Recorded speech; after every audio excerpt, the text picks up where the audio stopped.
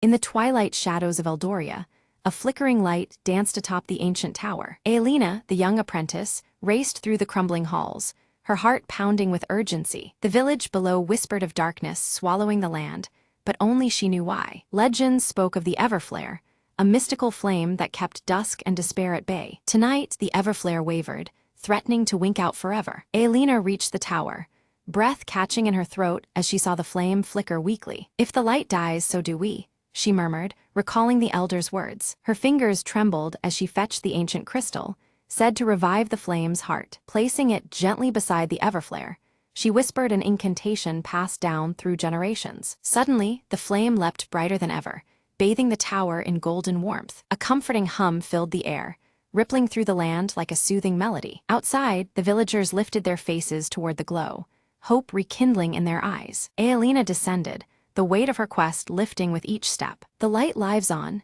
she told the gathered crowd, pride shining brighter than the flame. From that night forward, Eldoria's nights were no longer dark whispers, but stories of courage and magic. Aelina kept watch, her flame never flickering again, a beacon against the shadows. The villagers rebuilt, their fears replaced by faith in the light and its keeper. In every corner of Eldoria, whispers turned to songs, celebrating the last light's triumph. And as dawn stretched its fingers across the land, the darkness stayed at bay, held at bay by one girl's unwavering hope. In the heart of the ancient tower, the Everflare burned eternal, a promise that even the smallest light can conquer the deepest night.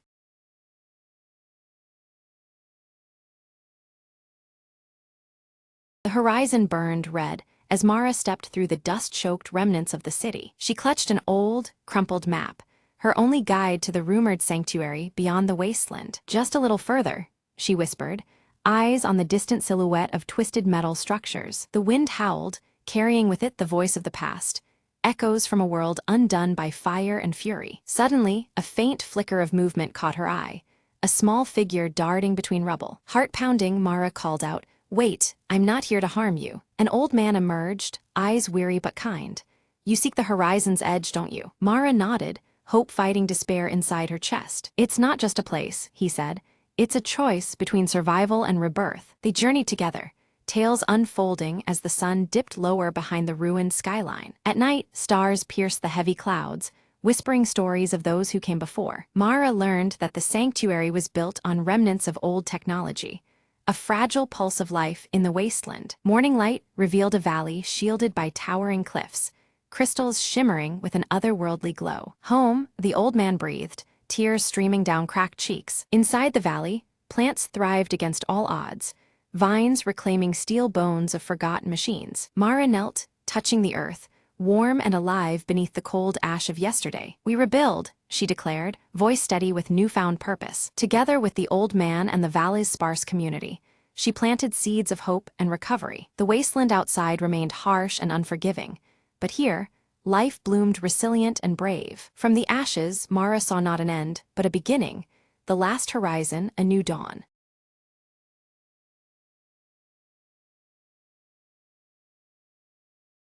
At dawn, Arius moved with focused grace near the ancient stone circle. His silver hair caught the first sunlight, shimmering as he swung his crescent-etched sword in practice.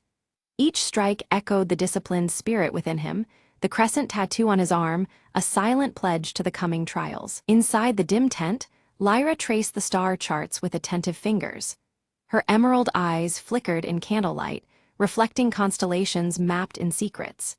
The star-embroidered cloak around her shoulders seemed to ripple with unseen energy as she pondered celestial patterns. Eldrin stood near the village gates, his white beard stirring in the cool morning breeze. His golden eyes scanned the horizon, gripping the rune-carved staff tightly as if anchoring himself against an unseen force. He sensed the boundary's thinness, aware shadows gathered beyond sight. A sudden chill swept the village as a shadow darker than night crossed its threshold. Cloaked in midnight robes, Sable moved silently, melding with the shifting gloom.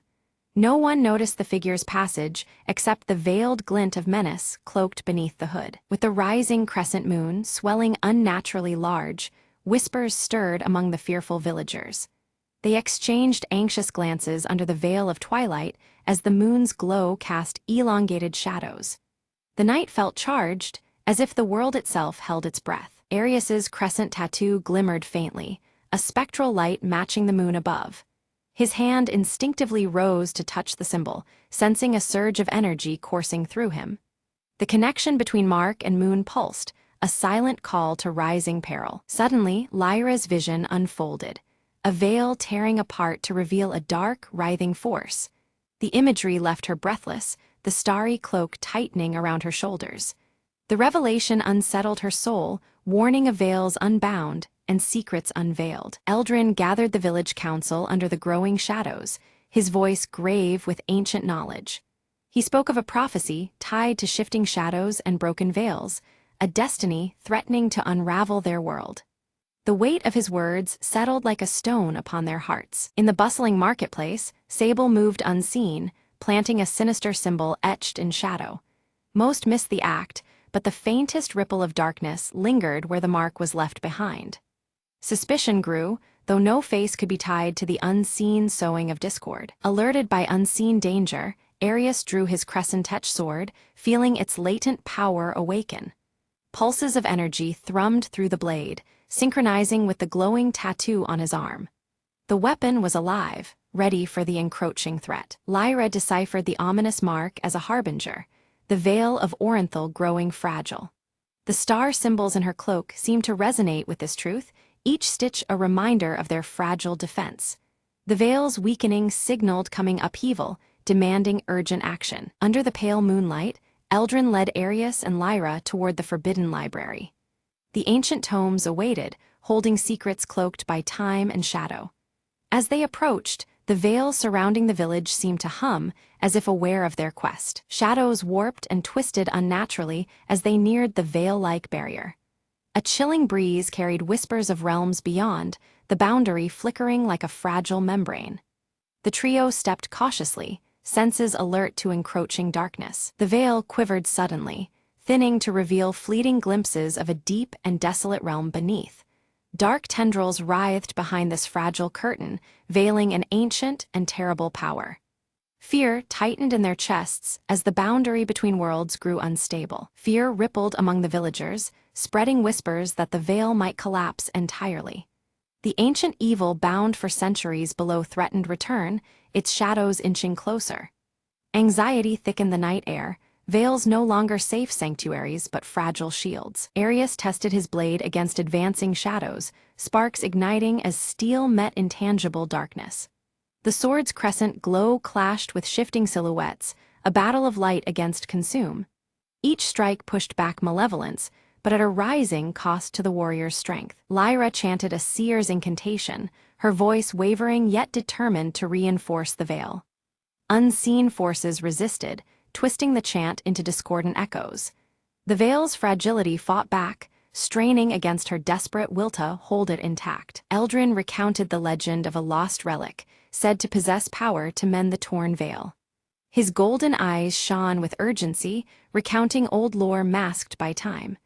The relic was their only hope, a key to restoring the delicate balance between worlds. In shadows deeper than night, Sable gathered followers swayed by doubt and shadow's embrace. Their allegiance to darkness grew, spreading fear and discord throughout the village. The Veil's defenders faced a hidden threat within, veiled conspiracies weaving through trust. As the crescent moon waned swiftly, Arius's tattoo flickered unpredictably, its glow faltering. The unstable light mirrored the growing uncertainty surrounding their quest. The link between Mark and Moon wavered, threatening Arius's connection to the blade's power. Lyra's visions sharpened, revealing the relic concealed beneath the ancient stone circle. Shadows peeled back from the earth, exposing a secret long buried in hallowed ground. The path to salvation lay hidden under their feet, waiting to be uncovered. Eldrin warned that retrieving the relic required crossing the Veil's dangerous breaches. The realm beyond pulsed with hostile shadows, ready to consume the unprepared. Their journey promised peril demanding courage and unbreakable resolve. Without hesitation, Arius volunteered to seek the relic, guided by Lyra's visions and Eldrin's wisdom. His silver hair caught moonlight as he prepared to step into unknown darkness. The burden of hope rested heavy but resolute upon him. Shadows clawed from every corner as the trio neared the Veil's thinning edge. The air swirled with shifting darkness, veiling secret dangers just beyond sight. Together, they pressed forward, each step a defiance against the growing gloom. Suddenly, Arius confronted a shadow creature, a twisted test of strength and will. The dark form lunged, seeking to extinguish the light within him. Steel met shadow in a fierce duel where every strike held the fragile fate of the veil. Lyra drew her star-embroidered cloak tightly around her shoulders, channeling its faint glow to pierce the dense darkness ahead. As the celestial light spilled over the winding path, hidden traps, barely noticeable snare wires and concealed pits, became starkly visible, preventing disaster. Eldrin raised his rune-carved staff, which emitted a radiant golden light that pushed back the encroaching shadows in a wide arc. Yet with each dispelled shadow, distant alarms triggered, echoing ominously through the silent forest and heralding unseen dangers closing in. Just as their progress seemed steady, a trusted villager, whom they believed was loyal, turned abruptly against them.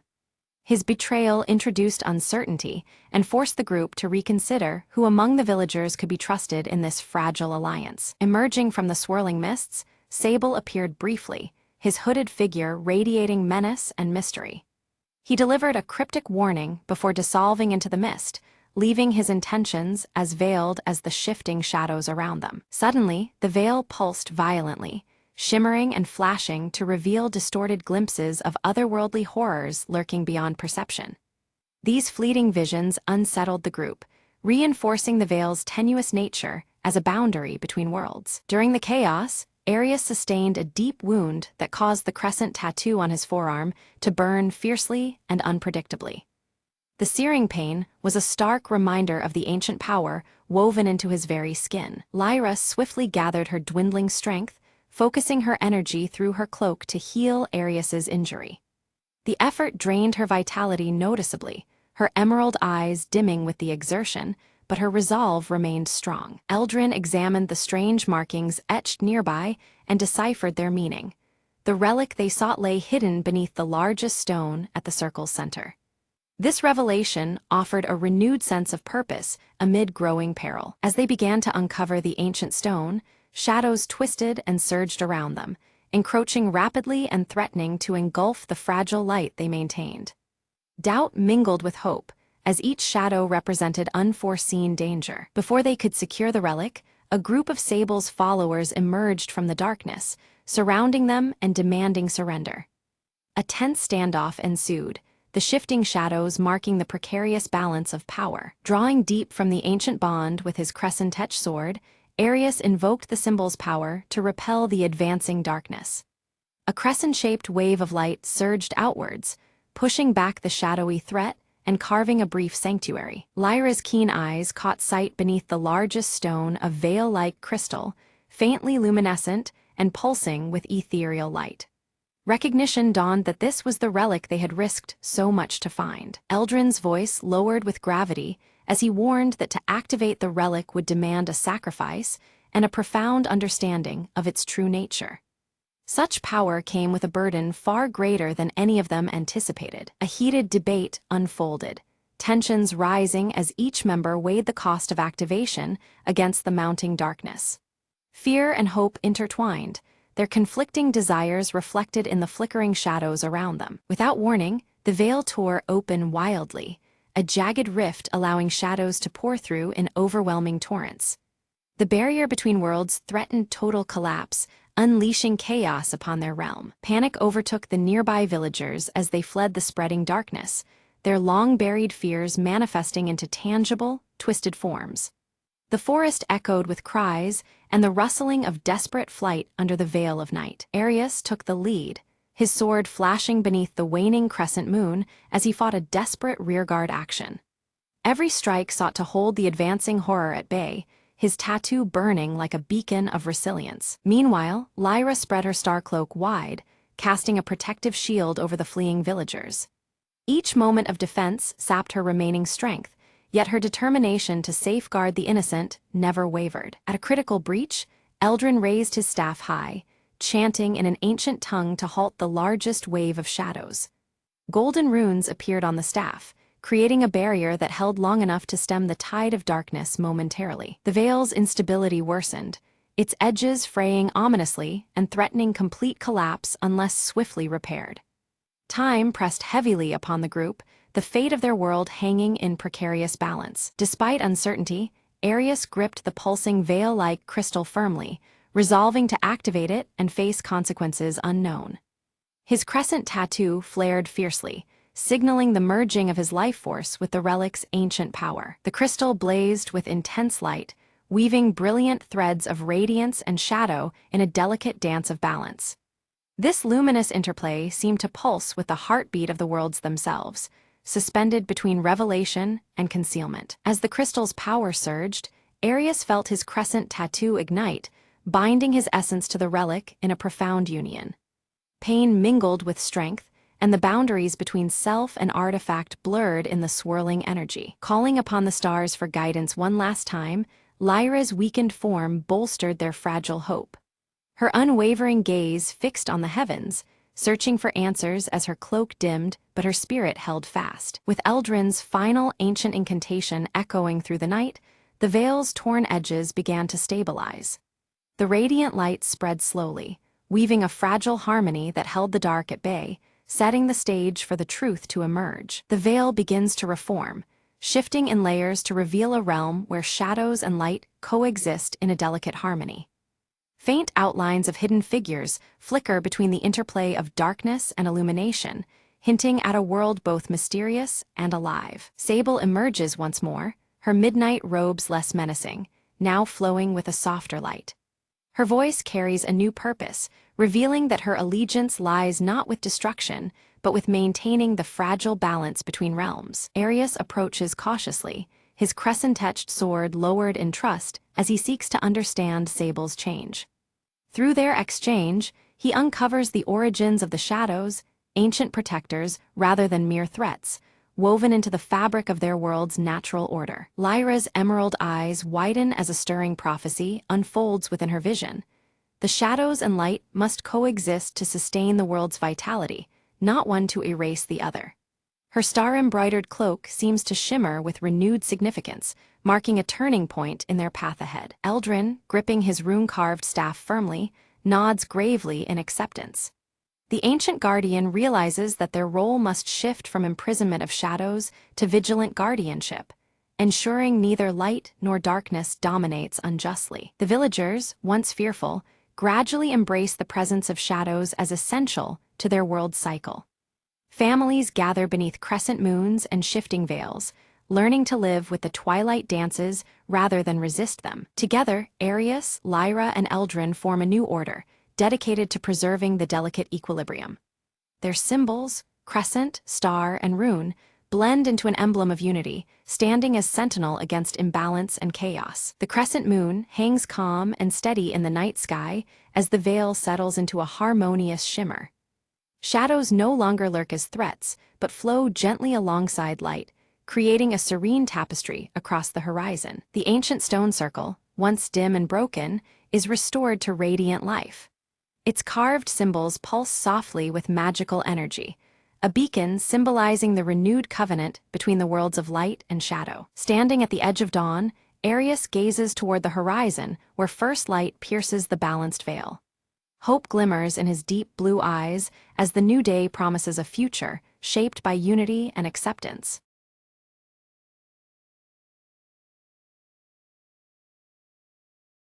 The old lighthouse stood towering against the stormy sky as Meyer approached, her heart racing with anticipation. She clutched a worn leather map, its edges frayed from years of searching for the rumored treasure hidden nearby. Lightning cracked overhead, illuminating the daunting steps spiraling up the lighthouse's narrow shaft. Maya hesitated, but then pressed her hand on the cold metal railing, beginning her ascent. As she climbed, whispers of the past seemed to echo through the walls, urging her forward. At the top, the door creaked open, revealing a dusty lantern and a faded journal resting on a wooden table. She flipped open the journal, discovering entries from a lighthouse keeper who spoke of a secret passage beneath the rocks. Without delay, Maya descended carefully, her boots echoing in the empty tower. Outside, rain battered her face as she followed the journal's directions toward the cliff's edge. A narrow cave entrance lay hidden behind a curtain of ivy, just as the journal described. Lighting her lantern, Maya stepped inside, the walls closing in around her as she ventured deeper. Suddenly, the tunnel opened into a cavern glowing with the shimmer of countless shells and glittering stones. In the center, a chest lay half buried in sand, its lock rusted but intact. With a deep breath, she pried it open, revealing an assortment of old coins, maps, and a compass unlike any she had seen. Maya smiled, realizing the true treasure was the adventure and the history she uncovered. She carefully packed the items, planning to share the story and preserve the legacy of the lighthouse keeper. As she exited the cave, the storm was clearing, and the first rays of dawn painted the sky in soft gold. Maya looked back once more at the lighthouse, feeling a profound connection to its silent sentinel. "Some secrets are worth the journey," she whispered, tucking the journal safely into her pack. With a steady heart, she walked away, ready for whatever new adventure awaited beyond the horizon.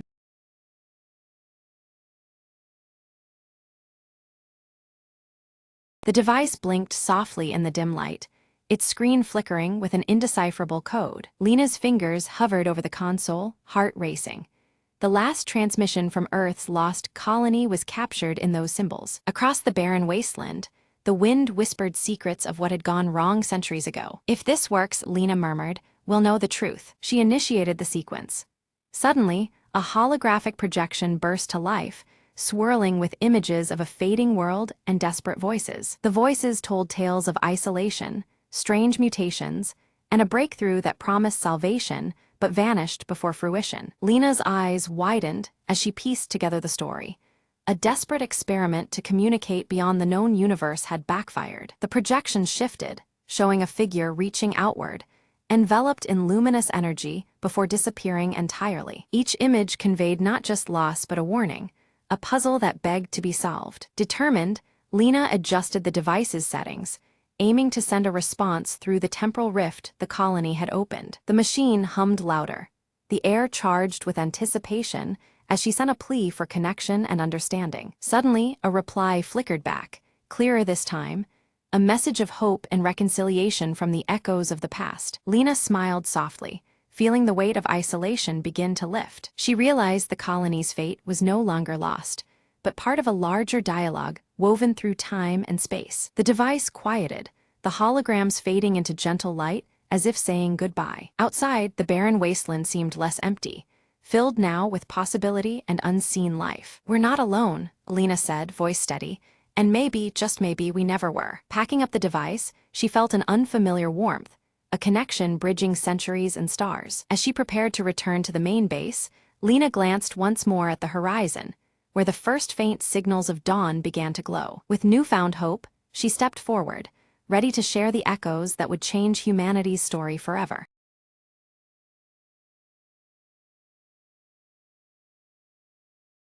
Smoke wreathed the crumbled skyline as Mara stepped over rusted debris, eyes scanning for any sign of life. Her voice was a whisper, barely heard over the cold wind. "There has to be someone left." The city was a husk, but beneath its ashes, secrets lingered. Mara clutched a faded photograph, the edges worn, the faces smiling back from a world lost. Suddenly, a faint sound, a child's laughter, echoed from the ruins ahead. Heart pounding, she followed it through twisted metal and shattered glass. There among the shadows, a small boy emerged, wide-eyed and cautious. Mara offered a gentle smile.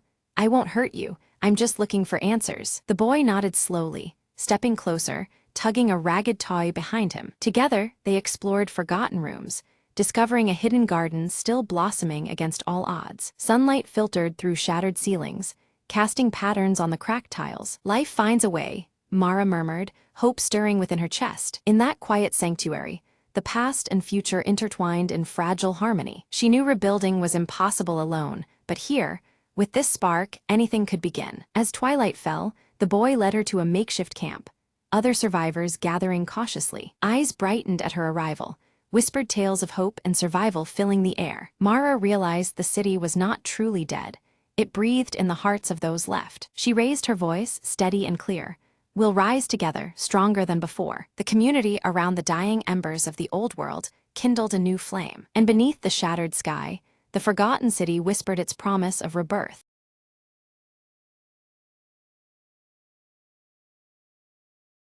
The rain hammered the cracked pavement like a warning, shadows flickering beneath the weak glow of a flickering neon sign. Detective Marlowe lit a cigarette, the smoke curling around his tired face, eyes scanning the empty street beyond the half-open door. "Another night, another ghost," he muttered, flicking ash into a rusted ashtray. A soft knock interrupted the silence, followed by a slender figure stepping through the veil of drizzle into his dim office. She wore desperation like a faded perfume, eyes shimmering with secrets and unspoken fears. "I need your help," she whispered, sliding an old photograph across the desk. The photo showed a man with a crooked smile, missing from the city's underbelly for weeks. "He's tangled with the wrong people," she said, "and now I'm next if you don't find him." Marlowe crushed his cigarette, knowing well that some debts didn't pay in cash but in blood. He followed footprints and whispered lies through alleys thick with smoke and regret. Each clue pulled him deeper into a labyrinth of betrayal, beneath flickering streetlights and cold concrete. The city's heartbeat was a dangerous rhythm,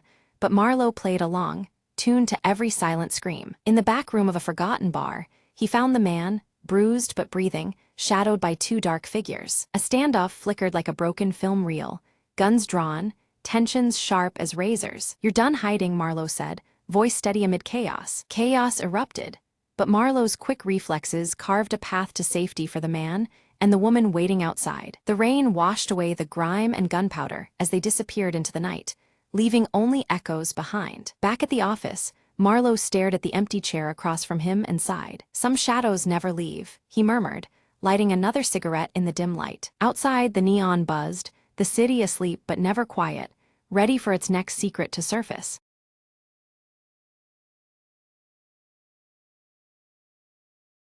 Marvin stands before the mirror, his fingers gently stroking the proud, thick curls of his mustache.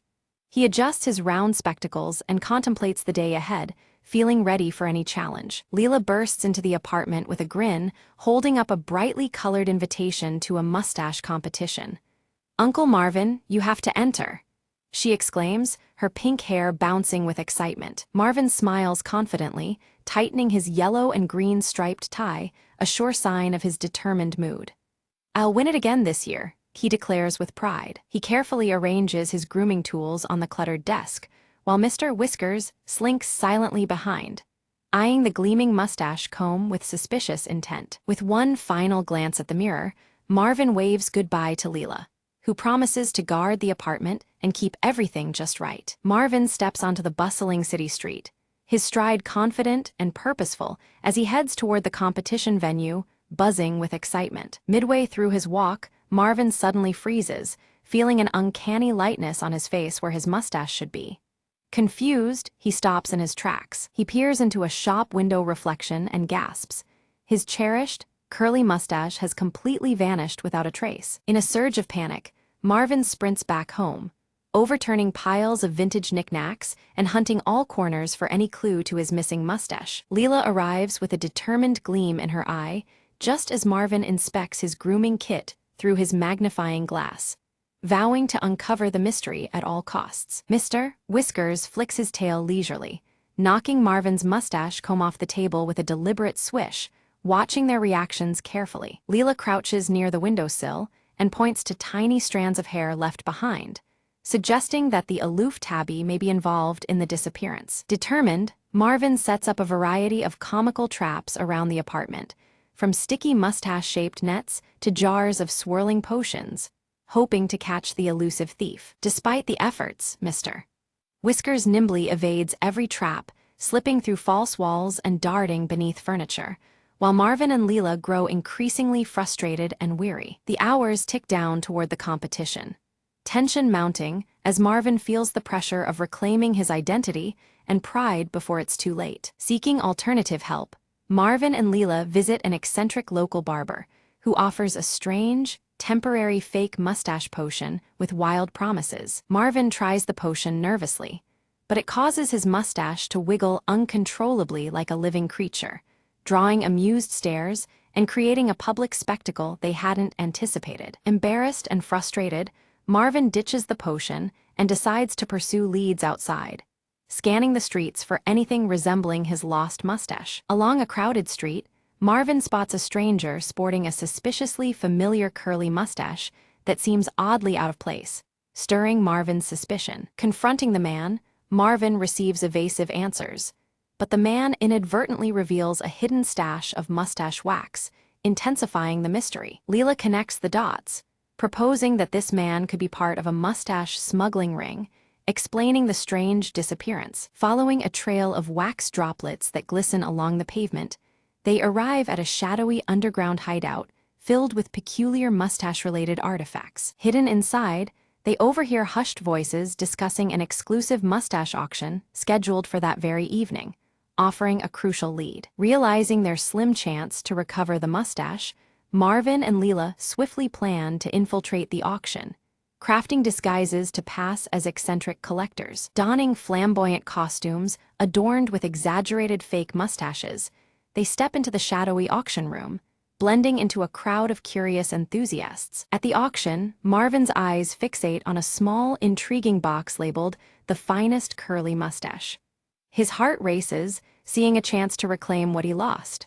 The box seems almost enchanted, promising a secret to his missing mustache. Marvin nervously raises his bid among a crowd of dubious bidders, cloaked in shadows and whispers. Each increase tightens the knot of tension in his stomach. Suddenly, a mysterious figure outbids him at the last moment, their identity hidden by a wide-brimmed hat and darkness. Refusing to give up, Marvin signals Leela with a glance. In response, she theatrically sways and collapses dramatically at the auction floor, drawing all eyes towards her. Instant uproar erupts as bidders rush to Leela's side, concerned for her sudden faint. The distraction creates a perfect moment for Marvin to stealthily slip the coveted box into his coat pocket. Back in a quiet corner, Marvin eagerly opens the box, only to find a cryptic note inside. It reads, "Look close in your own reflection," leaving Marvin puzzled and intrigued. Perplexed, Marvin pulls out his trusty pocket mirror and lifts it toward his face. Behind him, Mr. Whiskers sits calmly, licking his fur in a peculiar, deliberate manner that catches Marvin's eye. Suddenly, Marvin notices a tuft of his curly mustache clinging stubbornly to Mr. Whiskers' striped collar. The revelation dawns like a bolt of lightning. The cat is involved. The trio quickly pieces it together. Mr. Whiskers must have playfully swiped the mustache earlier, unknowingly causing the great disappearance. Marvin can't help but chuckle at the feline's mischievous role. Back in his cluttered vintage apartment, Marvin tenderly massages conditioner into his chin.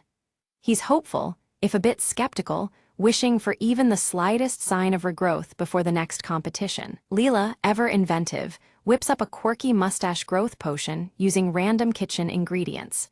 She presents it to Marvin with a mischievous grin, dubbing it their last, humorous hope. Marvin applies the homemade concoction cautiously, his fingers crossed beneath his perfectly striped yellow and green tie. Despite his skepticism, there's a glimmer of hope in his eyes. To their amazement, tiny hairs begin sprouting unevenly across Marvin's upper lip. The patchy new look is amusing if nothing else, but it breathes new life into his confidence. Emboldened by his unique growth, Marvin straightens his tie and adjusts his spectacles. He sets off determined to embrace this quirky new mustache at the competition venue. Upon arrival, the crowd bursts into laughter and cheers at Marvin's half-grown, unconventional mustache. The warm welcome deflates his nerves and fills him with unexpected pride. During the contest, Marvin captivates the audience with a witty speech about humor and acceptance. His charm and honesty resonate deeply, transforming the event's atmosphere. The judges, thoroughly entertained and impressed, award Marvin a special, most original mustache prize. It's a surprising twist that celebrates creativity over perfection. Beside him, Leela beams with pride while Mr. Whiskers purrs contentedly. Marvin's grin stretches wider than ever, his spirit lifted by their shared victory. The enigmatic auction figure reappears, stepping out of the shadows with a kind smile. They reveal themselves as a retired mustache champion, commending Marvin's admirable spirit. They hand Marvin an old photo album filled with bold, eccentric mustache styles from decades past. The images spark a newfound inspiration to explore diverse, playful looks in the days ahead. Marvin expresses heartfelt thanks to Leela and Mr. Whiskers. He realizes that sometimes unexpected mishaps blossom into remarkable adventures filled with laughter and growth. Back home, the trio settles into familiar comfort as Marvin carefully tends to his regrowing mustache. The cluttered apartment feels warmer, echoing their shared bond and triumph. Inspired, Leela begins a scrapbook titled Marvin's Mustache Mysteries, capturing every quirky moment of their journey. It's a testament to their camaraderie and Marvin's unmatched mustache saga. Mr. Whiskers curls up cozily on Marvin's lap, sporting a tiny, comically fake mustache crafted by Leela. The sight elicits chuckles and a sense of playfulness that fills the room. Marvin practices various mustache styles in the mirror, each more whimsical than the last. His striped yellow and green tie remains impeccably in place, matching his light-hearted mood. The apartment soon buzzes with laughter and cheer as they prepare a small celebration party. Quirky mustache-themed decorations dangle from the ceiling, marking an unforgettable chapter in Marvin's life. Suddenly, a letter slid gracefully under Marvin's cluttered apartment door, its envelope sealed with an elaborate mustache emblem that immediately caught his meticulous eye. He picked it up, intrigued by this unexpected delivery amidst his familiar vintage surroundings. Inside the envelope, Marvin discovered an elegant invitation to the International Mustache Festival, beckoning him to showcase his signature bushy, curly mustache among the world's finest. This was the next grand challenge he had been unknowingly awaiting. Leela bounced with excitement, her bright pink hair shaking as she suggested they travel together to the festival, igniting dreams of mustache adventures spanning the globe. Marvin's heart warmed at the idea of sharing this whimsical journey with his lively niece. With focused energy, Marvin packed his cherished grooming kit, carefully placing his magnifying glass, assorted potion bottles, and the ever-important mustache comb inside. Ready for mystery and maintenance alike, he prepared to face whatever surprises the festival might hold. Mr. Whiskers, ever the aloof companion, lazily inspected a new batch of mustache wax on the windowsill, his patch-over-one-eye gaze hinting that he too would join in on their next escapade. The tabby's subtle chaos was always part of their story. Marvin took a reflective moment before the mirror to admire his fully regrown mustache, now showing a distinguished hint of silver at the tips of its curls. This sign of time added character to his ever-prized facial feature, a symbol of his enduring spirit. A gentle smile spread across Marvin's face as he thought back. Losing his mustache had taught him to find joy beyond appearances and embrace life's unexpected turns with grace. The tie around his neck, striped yellow and green, seemed to brighten in approval. The trio stepped out from the cozy, cluttered apartment onto the bustling city street, ready to embark on their upcoming journey together. The air was filled with promise, and their spirits danced in unison with the crowd's lively rhythm. Behind them, a stray curl of hair floated lazily in the gentle breeze, a playful reminder that every grand adventure begins with a single, seemingly insignificant strand. It twirled like the start of a new story, yet to be told. The scene faded out with Marvin adjusting his striped tie confidently, Leela grinning mischievously, and Mr. Whiskers trailing silently behind. United and spirited, they were all set for whatever curious mysteries awaited them next.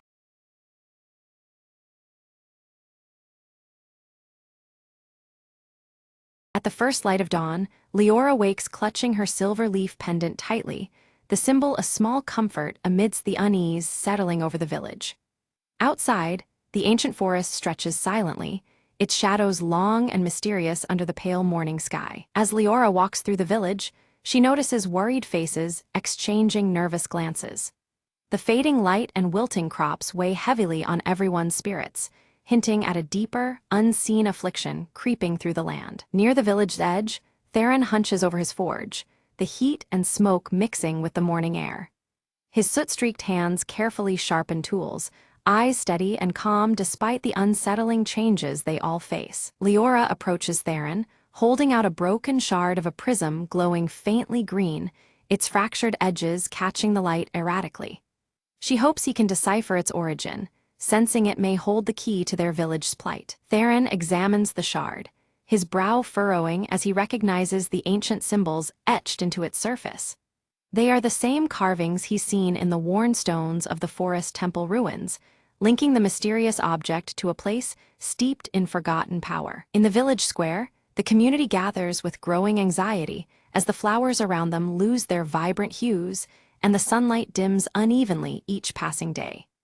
Whispered fears spread like wildfire, the natural world turning against them in subtle but ominous ways. Leora recalls the old tales of the Prism of Verdant Grove, a mystical artifact believed to sustain the life and color of their land. Now fractured, it seems the very heart of their forest and village is faltering. Determined, she resolves to venture into the ancient forest, seeking the temple to reunite the prism's scattered shards. The weight of hope rests heavily on her shoulders as she prepares to face unknown dangers. Before she departs, Theron presents her with a finely forged knife, the metal gleaming and sharp. He warns her of the forest's lurking perils and pledges his support should she need it. Stepping beneath towering trees, Leora watches the dappled sunlight flicker with an eerie inconsistency, as though the forest itself breathes and shifts with secret magic. She grips her silver leaf pendant for reassurance as she moves deeper into the woods. Strange insects emitting glowing hues flutter around her, their movements guiding her toward an ancient moss-covered path inscribed with runes. The path seems alive, whispering of forgotten enchantments and hidden dangers. As she nears the temple ruins, shadows twist and shift unnaturally, hinting at unseen watchers lurking just beyond the edges of her vision. A chill runs down her spine, the forest's magic growing more intense and unpredictable. Suddenly, Elendra emerges from the shadows, her gray eyes piercing and her blue tattoos glowing faintly in the dim light. She warns Leora that sinister forces seek to block the prism's restoration, their intentions dark and relentless. Elendra reveals herself as a guardian marked by ancient power, her glowing tattoos a symbol of her sacred duty. She offers cryptic guidance, urging caution and resolve in the trials to come. Leora steels herself, her grip tightening on her pendant as she vows to collect all the prism fragments before the encroaching darkness extinguishes the land's magic completely. Her determination shines through despite the overwhelming odds. At the temple's altar, Leora discovers the first major shard embedded within, pulsating with a gentle, soft light that hints at its lingering vitality. Its fractured surface gleams, promising both hope and challenge. When Leora touches the shard, a sudden burst of vibrant color spreads across the clearing, briefly reviving the wilted flowers around her. The momentary revival fills her with cautious optimism that restoration is possible. Without warning, dark roots surge violently from the earth, twisting and lashing like serpents as they attempt to ensnare her in magical vines. The forest itself seems to resist her quest, its ancient magic turning hostile. Leora narrowly escapes the grasp of the tendrils by slicing through them with her knife, but in the struggle, the shard slips from her grasp and its light dims once more. The fleeting hope flickers, reminding her of the delicate balance she must maintain. Deeper within the temple, Leora uncovers ancient murals depicting the prism's power and a shadowy figure breaking it apart. The imagery warns of a malevolent force determined to shatter the land's lifeblood. Unexpectedly, Theron appears, having tracked her trail through the treacherous forest. His presence offers much-needed strength and companionship in a place so laden with peril. Together, they navigate traps forged from shifting light and shadow, their hands clasped tightly, the silver leaf pendant between them glowing softly with a reassuring light. Their unity becomes their greatest defense against the temple's enchantments. They arrive at a chamber where a large shard hovers, partitioned and imprisoned within a glowing cage of shimmering energy. The air vibrates with powerful magic that resists their approach. Elendra returns to warn them that to claim this shard, they must face their deepest fears, illusions conjured by the prism's protective magic. The challenge is as much of the mind as it is of the body, testing their inner strength. Leora confronts a vivid vision of her village withering away and her silver leaf pendant crumbling into dust, a haunting test of her resolve and hope. The fear threatens to overwhelm her, but her determination to save her home pushes her forward despite the torment. With Theron's calm encouragement, Leora summons her resolve, pushing through the harrowing vision. The spectral cage shimmers and cracks, finally shattering to release the glowing shard. The silver leaf pendant on her chest pulses softly, a reassuring beacon of hope. She carefully positions the new shard beside the first, their edges fitting together like pieces of a puzzle. Light bursts forth, the forest responding instantly, roots curl back gently while blossoms burst open in radiant colors. The prism's fractured light seems to pulse with new energy, weaving through the ancient trees. Suddenly, a low rumble shakes the temple's structure, dust falling from stone carvings etched with ancient forest symbols. Unseen forces awaken, reacting unpredictably to the partial restoration of the prism. The air around them thickens with shimmering light and shadow intertwining. Outside, the sky darkens as a swirling storm of Inkai black energy coils above the land. The sun is swallowed by roiling clouds, halting the forest's revival in an instant. A chill freezes the air, leaves shriveling even as flowers remain poised to bloom. Realizing time slips through their fingers, Leora and Theron steel themselves to retrieve the remaining shards before darkness claims the entire grove. Each moment the storm grows stronger, blotting out natural light that once guided them. Their determination burns as brightly as the silver pendant at Leora's throat. Following cryptic clues left by Elendra, the trio ventures deeper into the forest. At last, they find a hidden glade, a serene clearing where ancient trees rise tall and proud. There, beneath one venerable tree, the third shard lies buried beneath a carpet of moss and roots. The glowing symbols etched into the tree's bark mirror those found on temple stones, faint blue light swirling around them. Leora's silver leaf pendant flares warmly in response, as if connecting to the ancient magic. The shard's refracted light dances across the bark's intricate patterns. As Leora reaches out, spectral wolves materialize between her and the shard, their eyes blazing with ethereal fire. Low growls ripple through the clearing, their presence a chilling warning. The silver pendant remains visible, a steady pulse amidst growing tension. Theron steps forward swiftly, hefting his crafted weapons with practiced ease. The clash is swift but intense, his strength and precision keeping the wolves at bay without harm. Colored light flickers around their struggle, the magical energy tangible in the air. With the final strike, the spectral wolves dissolve into wisps of blue light, their menace ebbing away. In their place, faint luminescent paw prints glow briefly on the earth before fading. The shard is now safely in their grasp, radiating a renewed shimmer beneath Leora's pendant. The trio hastens back toward the temple, urgency propelling their steps as the storm outside intensifies. Lightning crackles unpredictably, painting jagged shadows against twisted branches. The forest's renewed life struggles against the encroaching darkness closing in rapidly. Elendra begins chanting ancient words, her glowing blue tattoos blazing fiercely along her arms and face. A shimmering barrier of light and color spins around them, rippling against the storm's assaults. Despite her effort, the tempest's wrath grows relentless. Suddenly, the protective spell falters. A jagged surge of black lightning strikes the earth nearby. The ground splits open with a roaring crack, jagged edges glowing with erratic colors like fractured glass. The trio is thrown off balance by the violent upheaval underfoot. In an agonizing instant, Leora tumbles into the glowing chasm, her silver leaf pendant the last visible trace as it flickers faintly. Prism shards scatter deeper into the twisting, luminescent tunnels below. The forest's fate now hangs precariously with her survival. Theron and Elendra gaze down in horror, their voices lost in the storm's howling wind. The pendant's faint gleam fades slowly into the shadows, a fragile thread tethering her to the surface world. Fear and determination etch their faces as they prepare to follow her plunge. Within the glowing chasm, Leora moves cautiously through erratic passages alive with fractured light. The colors shift unpredictably, disorienting yet mesmerizing as they refract through countless crystal surfaces. Her pendant remains a steady source of calm in the surreal depths. She finds scattered shards embedded in the crystalline walls, each fragment radiating a shard of the forest's lost warmth. As she collects them, patches of vibrant color pulse through the tunnels, slowly pushing back the surrounding darkness.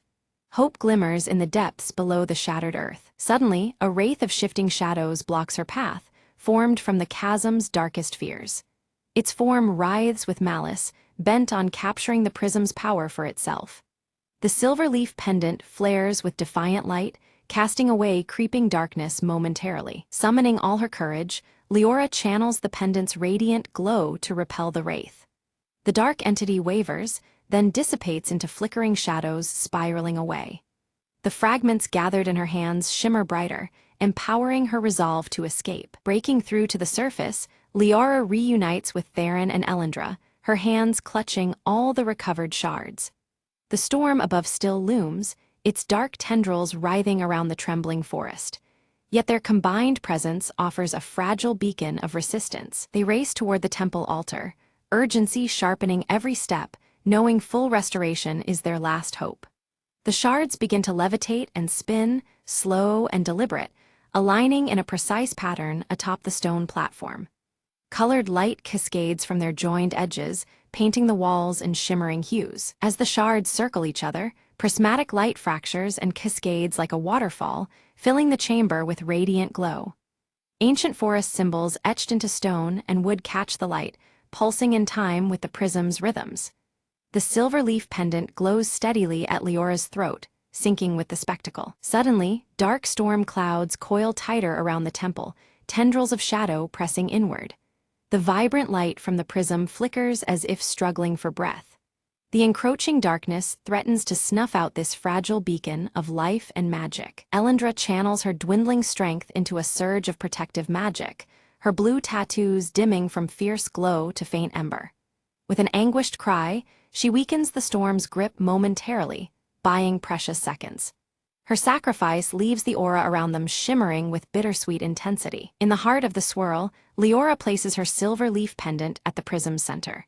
Her unwavering faith ignites a brilliant pulse of life and color that floods the temple. The prisms blaze with radiant light, weaving hope through the forest's struggling veins. The fractured prism, held aloft by Leora, began to glow with intensifying light as the jagged edges shimmered with every hue. Suddenly, the shards flew together in a dazzling spectacle, weaving back into a flawless whole. As the last piece clicked into place, the storm above quelled, and warm sunlight flooded the verdant grove once more. Gradually, the once bare trees burst forth with lush greenery, their leaves whispering in newfound life. Flowers of every color bloomed vibrantly, filling the air with sweet scents, while the forest echoed again with the joyous calls of returning animals. Nature's healing was visible and undeniable, celebrating the suspension of chaos. Elendra stood nearby, a faint smile curving her lips as her glowing blue tattoos dimmed, her strength slowly ebbing. Though her power waned, peace radiated from her presence, a testament to the restored balance between magic and the natural world. The ancient symbols etched along her robe seemed to pulse softly, syncing with the harmonized forest. Theron embraced Leora firmly, soot-streaked hands steady and warm, pride and relief shining in his eyes. Around them, the village showed signs of vibrant renewal, the air full of hope as lives once again thrived.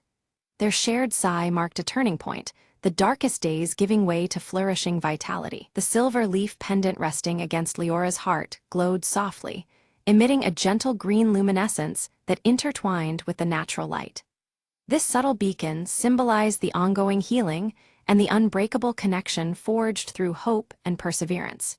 It reminded them all that, while trials had passed, the journey of restoration continued. Returning to her village, Leora was greeted by scenes of celebration beneath skies washed in vivid hues. Villagers danced amidst blossoming harvest fields, their faces alight with gratitude and renewed spirit. The air was thick with song and laughter, an ode to recovery and the promise of continued prosperity. In the quiet moments, Leora recounted her perilous journey to attentive ears, her pendant radiant in the soft glow of evening light. The prism shards were now carefully encased within the village hall, displayed as solemn reminders of what had been overcome. Each piece reflected the natural light subtly, symbolizing strength through unity and memory. As night fell, the silver leaf pendant around Leora's neck shimmered faintly, casting soft green patterns that mingled with the silver stars overhead. The calm forest around her seemed to breathe gently, alive with peaceful energy and quiet magic. Within this tranquility, hope glimmered, persistent as the stars above. New seedlings sprouted tenderly around the ancient temple, their vibrant leaves whispering promises of growth and resilience. These living symbols echoed the ancient forest markings, blending old magic with fresh life. Inspired by their shared ordeal, the village embraced this continuous cycle of renewal with reverence and care. The story closed with Leora standing on a gentle hill, her emerald eyes fixed toward the distant horizon. The silver leaf pendant pulsed faintly at her chest, a quiet promise of hope and connection as dawn painted the sky. She stood ready, heart steady, awaiting the new wonders and challenges the future might bring.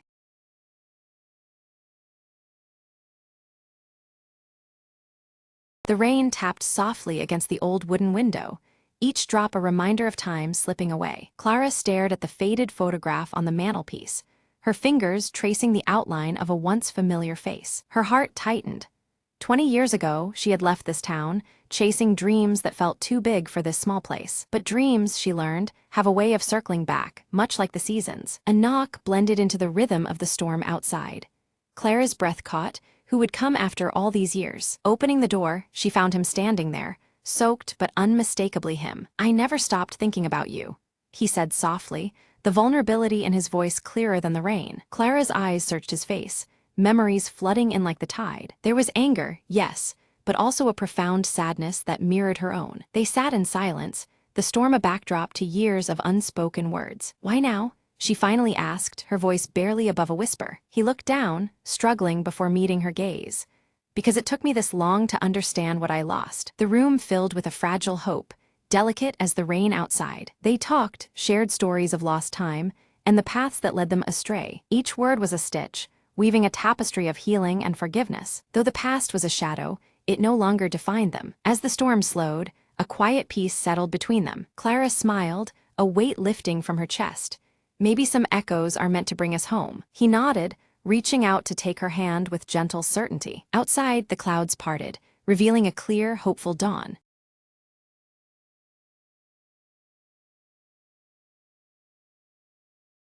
The console blinked to life in the silent command room, a single message flashing on the screen. Captain Arya leaned forward, reading the coordinates aloud.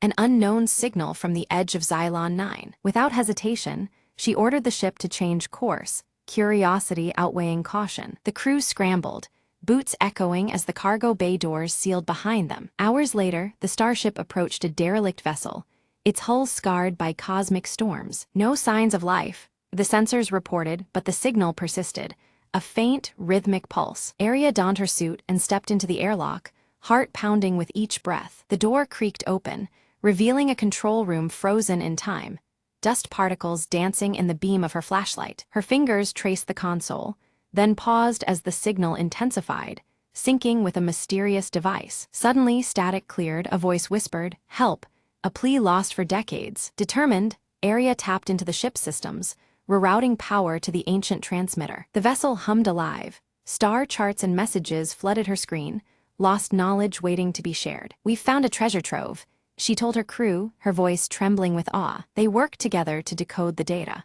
piecing together the story of a forgotten colonization attempt. Weeks later, the crew broadcast the discovered information back to the galaxy, a beacon of hope in the vast darkness. Arya watched as the message dispersed, knowing their discovery would rewrite history. Back on the bridge, she smiled softly.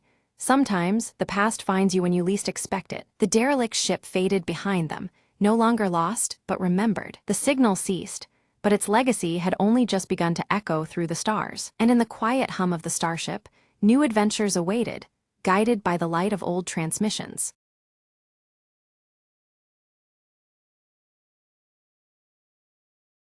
In the village of Eldenbrook, a strange glow flickered one cold evening from the heart of the ancient forest. Leora, a curious young girl with eyes like dawn, couldn't resist following the mysterious light that danced between the trees. As she stepped beneath the gnarled branches, the light pulsed brighter, revealing a lantern suspended by a whisper-thin thread. "Who lingers here at twilight?"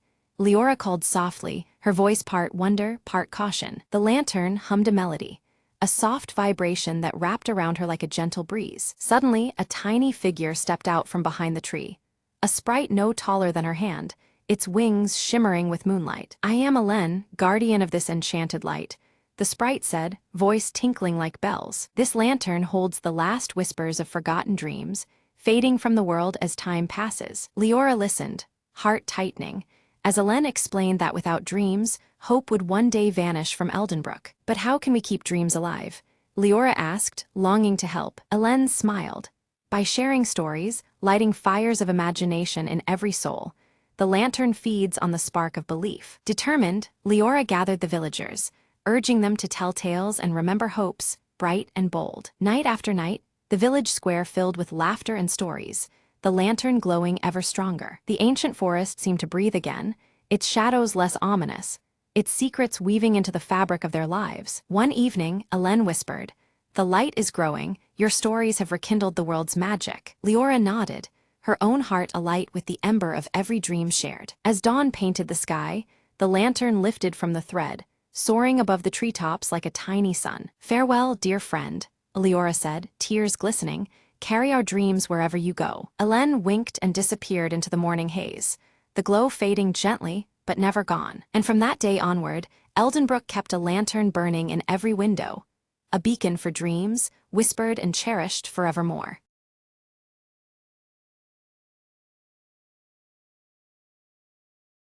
Rain hammered the cracked pavement as Marcus darted down the alley, clutching the stolen briefcase tight. Behind him, footsteps echoed, quick, relentless, closing in with every heartbeat. He ducked into the abandoned warehouse, shadows swallowing his figure. Inside, the stale air whispered dangers. Every creak sounded like a threat. Marcus slid against the rusted wall, catching his breath, eyes scanning for an escape. A low voice called out from the darkness, "You're not getting away this time." He recognized the tone.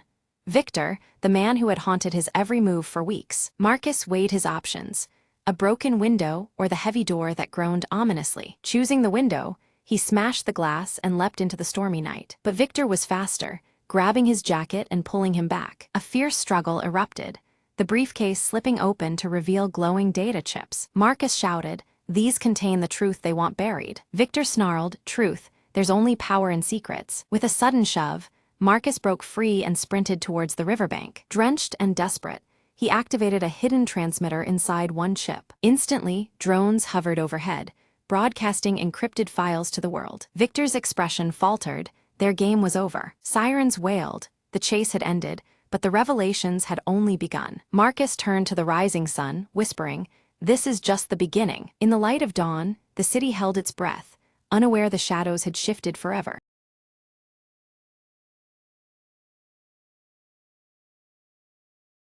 In the heart of a forgotten village stood an old mansion, wrapped in ivy and shadow. Alina, curious and fearless, had always been drawn to the mansion despite the villagers' warnings. One evening, armed with only a lantern, she slipped through the creaking gates and into the dim hallway. The air was thick with dust and silence, until a faint whisper drifted from the wall at the end of the corridor. There, hanging crookedly, was a portrait of a woman whose eyes seemed almost alive, gleaming in the lantern light. Alina stepped closer, feeling a chill as a soft voice echoed, "Help me." Startled but intrigued, she reached out, tracing the woman's delicate features with trembling fingers. Suddenly, the room spun, and Alina found herself in a sunlit garden, centuries past, standing before the very woman from the portrait. The woman introduced herself as Isolde, trapped between worlds by a jealous curse. Alina realized the whispers were cries for freedom, her only chance to break the spell and release Isolde's soul. To succeed, she had to solve a riddle hidden somewhere in the mansion, tied to an ancient family secret. Guided by fleeting whispers and unseen hands, Alina explored secret rooms and forgotten letters. In a dusty diary, she uncovered the truth. Isolde's love was betrayed, and jealousy bound her spirit to the painting. With a steady voice, Alina recited a passage from the diary, invoking the words of forgiveness and release. Light flooded the room as the portrait shimmered, Isolde's form slowly stepping out, free at last. "Thank you," Isolde whispered, her smile warm as she dissolved into a cascade of petals. The mansion sighed, the weight of centuries lifting in an instant. Alina stepped back into the present, the portrait now a simple painting of a serene garden. Outside, the villagers noticed the mansion's gloom had lifted, its mystery gently unraveled. Alina smiled, knowing some whispers carry the power to heal and set free.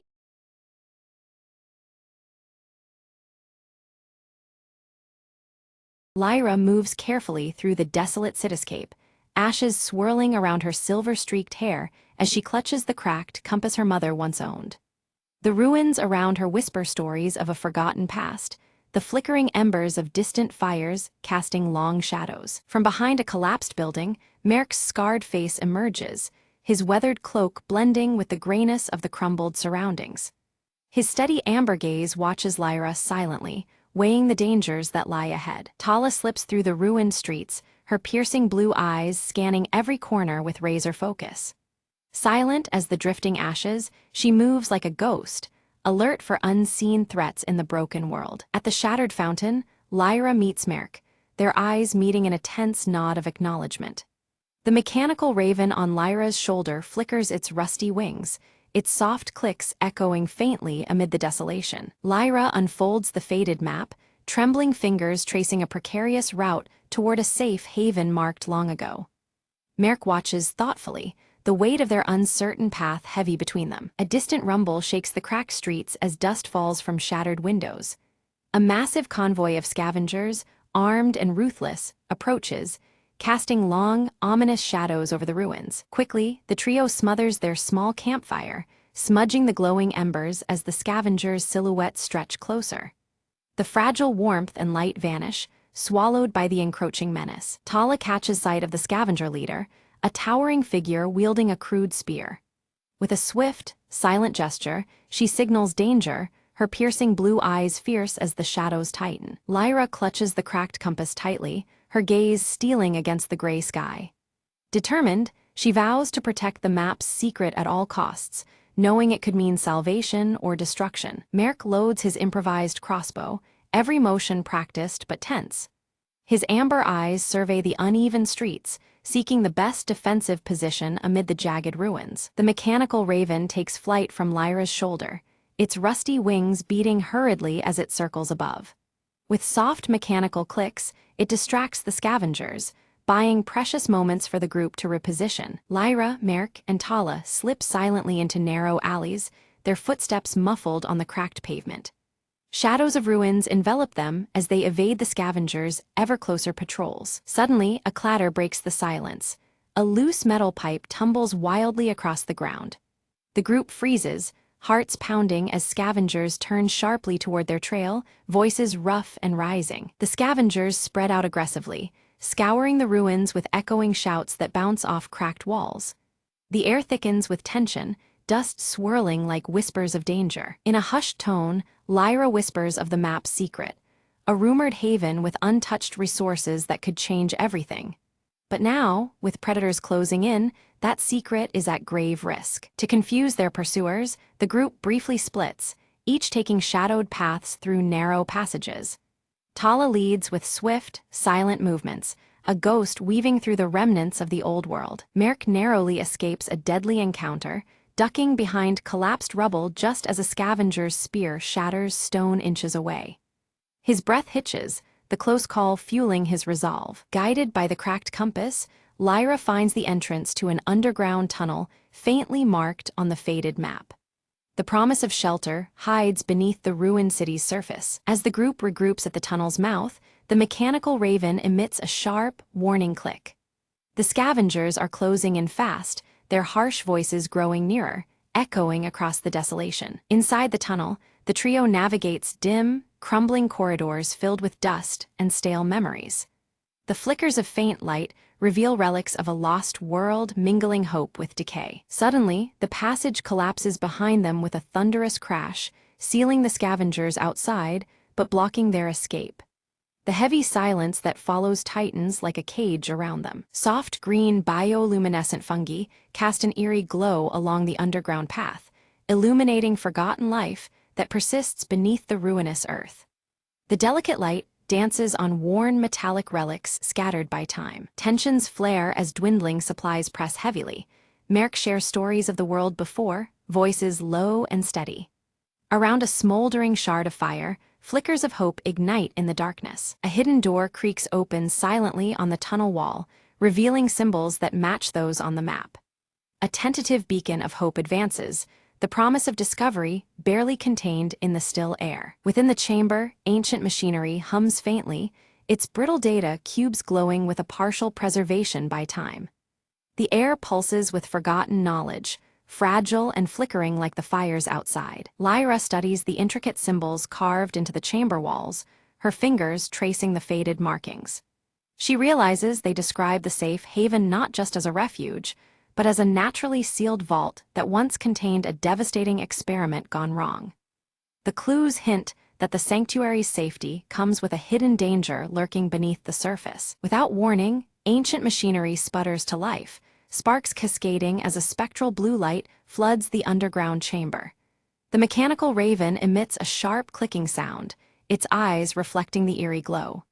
Shadows twist and dance as long-dormant defenses awaken with a mechanical groan. Alarms clang and whir as mechanical defenses surge forward, energy pulses streaking through the air. Merrick ducks behind a shattered pillar while Tala dives aside, narrowly avoiding a shifting wall. Lyra clutches her cracked compass, eyes scanning rapidly for a safe path amidst the chaos. Tala's quick fingers find a hidden switch concealed beneath rusted panels. With a click, the relentless machinery ceases, the hum of power fading into silence. A newly revealed passage yawns open deeper into the vault, promising answers but demanding courage. Carefully, they descend into a cavernous vault where ancient technology hums softly. Rows of preserved seed banks stand alongside water filtration units, and at the vault's heart, a pulsating energy core glows steady blue. The remnants of a lost world offer fragile hope amid the ruins. Hope flickers in Lyra's eyes, but her gaze lingers on cryptic warnings etched into the machinery's surface. The inscriptions speak of contamination risks, remnants of a toxic past that could poison the sanctuary itself. The delicate balance between salvation and danger weighs heavily on them all. Merrick crouches by the energy core, inspecting glowing conduits and faded schematics.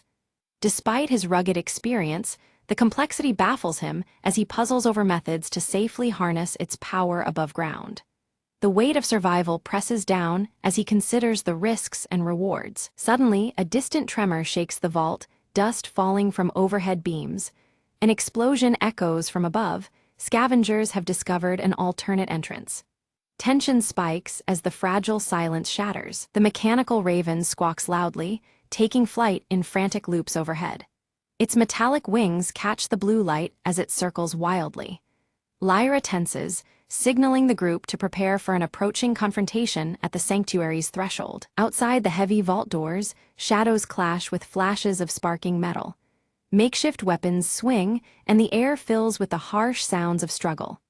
Each side fights fiercely, a desperate battle for control over the precious safe haven. Lyra steps into the fray, her voice steady as she negotiates with the scavenger leader.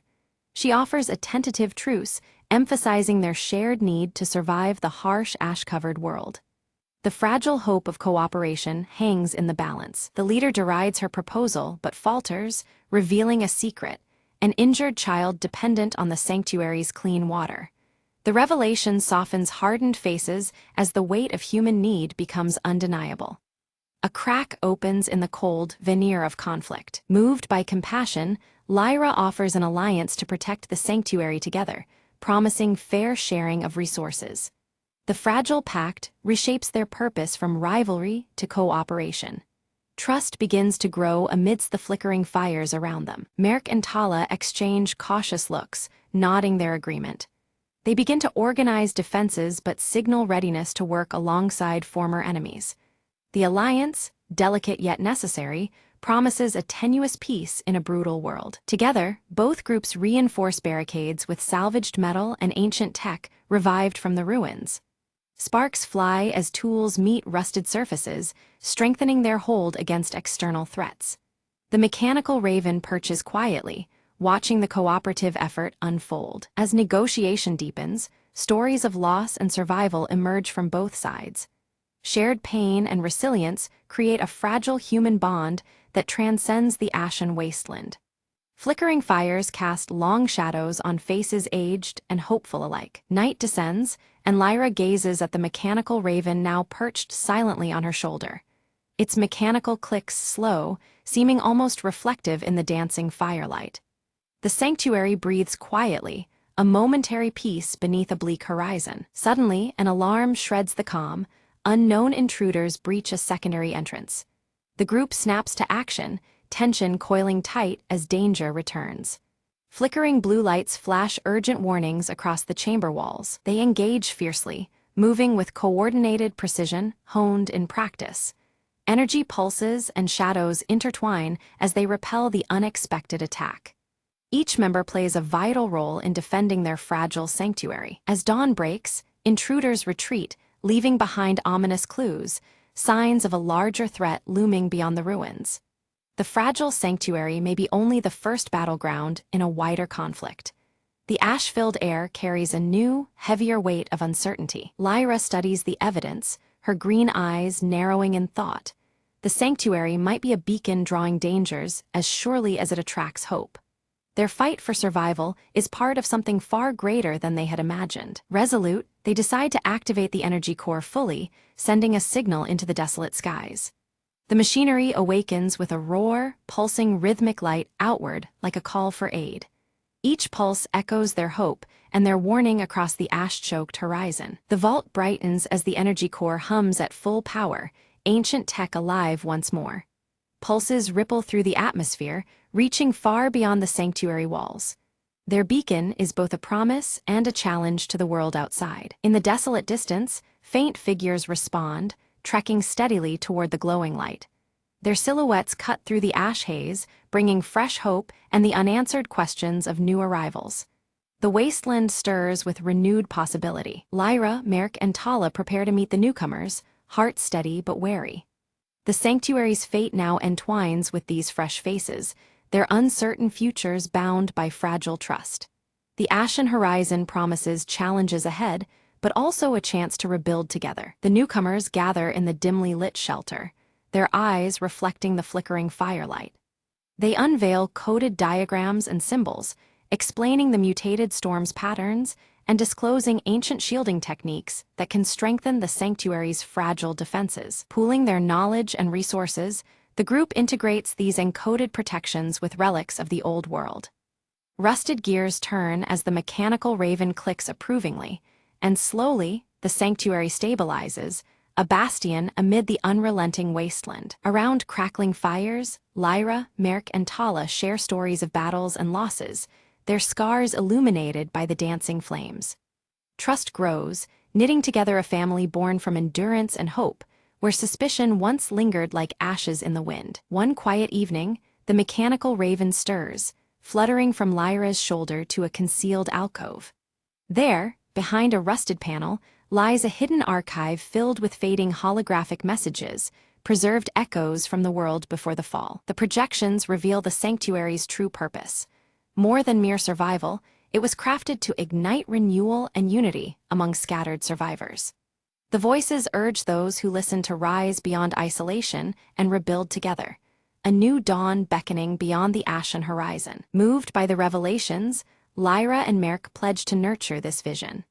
They vow to extend their network of protection and knowledge, transforming their stronghold into a beacon of hope for others wandering the bleak wastes. The group springs into action, loading caravans with seeds, weathered tools, and precious relics symbolizing a hopeful future. Preparations hum with anticipation, every piece of cargo a promise to distant enclaves waiting in silence. Beneath the steely sky, the caravans roll steadily away from the sanctuary's embrace. High above, the mechanical raven soars, its subtle mechanics clicking softly, sentinel of the fragile journey against the endless gray. Back at the sanctuary, resilient and unwavering, tiny green shoots emerge defiantly through cracked concrete. Against the monochrome wasteland, these first hints of life whisper of renewal, the earth slowly reclaiming hope. At dawn, Lyra stands atop the ramparts, the cracked compass warm in her hand and the rising sun casting golden light on her determined face. The ashen horizon stretches before her, and with steady gaze, she prepares to guide humanity's fragile rebirth into the uncertain dawn.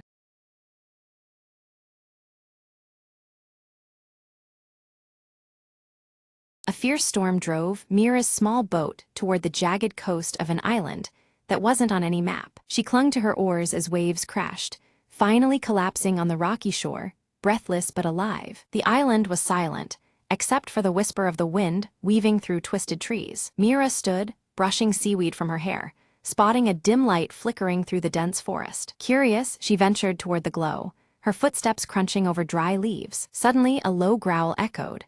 A shadow slipped between the trees, eyes gleaming. Heart pounding, Mira remembered the stories her grandfather told.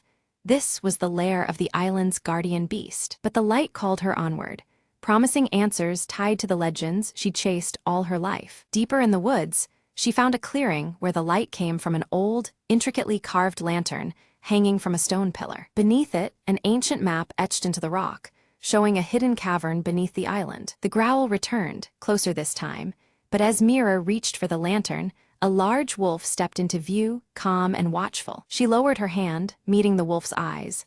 Instead of fear, she saw a knowing spark, a silent invitation. Together, they made their way to the cavern entrance, the wolf leading confidently, as if this place belonged to it alone. Inside, tetrahedrons of light from crystals guided their path through twisting tunnels. At the chamber's heart, Mira uncovered a cavern of shimmering stones, their energy humming beneath her fingertips. The map revealed the stones held power to calm storms, why her boat had survived, why she had been drawn here. As she touched a crystal, the wolf nuzzled her hand, as if approving the island's secret keeper was found. Mira lit the ancient lantern again, promising the wolf she'd protect the island's secrets and respect its fierce guardian. The storm cleared, sunlight breaking through the canopy. The wolf vanished into the shadows, the island now peaceful. Rowing home, Mira smiled, knowing some adventures are not just about discovery, but guardianship too.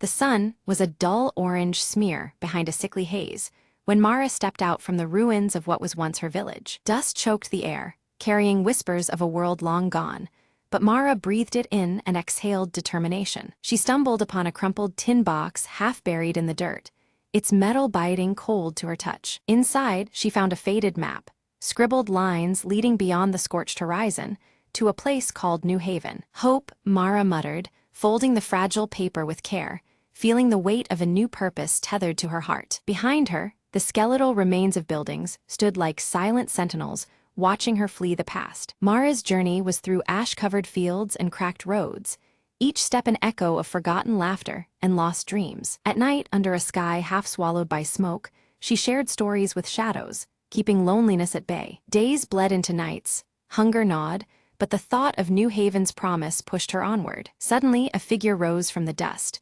A boy, no older than 12, eyes flashing with wary hope. "You're going the same way," he said cautiously, gripping a makeshift spear. Mara nodded, and they walked side by side, a flicker of companionship against the vast silence. Together, they crossed fractured highways, past rusting vehicles frozen in time, tombstones of a broken world. One evening, silhouetted against a blistering red sky, they spotted the faint outline of walls in the distance. New Haven wasn't just a name anymore. It was a promise carved into the horizon. As they approached, guarded eyes watched, but Mara raised a hand in peace, the map clutched firmly. The gate creaked open slowly, revealing a community rekindling life amidst the ruins. Children played amidst the gardens, laughter weaving through the air like a healing song. Mara smiled, feeling the heavy burden of solitude lift, replaced with embers of a new beginning. "We survived the end," she whispered. "Now we'll build what comes after."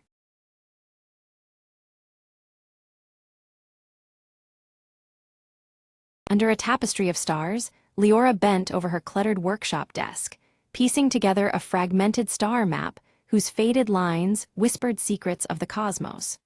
Her freckled face was illuminated by the soft glow of lantern light as she traced constellations long forgotten. Uruk arrived quietly, his braided dark hair slightly tousled by the night breeze, the jagged scar on his cheek catching the dim light as he spoke of a lost constellation rumored to unveil a hidden realm. His stoic demeanor masked the urgency in his voice. Silently, Vina appeared beside them, her flowing silver hair shimmering faintly under the starlight and her luminescent eyes fixed intently on the star patterns. Without a word, she offered her rare insight, promising to help decode the mystery behind the lost constellation. Together, the trio gathered their attention on the ancient celestial compass resting on the table, its faint glow pulsing steadily like a heartbeat, as if alive with anticipation.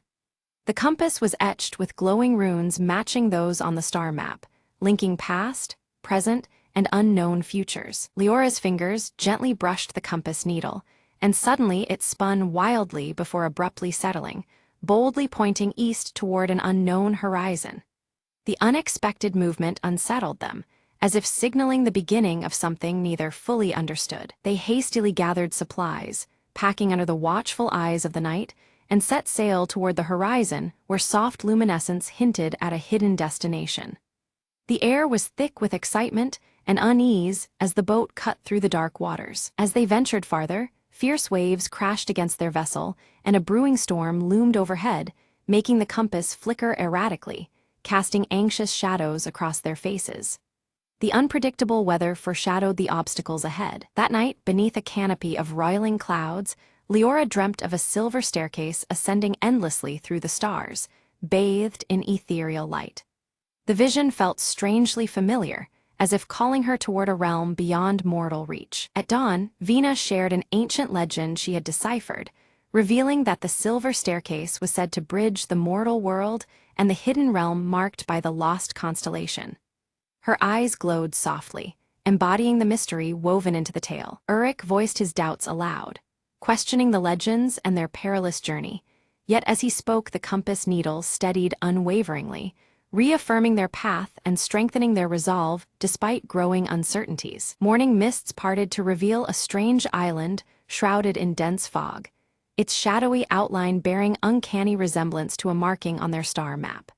The air was thick with anticipation, as the island seemed to pulse with concealed secrets. They disembarked cautiously, the star amulet around Leora's neck pulsing softly in resonance with the island's aura, as if awakening alongside her spirit. Their footsteps stirred the ancient ground, the journey deepening in mystery. Navigating through dense undergrowth, they discovered ancient ruins etched with glowing runes that aligned perfectly with the star map, drawing connections between celestial patterns and earthly remnants. Each symbol seemed alive, humming with dormant energy. As they ventured deeper, fleeting shadows flickered just beyond the tree line, unseen but palpably sinister, evoking a sense of unseen watchers lurking in the periphery of their vision. Unease crept steadily among them. Suddenly, with a resonant crack, the celestial compass shattered in Leora's hands, scattering fragments that mirrored the broken trust in their surety. Panic surged as they realized the delicate thread guiding them home was severed. Lost and vulnerable under gathering twilight, tensions flared. Whispered fears and unspoken doubts threatened to unravel their unity as the unknown pressed in from all sides. Night's arrival carried a heavy weight of isolation and dread. Vina stepped forward, her luminescent eyes glowing with quiet authority as she led them deeper into the ruins, asserting that the star amulet around Leora's neck would now serve as their beacon. Hope flickered anew amidst the growing shadows. Within the heart of the ruins, they uncovered a carved wooden box nestled beneath ancient stones, its surface worn but holding fragments of an ancient star chart that might mend their fractured map. The discovery rekindled purpose and curiosity alike. Leora carefully assembled the fragmented star chart, the edges aligning slowly to reveal a new constellation and a hidden pathway through the cosmic expanse.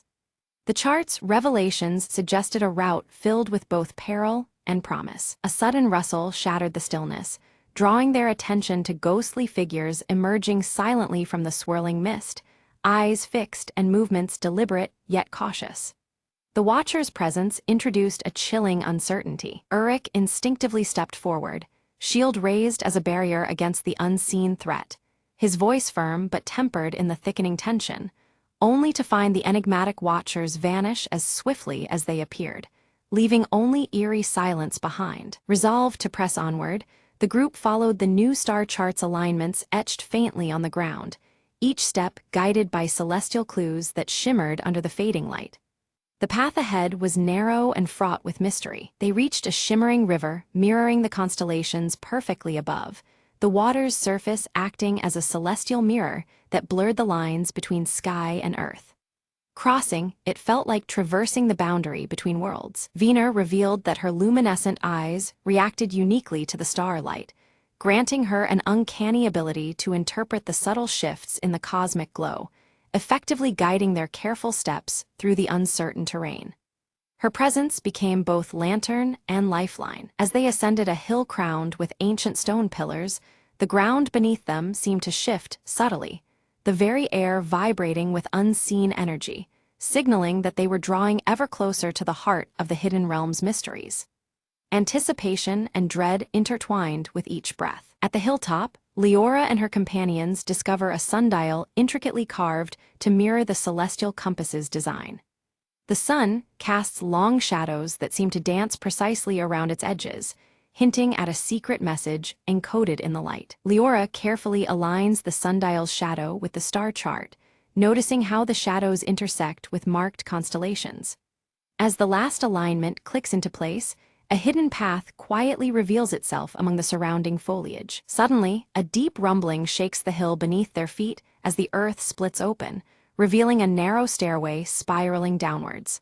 The atmosphere thickens with anticipation as they prepare to descend into the unknown. The stairway leads into a vast cavern, shimmering with a breathtaking spectacle. Swirling patterns of living stars suspended above their heads, illuminating the darkness with a cosmic glow. Every movement feels weighted with reverence under this celestial dome. A subtle vibration fills the air, and the star amulet around Leora's neck bursts into radiant light, casting an ethereal glow to guide their steps deeper into the cavern's mysteries.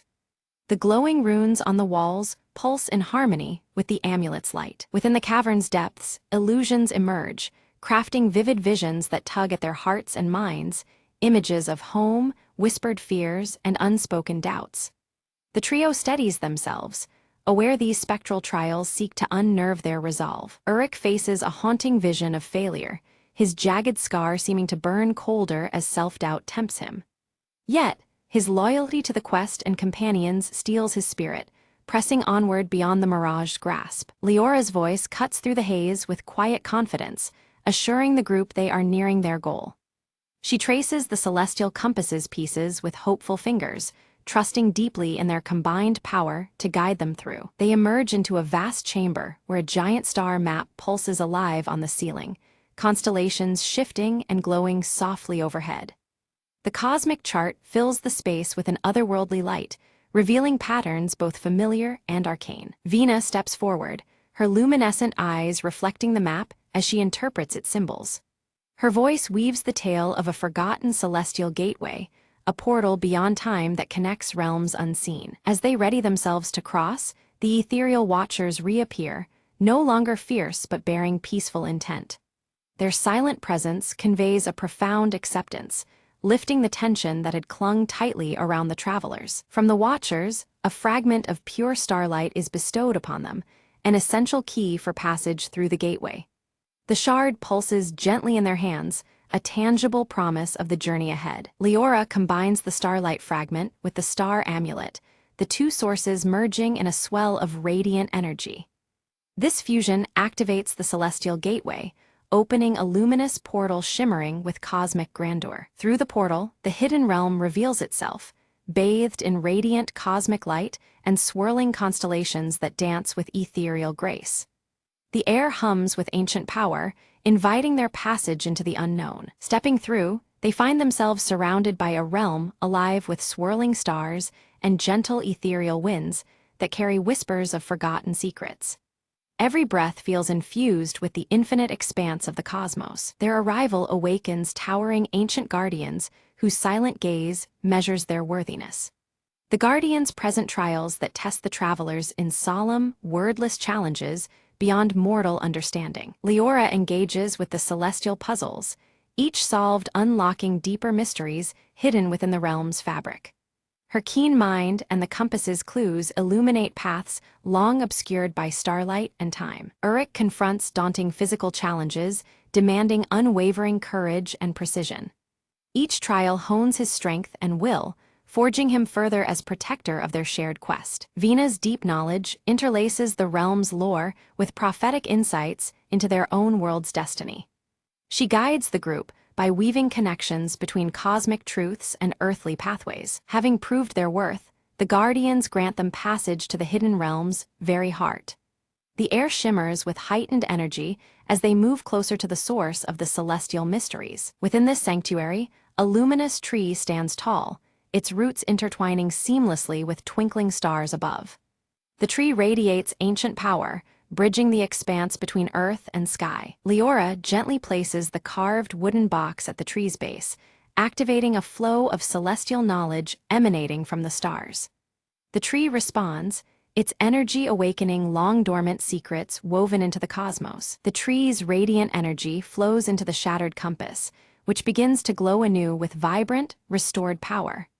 The restored compass pulses like a beating heart, alive with fresh celestial light. They realize that this renewed power holds the ability to realign the constellations, promising the restoration of balance between realms. The weight of their task presses upon them, filled with hope and urgency. Suddenly, an earthquake-like tremor shakes the hidden realm, threatening to collapse the fragile cosmic balance and their only chance to return.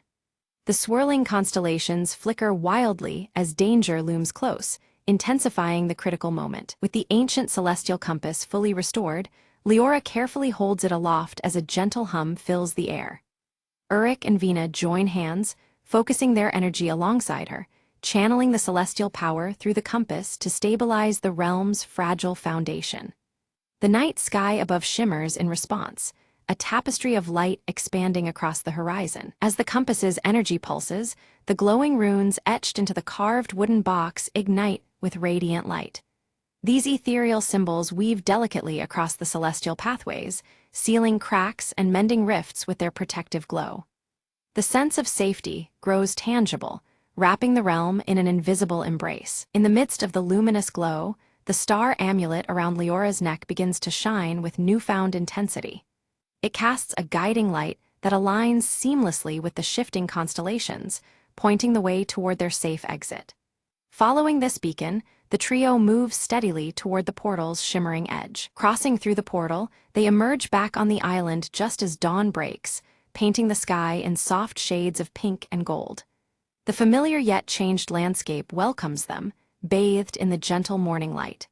The air is filled with a sense of promise and renewal that mirrors their own spirits. The celestial compass, now whole and radiant in Leora's hand, points unwaveringly toward their true home. Its steady glow casts a warm light that feels like a heartbeat, constant and sure. This artifact, once fragmented, now serves as their steadfast guide for the journey ahead. Renewed with hope and determination, they board their vessel and set sail across the calm sea. Above them, the stars realign in their rightful places, twinkling with clarity and purpose. The vast expanse echoes their resolve, a celestial symphony bearing them onward. Back on deck, Leora unfurls her parchment and begins to sketch the new star map, integrating every star and path they have discovered. Each line and curve reflects the trials and revelations of their quest, a testament to their shared journey. Her fingers move with confidence, capturing the cosmos with delicate precision. Uruk stands at the helm, his eyes tracing the horizon with steady certainty. The jagged scar on his cheek softens under the embrace of the rising sun's golden glow, a silent witness to their passage. In this light, his stoic demeanor reflects a quiet pride and calm assurance. Nearby, Vina smiles softly as her once luminous eyes dim to a gentle silver hue, signaling the completion of her guiding role. The flowing silver strands of her hair catch the morning breeze, framing her serene expression. Her presence feels lighter now, her purpose fulfilled in the balance they restored. Once ashore, the trio gathers beneath the emerging night sky, gazing upward with reverence and wonder. Stars, familiar and new, sparkle above them, forever linking their spirits to this celestial adventure. United by the cosmos and their shared voyage, they stand quietly, knowing this journey has forever changed them.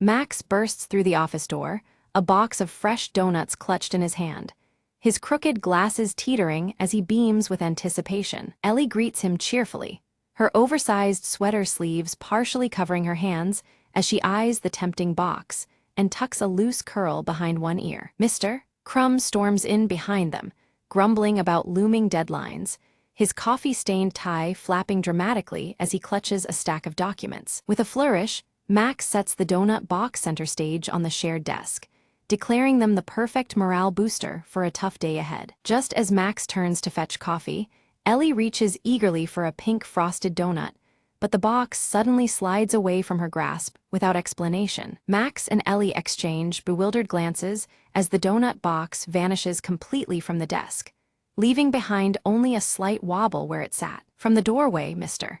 Crumb appears with a self-satisfied smirk, tapping his mustache knowingly yet denies any involvement in the mysterious disappearance. Determined, Max sets up a small webcam aimed exactly where the donut box had been, marking the spot with a familiar blue sticky note. Ellie quickly types a countdown timer into her laptop, ready to monitor any new attempts at stealing the office sweets. Suddenly, the box snaps back onto the desk, but Max immediately spots one donut missing and squints suspiciously at the empty space. A shadow flashes past the window, catching everyone's attention and sparking whispered theories about ghosts haunting their office. Mr. Crumb's coffee mug slips, spilling a stained pattern across the desk that oddly seems to point toward the break room corner. Curious, Ellie tiptoes toward the break room, inspecting the coffee machine and examining scattered crumbs on the floor. Max studies the webcam footage, seeing a quick hand swipe, but the culprit's face remains frustratingly out of frame, deepening the puzzle. Teaming up, Max and Ellie plan a lunch hour stakeout, vowing to catch the elusive donut thief red-handed. During their surveillance, Max accidentally bumps a chair, clattering loudly and startling them both, yet no donut thief appears amidst the chaos. Ellie notices a trail of frosting smears, leading from the desk area toward the ventilation vent near the ceiling. Mr. Crumb insists again that he's innocent, offers a peace offering of donuts, but his fingers betray him with a subtle nervous twitch. Climbing a ladder, Max peers cautiously into the vent and discovers only dust bunnies and a crumpled blue sticky note doodled with a donut symbol. The office phone suddenly rings off the hook, forcing everyone to abandon their focus and answer in bursts of hurried chatter. Ellie rigs a donut-shaped trap on a chair, complete with a dangling string tied to a small bell, hoping it might alert them to the next thief. The trap activates, but instead of a stealing culprit, it unleashes a spray of confetti, startling the whole office and leaving everyone laughing nervously. Mr. Crumb admits he recently celebrated his niece's birthday with confetti, explaining the unexpected colorful explosion in the office. Though frustrated by the confetti chaos, Max and Ellie exchange determined looks, committed to uncovering the truth behind the disappearing donuts. Suddenly, the power cuts out, plunging the office into darkness. Muffled noises and faint laughter echo as tension rises with the blackout. Emergency lights flickered, casting an eerie glow across the office as Mr. Crumb emerged, clutching a single donut. His sheepish grin and amused eyes betrayed a playful secret behind his unusual presence. Ellie's sharp eyes caught the absence of the blue sticky note from its usual spot near Max's workspace. In its place was a handwritten riddle, its curling letters teasing an unknown clue. The riddle spoke cryptically of a secret meeting place, described as where hands meet and heads nod in unison. Its enigmatic tone sparked curiosity and a sense of adventure among the trio. Max quickly surmised that the riddle referred to the conference room, a spot fitting the description well. With the donut box in hand, they cautiously advanced, ready for whatever awaited. Just as they crossed the threshold, the conference room door creaked loudly and snapped shut behind them, locking automatically without warning. The sudden confinement added a jolt of tension to the moment. Inside, the lights revealed a festive scene, a donut-themed surprise party meticulously arranged by Mr. Crumb to lift everyone's spirits. Donut decorations and cheerful banners transformed the space into a warm refuge. Ellie burst out laughing, the tension melting away as she realized the theft was a playful ruse by Mr. Crumb. This light-hearted prank had sparked unexpected excitement and joy in the office. Max examined the donut box, now brimming with an assortment of colorful treats, feeling gratitude mixed with amusement at the prank. The donuts that started the mystery were now the centerpiece of celebration. The trio exchanged goofy, knowing smiles as a playlist of funky tunes filled the room, inviting laughter and relaxed camaraderie. The atmosphere changed markedly from the week's earlier gloom. Ellie's gaze caught a discreetly positioned hidden camera, its lens capturing their surprised and joyful reactions. It seemed their moment was being immortalized for a future office memoir video. In his delight, Max bit into a jelly-filled donut only to have the filling squirt unexpectedly onto his glasses. The mishap drew bursts of laughter, adding to the cheer filling the room. Laughter spread freely among them, weaving a light-hearted vibe that had been missing all week. The simple joy of donuts and friendship rejuvenated their spirits. Mr. Crumb revealed a quirky donut trophy engraved with Best Office Prankster and handed it to Max, celebrating his unwitting role in the day's fun. The trophy was a symbol of their shared humor and team bond. Ellie pulled out a marker and began decorating the trophy with silly faces and captions, adding personal touches that made the prize even more endearing. Their creativity further cemented the moment's warmth. A timer on the wall quietly ticked down toward the end of the workday, a subtle reminder of time's swift passage amidst their joyful gathering. It anchored them back to office routines, albeit lighter than before. Max suggested turning their donut-driven antics into weekly traditions, aiming to sustain office morale with ongoing playful events. His proposal was met with enthusiastic nods, signaling a new chapter in their workspace culture. Ellie enthusiastically agreed, envisioning themed weeks featuring different snacks and silly competitions to keep the spirit lively and inclusive. Their teamwork promised fresh fun ahead. Mr. Crumb pledged to organize a monthly snack swap event, complete with costumes and music, ensuring variety and continued bonding. His commitment was met with cheers, revealing his deeper role in fostering joy. Together, they posed for a group photo holding the donut trophy, their broad smiles immortalizing the day's newfound camaraderie. The snapshot was a testament to their shared journey from mystery to celebration. As lights dimmed, they returned to their desks, still chuckling and exchanging leftover treats. The office felt transformed, lighter and more connected by the warmth they had created. Suddenly, the blue sticky note reappeared, now stuck on Max's computer monitor with a hand-drawn smiley face. Its return hinted at more surprises lurking just beneath the surface. Just then, the office printer whirred to life, ejecting a fresh message that read, "More surprises await."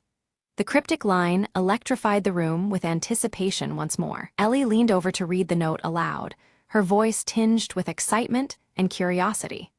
The mysterious message promised that their day of fun was only just beginning. Mr. Crumb winked knowingly and raised his coffee mug in silent toast, signaling the start of ongoing merriment and teamwork in the office. His gesture unified them in shared anticipation of what was next. Max glanced at his watch, astonished at how swiftly the day had passed amid laughter and camaraderie. The unexpected joy marked a memorable turn in their normally routine work life. The camera slowly zooms out, revealing a clumsy robotic arm clutching another box of donuts. Its jerky movements hint at future shenanigans that await the office team. From a hidden speaker, a playful jingle begins to play, celebrating the joy of donuts. This confirms that a new prank system has been installed, bringing a lighthearted energy to the workspace. Ellie presses a button on her laptop with a grin, instantly activating colorful lights around the office. Donut shapes project across the walls, filling the room with vibrant, whimsical patterns. Mr. Crumb sets up a leaderboard on a computer screen, tracking upcoming donut-related challenges and achievements. His thick mustache twitches with delight as he imagines the friendly competition ahead. Gathered together, Max, Ellie, and Mr. Crumb plan their next donut-themed prank with gleeful enthusiasm and mock seriousness. Their camaraderie fills the room, turning the office into their playful stage. Suddenly, a small drone buzzes near the ceiling, gracefully delivering a fresh box of donuts labeled for the next mystery. The unexpected arrival adds a new twist to their unfolding adventures. All three exchange excited looks, the atmosphere now infused with playful energy and anticipation. The office feels alive, charged with the promise of fun and surprises. Ellie sneaks a bite from the drone-delivered box, then shares it with Max and Mr. Crumb as a warm peace gesture. Their smiles and laughter echo the strong bond forged over countless donut escapades. The camera centers on the blue sticky note near their workspace, now adorned with tiny donut stickers and a cheerful smile. It stands as a symbol of their shared journey and the mysteries yet to come. The scene fades out as laughter and lighthearted chatter fill the office. The promise of many more donut adventures lingers, leaving viewers with a sense of joyful anticipation.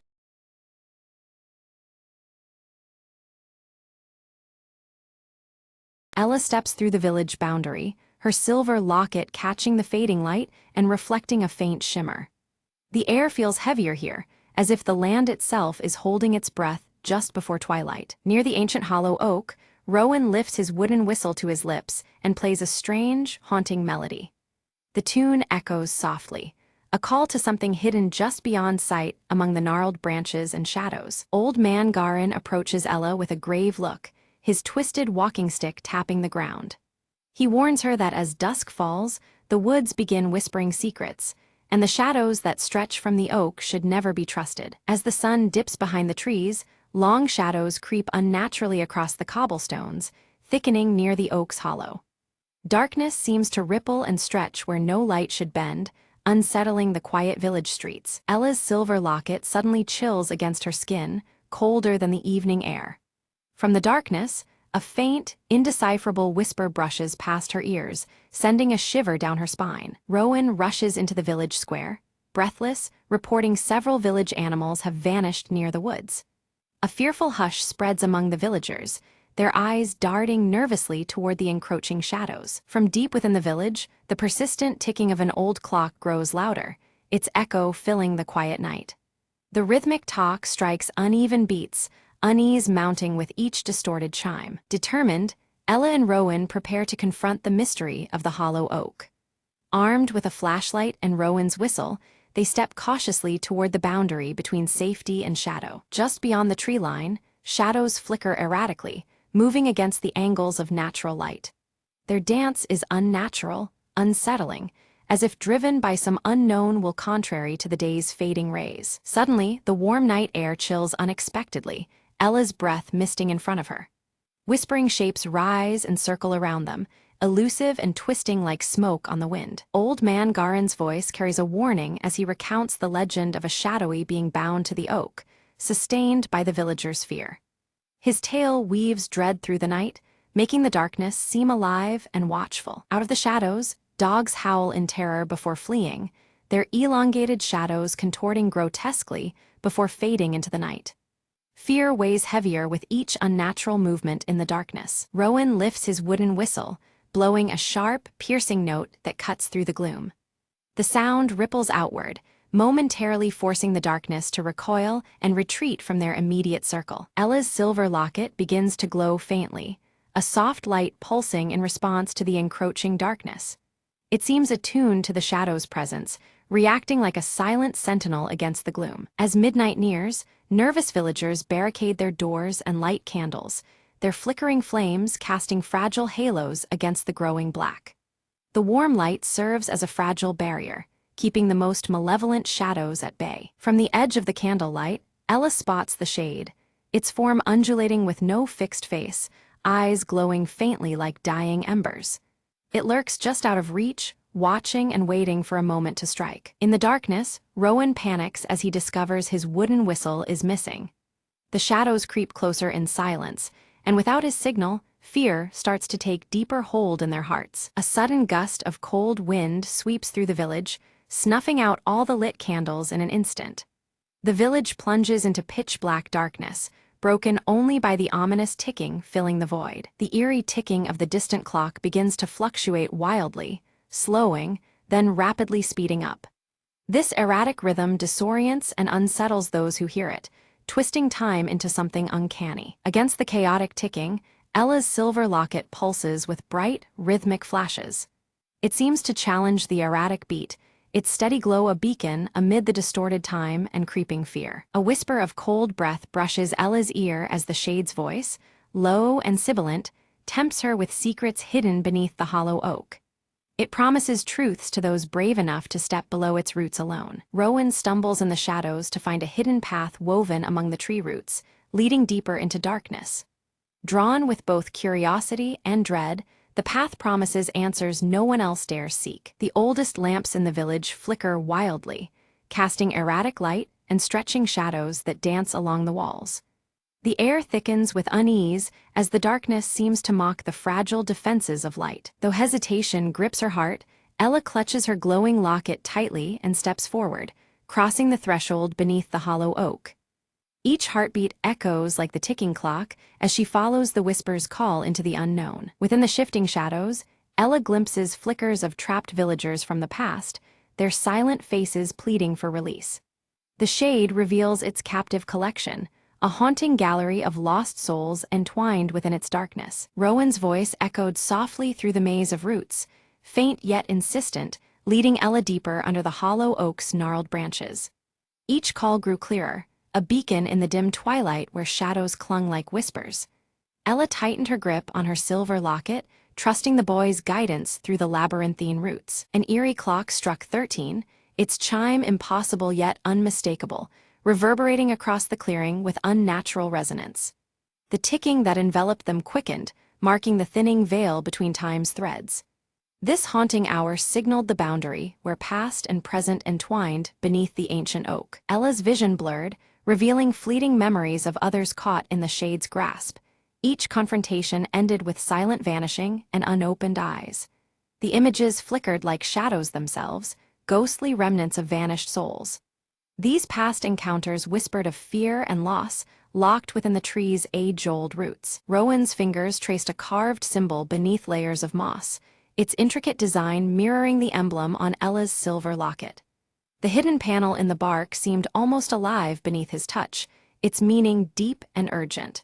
This unexpected link promised a path, a shared secret binding their fates together. Around them, shadows stirred and bled into malformed faces, flickering with unstable life yet impossible to focus on fully.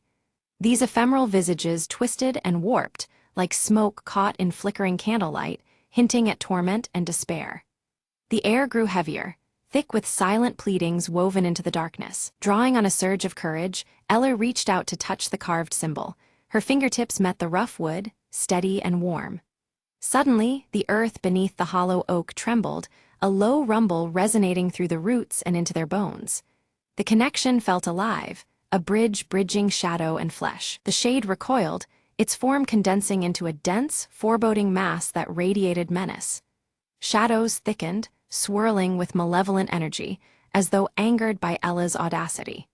Its intangible presence now grew oppressive, suffocating the little light that lingered beneath the canopy. Rowan seized his wooden whistle, holding it as shadows encroached, then blew a piercing, desperate note. The sound shattered the darkness momentarily, scattering the shadowy faces like mist in dawn's first light.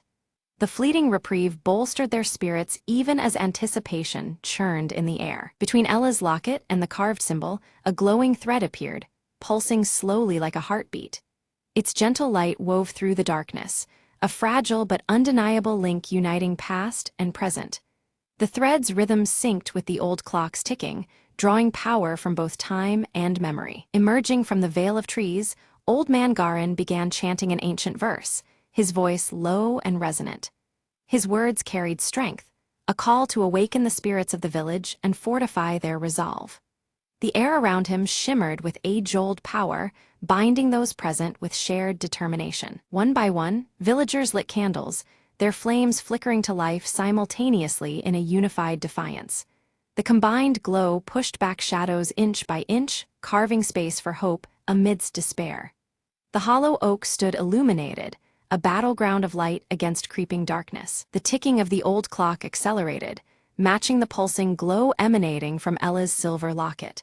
Time itself seemed to quicken, heartbeat and second hand entwined in urgent rhythm. This symphony of light and sound heralded a turning point beneath the ancient boughs. The shade lunged toward Rowan with desperate fury, its dark limbs grasping for the boy. But Rowan slipped away swiftly, darting into the village square where open light and life beckoned. The momentary breach left the shade agitated, its form writhing in shadowed frustration. Beneath the hollow oak, Ella faced the shade, her locket held aloft as a beacon of light. She stood steady in the dark, unyielding despite the fear gnawing within.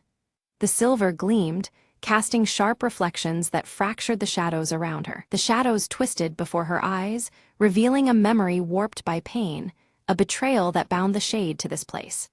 Faces contorted in anguish, a bond forged in sorrow and regret lingering beneath the gnarled roots.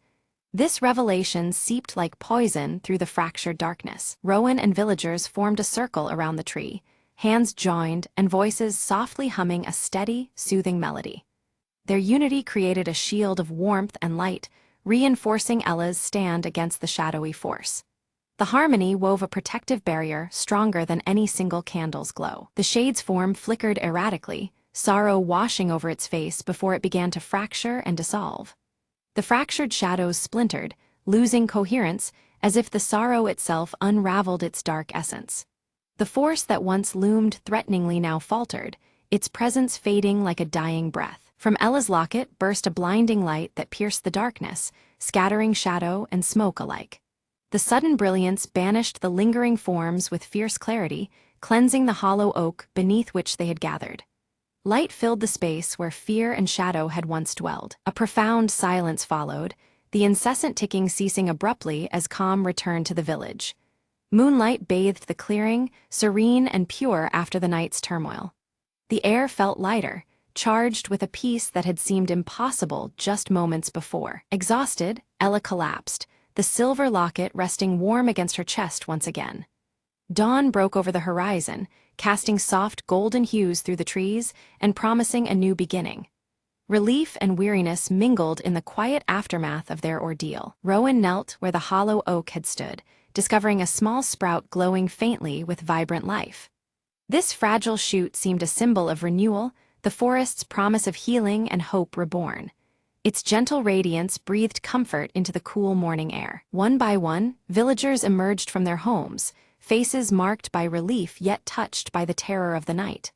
Silent glances passed between them, a shared understanding of what had transpired beneath the ancient tree. Life would go on, forever altered but resilient. Old Man Garin approached Ella, a solemn nod acknowledging the closing of an ancient curse at last. His weathered eyes reflected respect and gratitude for her bravery. The twisted walking stick tapped softly against the earth, a rhythm steady as new beginnings. Ella's silver locket remained unbroken, now humming softly with a gentle, warm light. It shimmered faintly, a token of strength and hope preserved through darkness. The locket's glow promised protection and memory entwined beneath its silver face. Rowan clutched his wooden whistle, aware that though the danger had passed, its call might be needed again someday. Yet hope warmed his heart more than fear, a belief in peace restored for their village. The whistle hung quietly at his side as dawn painted the sky with promise. Ella held her silver locket up to the dim light, explaining how its glow sealed the shade's power by binding shadow and time together. This ancient magic ensured that the dark entity could no longer slip through the cracks of the ticking moments. The villagers listened intently, their eyes reflecting both wonder and relief. Vowing to keep the hollow ground sacred, the villagers agreed to protect it from any future encroachment of darkness. Their whispered promises mingled with the soft wind, each determined to guard the fragile balance that held peace in their home. The memory of the shade would remain, but only as a warning etched in their hearts. Rowan knelt at the village center, carefully planting a glowing sprout whose light pulsed gently against the twilight. This living symbol of rebirth and safety would remind everyone of the harmony they now preserved. The little shoot seemed to breathe new life into the weary earth beneath its roots. Ella, no longer gripped by fear, felt a lasting connection to the woods and the shadows they contained. She stood watchful and calm, anticipating any ripple in the natural order rather than recoiling from it. Her silver locket shimmered quietly, a beacon of steady strength. Old Man Garin gathered the villagers to recount tales of courage past and caution against the lure of fear's return. His voice, steady as his twisted walking stick, urged vigilance and unity. Through his stories, the community understood the importance of facing darkness together, not alone. The old clock in the village square chimed 12 times, its steady tick and reassuring strike restoring normalcy to the air. Each chime echoed like a heartbeat, affirming that the unnatural ticking was at last silenced. Time flowed without disturbance, comforting every listening soul. As night settled in, shadows folded into their natural shapes, behaving without menace or mystery. The whispers on the wind faded, replaced by the gentle rustling of leaves and the night's tranquil breath. Darkness returned to a harmless cloak, a backdrop rather than a threat. Ella and Rowan sat quietly beside the glowing sprout, the silver locket resting between them with a faint, steady glow. Their shared presence spoke of friendship forged in challenge and hope blossoming anew. Together, they watched as the village breathed in peaceful silence. Throughout the village, restful sleep enveloped the people, dreams clear of whispering shadows or unsettling ticks. The nightmare of darkness receded, leaving only calm and comfort in its wake. The silence felt alive with gentle promise as the night deepened. When dawn's light filtered over the village rooftops, it cast a warm glow filled with hope and quiet strength. The land seemed to sigh in relief, renewed and steady after the trials faced. A new day began, bright and unshadowed, held safely beneath watchful eyes and hearts.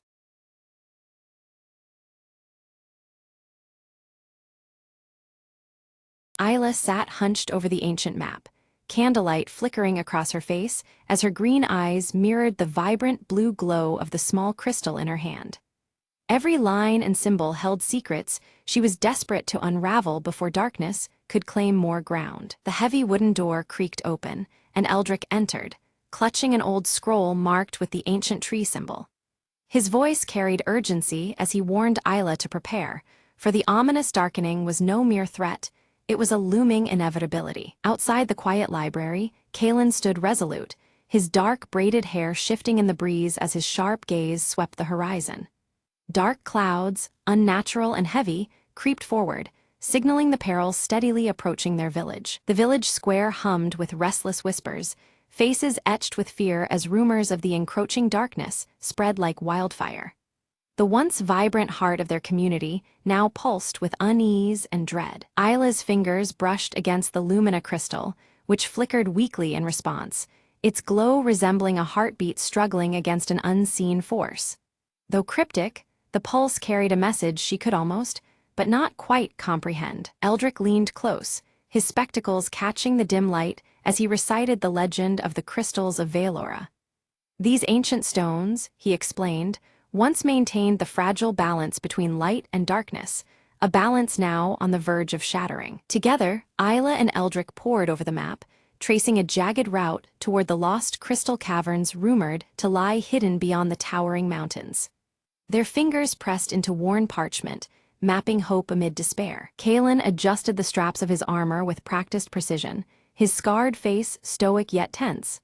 Each click and pull was a silent vow to protect, as he braced for the treacherous journey ahead. As night draped the land, tendrils of darkness seeped into the village outskirts, wilting the vibrant flowers that once painted the fields. The air thickened with a cold shadow, swallowing color and life beneath its weight. Suddenly, Isla felt the lumina crystal surge with energy, its faint light blossoming into a warning. Through the twisting trees, she glimpsed a shadowy figure, watching silently from the distance, impossibly just beyond reach. Eldrick's expression darkened as he revealed the truth. The darkening was spreading at an unprecedented pace, faster than any record or prophecy had anticipated. Its unchecked advance threatened not just their village, but all living things. At dawn, beneath the sprawling branches of the village's ancient tree, the trio gathered to begin their perilous quest. The first light caught Isla's silver braid, the symbol of hope trailing behind their determined steps. Isla's lumina crystal emitted a faint glow, casting pale light on the dense, shadowed forest path ahead. Every leaf and branch seemed alive, as if the very woods were watching and waiting. Without warning, twisted shadows lunged from the surrounding trees, their forms writhing with unnatural energy. Kalen sprang into action, drawing his sword to fend off the encroaching darkness with swift, precise strikes. They barely escaped the ambush, breaths ragged as the gravity of their mission settled heavier. It was clear now. The stakes of their quest extended far beyond personal safety. The fate of their world hung precariously in balance. Deeper within the forest, Isla noticed faint symbols glowing on the bark of ancient trees, their light pulsing gently like guiding stars. These marks seemed to respond to the crystal's resonance, carving a path through the dense wilderness. As Isla's crystal pulsed with growing strength, the forest around them shimmered, charged with a tangible magic. The air thrummed between light and shadow, filling their journey with both wonder and warning. Ahead, an ancient stone doorway emerged from the overgrowth, its surface etched with the familiar tree symbol, worn by time but defiantly intact. The passage beckoned them into secret realms forgotten by most. Eldrick lifted his amulet, its faint glow synchronizing with the door's carvings.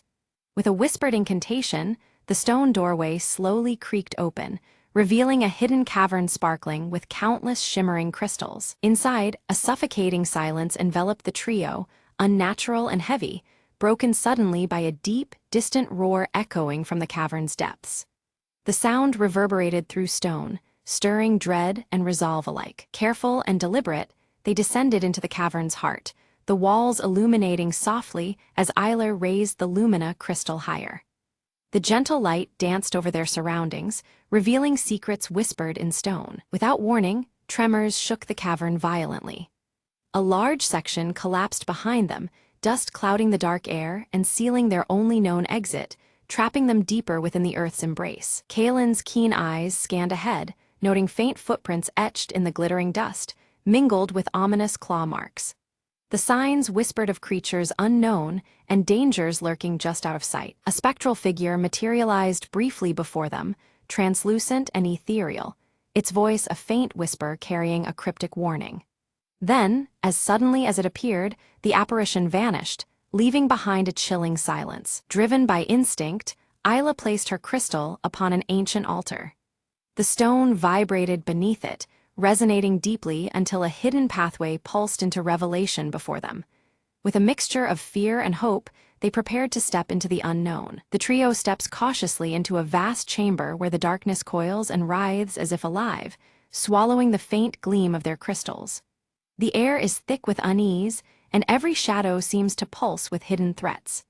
Isla tightens her grip on the lumina crystal, its glow dim against the oppressive blackness. From this living darkness emerge twisted creatures, their bodies contorted and corrupted, yet their eyes glint faintly, tethered to some remaining spark of light. Their eerie forms shift unpredictably, reflecting a balance twisted toward shadow. The chamber feels alive with the struggle between illumination and void. Kaelin draws his sword with a steely resolve, engaging the creatures in frantic battle, his scarred face set in a determined grimace. Isla and Eldrick seize the moment, scouring the cavern walls for another glowing crystal said to hold power over the darkness.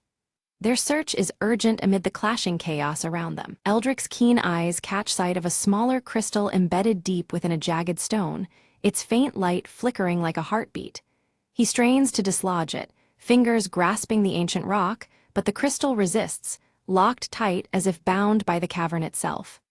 Isla moves closer, ready to aid his efforts. As they free the crystal, a swell of darkness rolls through the chamber like a tidal wave, intensifying and pushing against them with relentless force.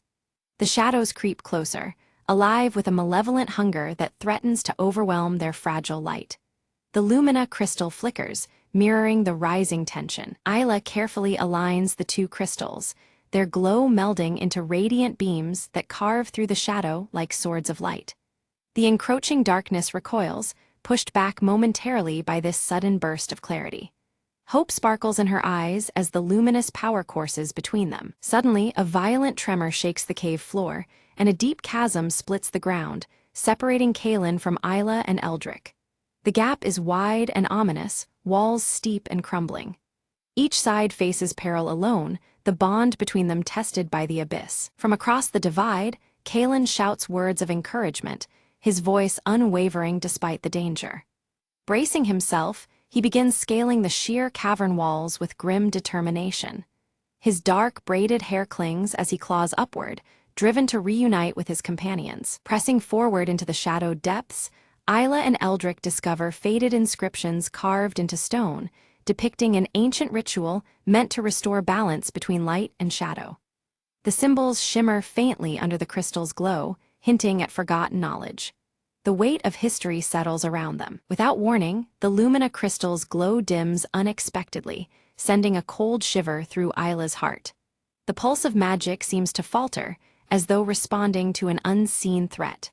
Darkness creeps not only outside, but within their very artifacts of power. Eldrick becomes encircled by a shadowy presence, whispering ancient curses in a language long lost to time.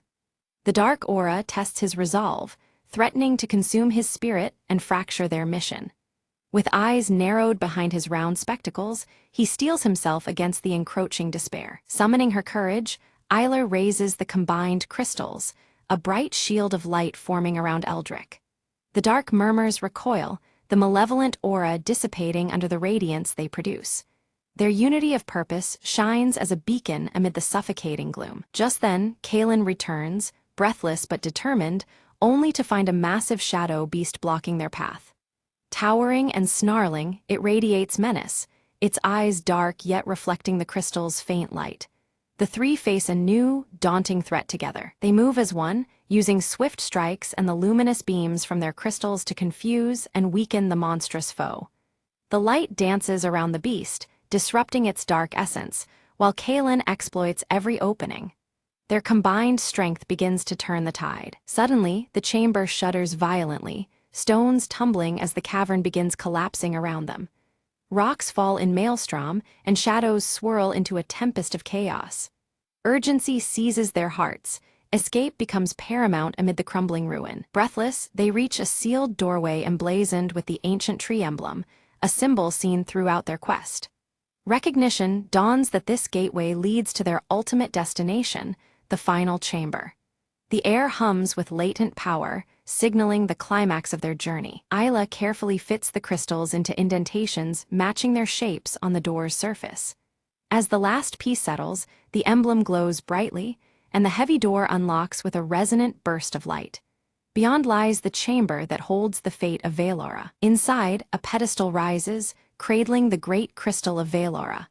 Its vibrant pulsing life energy fills the room, but falters, flickering dangerously as if unstable.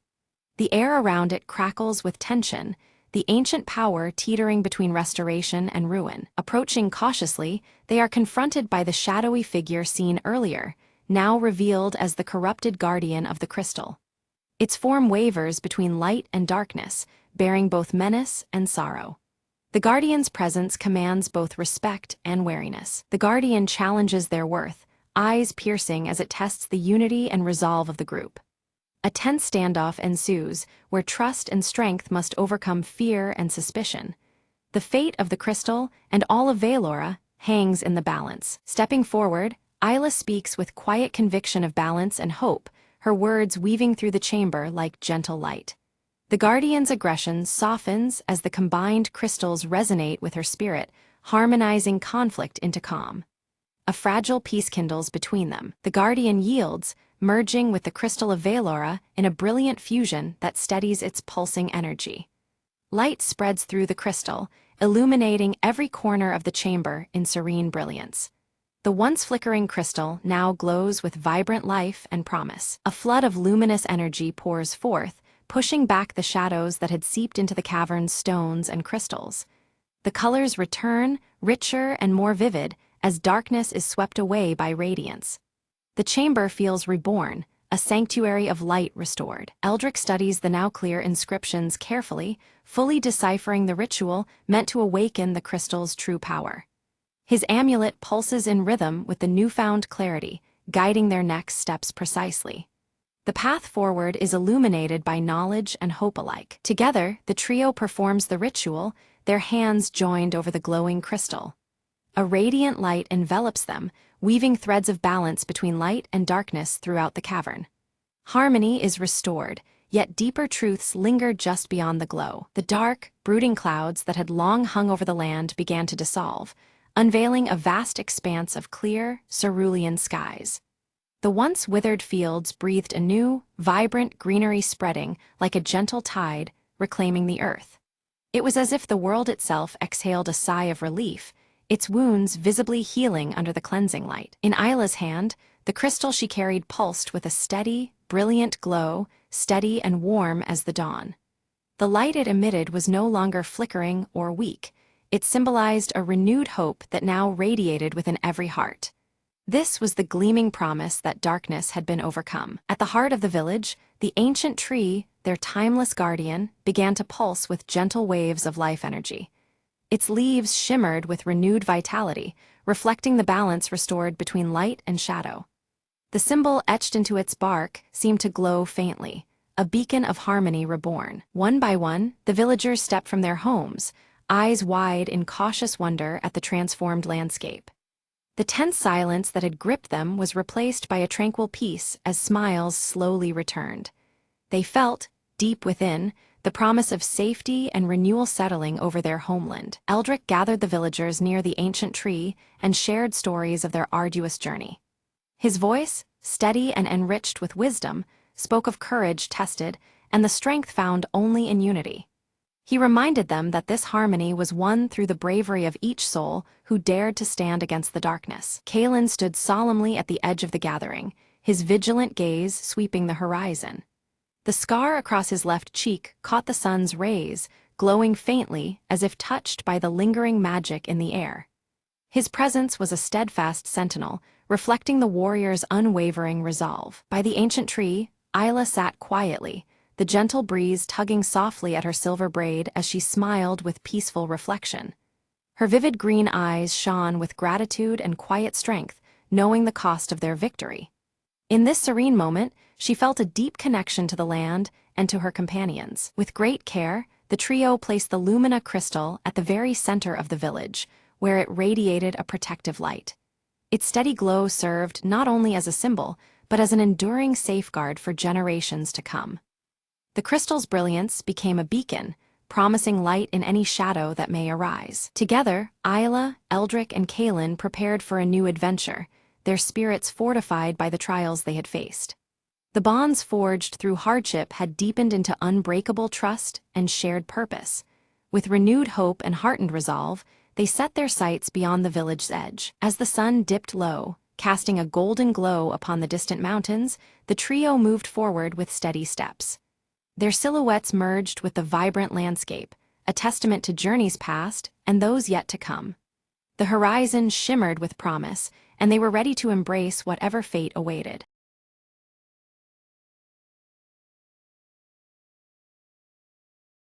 The clock struck midnight as Emma sat alone by the window, clutching a worn envelope. She hesitated, fingers trembling, then unfolded the brittle paper inside. "If you're reading this," the letter began, "it means I never made it back." Her heart pounded.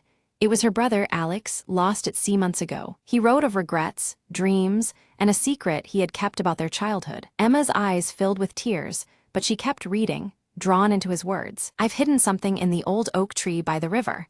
Look there for me." Determined, she wrapped her coat around her and stepped into the cold night. The riverbank was quiet, bathed in silver moonlight, the oak tree standing tall. She searched the rough bark, feeling around until her fingers found a small, carved box. Inside, a collection of photographs, and a note declaring his unwavering love for their family. "I wanted you to know, even if I can't be there," the note reads softly. Emma clutched the box to her chest, feeling both pain and comfort mingling. She whispered, "Alex, I miss you. But now, I have a part of you to hold on to." As dawn approached, Emma sat beneath the oak tree, the weight in her heart beginning to lift. The letter had given her closure she never thought possible, a final connection. Slowly, she smiled through tears, ready to face the days ahead with newfound strength. "Goodbye for now," she murmured, "and thank you for the memories." The sun rose, casting warm light over the river, a new day beginning for Emma. She stood, carrying her brother's love with her, finally at peace.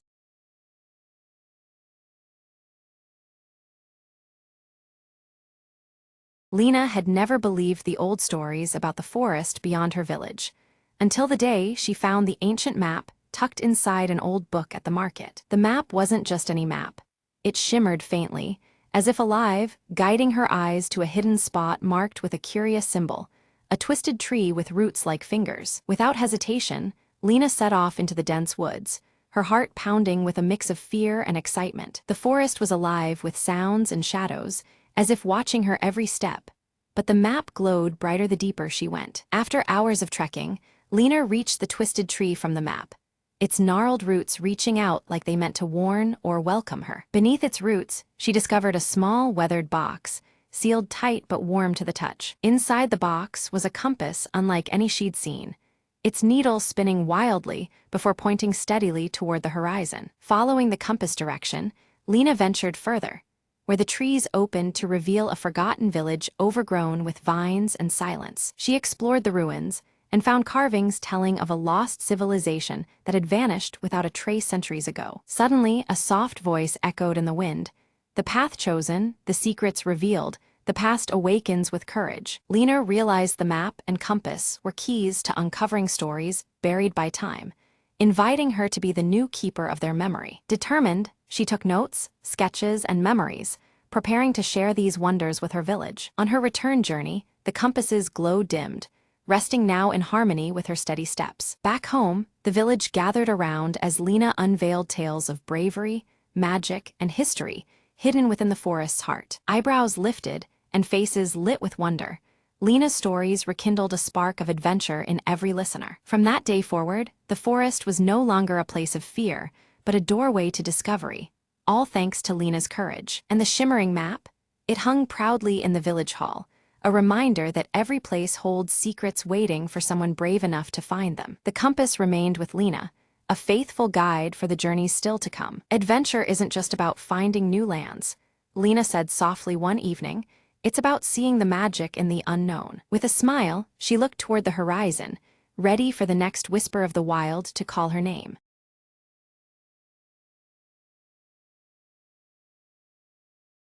Leela awoke as golden sunlight streamed through her bedroom window, casting warm light that made her auburn hair catch the glow beautifully. The soft rustle of falling leaves outside whispered promises of the day ahead. Jasper, her cheerful tabby cat with a white patch on his chest, circled Leela's feet, purring softly to greet the morning. His playful energy lifted her spirits as she dressed in her favorite earth-toned clothes. Outside, Bramblewood Village stretched before her, bathed in warm autumn colors that painted the trees and cobblestone streets. Fallen leaves created a vibrant carpet, crackling softly under the footsteps of the few early risers. Leela stepped into the crisp mountain air, gripping her small satchel and the carved wooden locket she always wore close to her heart. The cool breeze teased the edges of her clothes as she set off toward the village square. She soon met Mr. Thornberry, the kind elderly gardener in his green tweed vest, who smiled under his thick gray beard as he tended to his plants. He offered her a basket filled with freshly picked apples, their red skins shining like jewels among the leaves. Jasper, unable to resist the lively garden, darted between plants chasing a fluttering leaf, his white chest patch flashing like a beacon. Mr. Thornberry chuckled warmly, watching the cat's antics with gentle eyes. Leela's sharp gaze caught a faint glimmer beneath a pile of colorful leaves near the old stone well in the village square. Her curiosity piqued. She knelt down to investigate, brushing the leaves aside carefully. Beneath the rust-colored leaves lay a small, ornately carved box, sealed tight with a rusty clasp that hinted at long-forgotten secrets. Her fingers trembled slightly as she lifted it into the light, the woodwork intricate and inviting. Opening the box, she found an aged map of the surrounding forest, its edges yellowed with time and marked by strange symbols she didn't recognize. The map seemed to pulse with quiet mystery, promising an adventure beyond the known paths. Mr. Thornberry appeared beside her, his eyes reflecting concern and wisdom beneath his gray brows. He warned gently that the forest held old secrets and forgotten paths that could both enchant and deceive. With determination bright in her eyes, Leela decided to follow the map, Jasper trotting faithfully beside her, his tail flicking in eagerness. She tightened her grip on the wooden locket as a talisman for courage. From a nearby oak tree, Willow the wise old owl with striking amber eyes watched the pair silently, her gaze steady and glowing faintly in the evening light.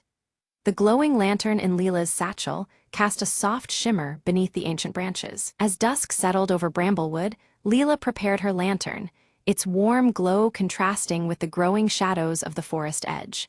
She took a deep breath and stepped into the woodland, the crunch of leaves accompanying her every move. The forest shadows deepened thickly, and soft whispers of rustling leaves seemed to follow Leela's footsteps, wrapping the path in eerie sound.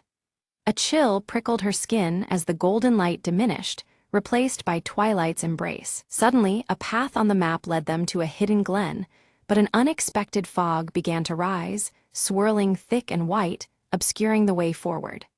The familiar path vanished, replaced with uncertainty and mystery that chilled Leela's heart. Determined, Leela pushed through the mist, relying on Jasper's keen instincts and the steady glow of her lantern to light a narrow way.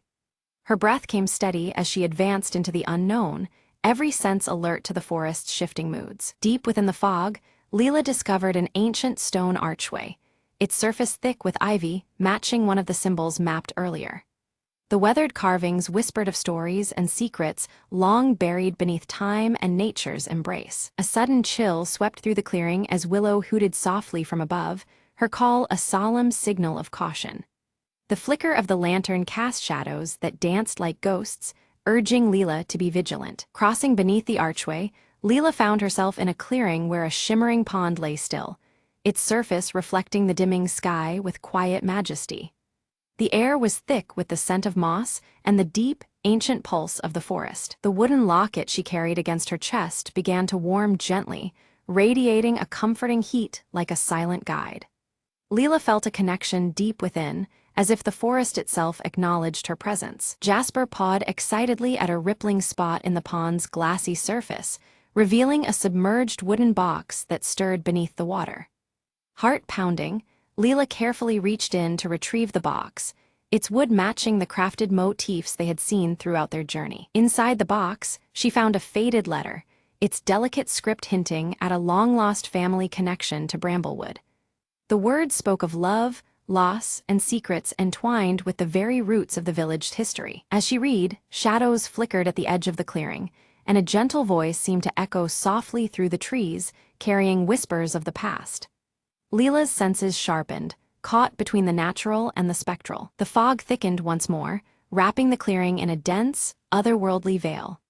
Leela's heart fluttered with a mixture of fear and excitement, tethered to the mystery that pulled her deeper into the forest's secret heart. Following the letter's cryptic clues, Leela navigated carefully through twisted roots and fallen branches, her path illuminated by the steady glow of her lantern and Jasper's nimble steps.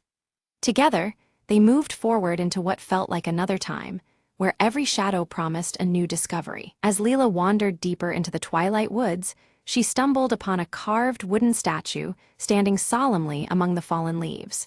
Its intricate features resembled a guardian of the forest, both majestic and mysterious. In the soft glow of her lantern, the statue's eyes seemed to glint with an otherworldly shimmer, hinting at a hidden magic woven into the grain of the wood.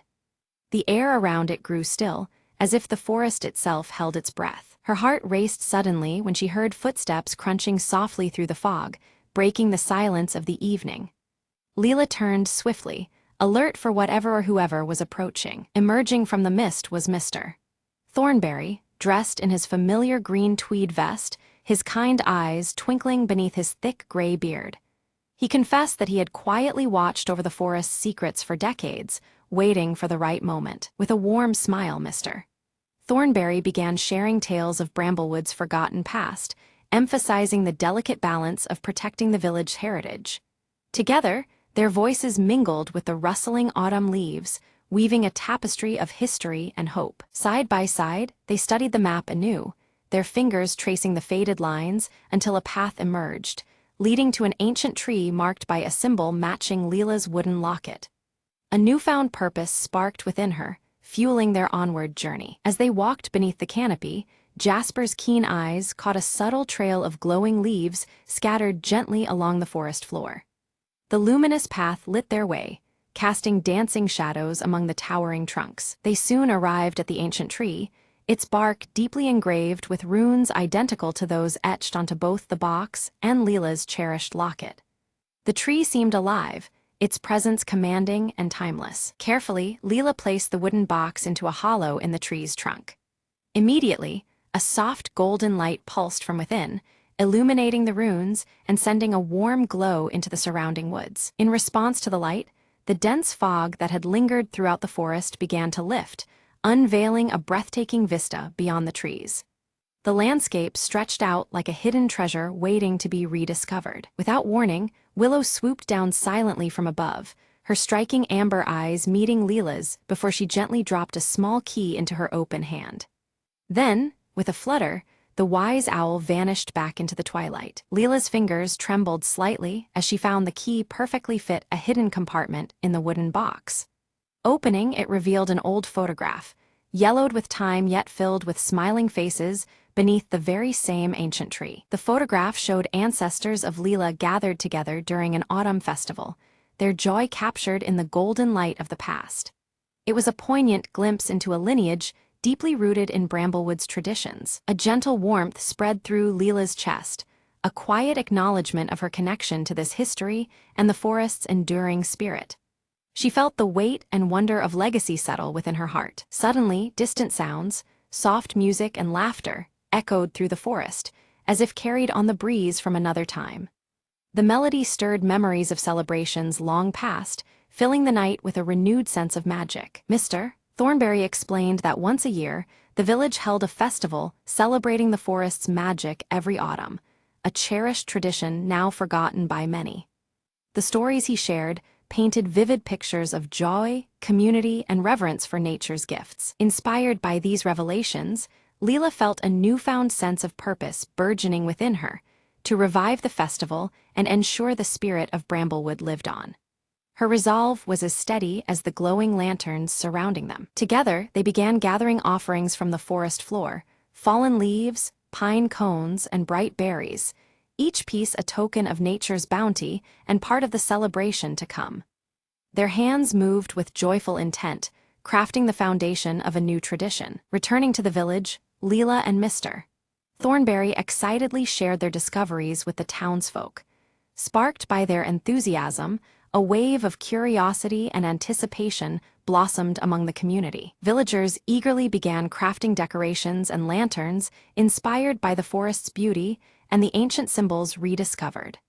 The air buzzed with creative energy, and the soft glow of lantern light promised a festival unlike any other. Leela took charge of organizing the festival's layout, using the glowing leaves found by Jasper to guide visitors along winding village paths. The illuminated trail promised to lead everyone safely through the magical evening. Meanwhile, Jasper darted playfully between the lantern-lit trees, chasing children's laughter and weaving joy through the gathering crowds. His cheerful antics brought smiles and warmth to the crisp autumn night. From her high perch, Willow watched quietly over the village, her striking amber eyes reflecting every glowing lantern below. Her presence was a comforting emblem of wisdom and protection throughout the festivities. The festival officially began with music and laughter echoing through the crisp air, mingling with the warm aromas of spiced apple cider.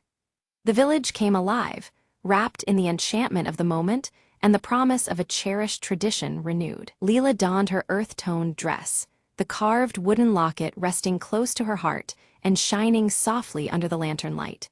Surrounded by the vibrant celebration, she felt more connected than ever to her heritage and the magic of Bramblewood. As the festival reached its peak, the ancient tree suddenly glowed with a warm, magical light that bathed the entire village in a soft amber hue.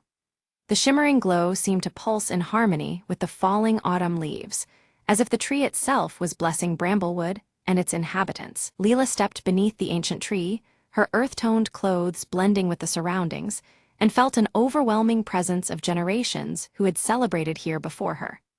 She closed her eyes briefly, sensing the joyous spirits of ancestors swirling around, celebrating together in the cool autumn air. Around her, the villagers formed a wide circle, their faces lit by glowing lanterns and filled with smiles and stories. They shared memories of the forest's wonders, their voices woven together by the forest's enduring spirit that connected them all across time. Curled contentedly at Leela's feet, Jasper purred softly, his white chest patch gleaming faintly in the lantern light. The peaceful atmosphere around them made his cheerful nature even more evident as he basked in the comforting embrace of the celebration. Mr. Thornberry, wearing his trademark green tweed vest, smiled warmly as he watched Leela, sensing that the time had come. He felt proud to pass on the guardianship of the forest's sacred secrets to her, knowing the tradition would continue in capable hands. High above, Willow watched with striking amber eyes, her soft hoot resonating through the night. The gentle call symbolized the deepening bond between the natural world and the village community, a quiet assurance that harmony would endure. As night deepened, rows of lanterns illuminated the villagers' faces, casting a glow that reflected hope, warmth, and unity. Each handcrafted wooden lantern seemed to hold a small piece of the forest's magic, brightening the darkening sky. Silent amidst the soft murmurs of the crowd, Leela whispered a heartfelt promise to protect Bramblewood's magic and keep its traditions alive forever. Her voice carried a quiet determination as the carved wooden locket hung close to her heart, a symbol of her new role. The festival slowly waned with a final heartfelt song, its notes echoing beneath the stars and through the rustling autumn leaves. The melody wove past the glowing lanterns and into the night, a lasting tribute to the village's enduring spirit. With Jasper trotting happily beside her, Leela walked home beneath the gentle glow of the remaining lanterns. The peaceful future ahead felt illuminated not just by light, but by love, tradition, and the magic of Bramblewood's ever-watchful forest.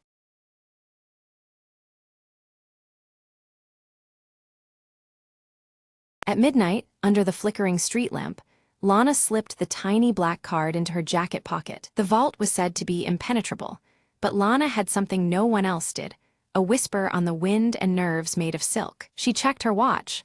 5 minutes until the museum's security system looped the same footage again. Perfect timing. Inside, the silence was a different kind, heavy, expectant, like the air itself was holding its breath. She moved with precision, avoiding laser grids, as if dancing to music only she could hear. At the heart of the room, the ancient artifact glowed faintly behind bulletproof glass. It was beautiful, almost alive. Lana's fingers worked quickly, disabling the alarm with a hacked signal she'd crafted over weeks. A soft click and the glass slid open, the treasure now within her grasp. But then a shadow shifted. Someone else was there. Not security, but a rival, her own mirror image in ambition. Their eyes locked. Lana whispered, "I guess this is the part where they say may the best thief win." Words were needless as they darted and weaved, each trying to outsmart the other in a silent battle of wits. Lana's hand closed around the artifact just as footsteps neared.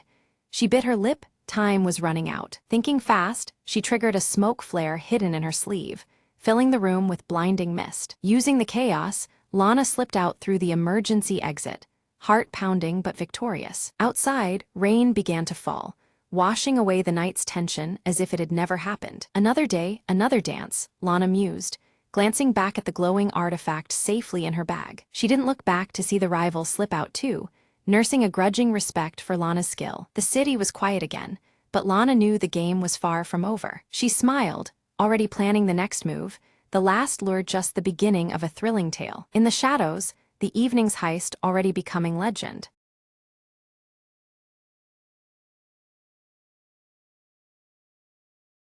Lena set her keys on the table and sighed.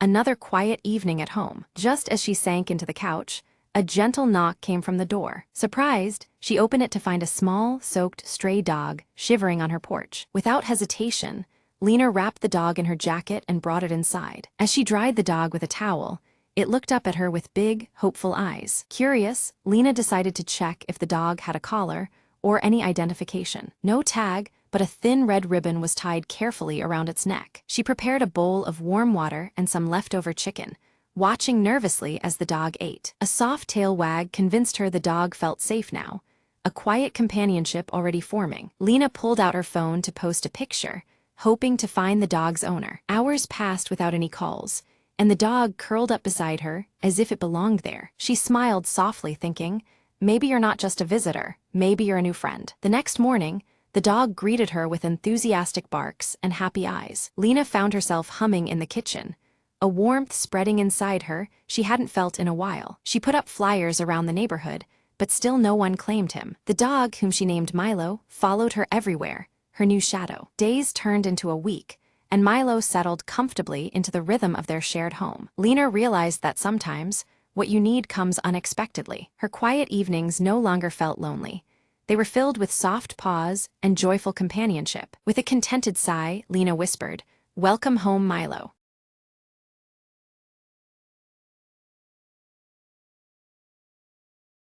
The rain slashed against the cracked neon sign outside Jack's office, casting flickering shadows on the damp pavement. Inside, Jack Marlowe lit a cigarette, the smoke curling around his face as he scanned the case file he'd been nursing all week. A sudden knock at the door broke the silence.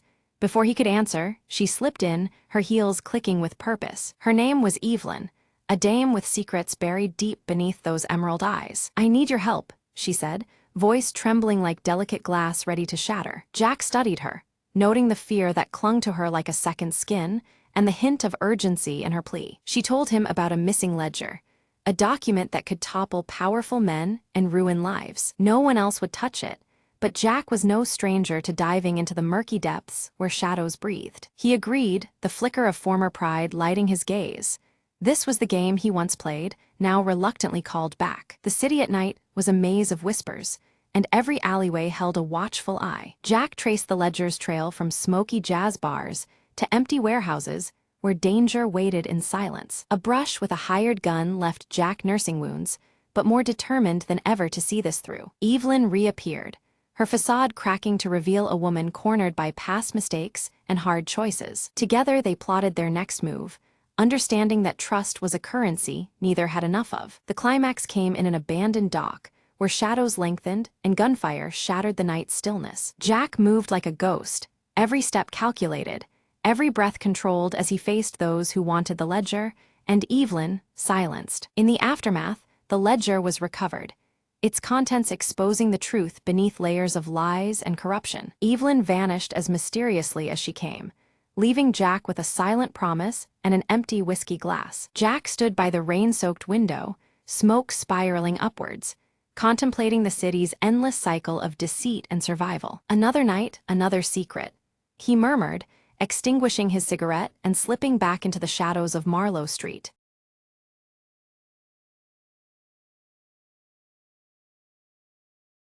The sky split silently just after midnight, casting a pale glow over the deserted city streets. Lena's fingers trembled as she adjusted the settings on the quantum scanner, her breath shallow with anticipation. If these readings are right, she murmured, we're staring at a rift in space-time itself. The device buzzed, emitting a steady hum that resonated through the hollow chamber where Lena worked. Suddenly, a ripple shimmered in the air, a translucent tear revealing glimpses of a parallel world. She leaned closer, eyes wide, watching shadows dance across the surface, foreign yet familiar. It's like looking into a pond reflecting another life, the voice behind her whispered. Startled, Lena turned to see her colleague, Mark, illuminated by the eerie light from the rift. This changes everything, Mark said, his voice filled with awe and fear. Without warning, a figure stepped through, unstable but unmistakably human. Lena reached out, heart pounding as the stranger's hand met hers, a bridge between realities. We don't have much time, the visitor warned.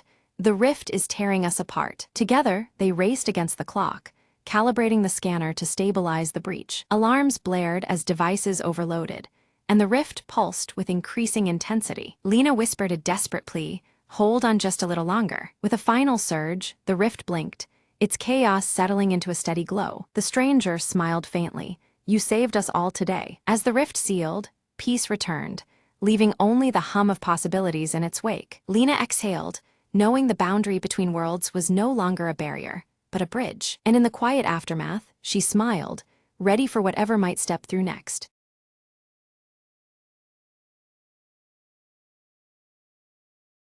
In the quiet village library, Ava studies an ancient map, the warm red light of sunset casting long shadows across the dusty pages.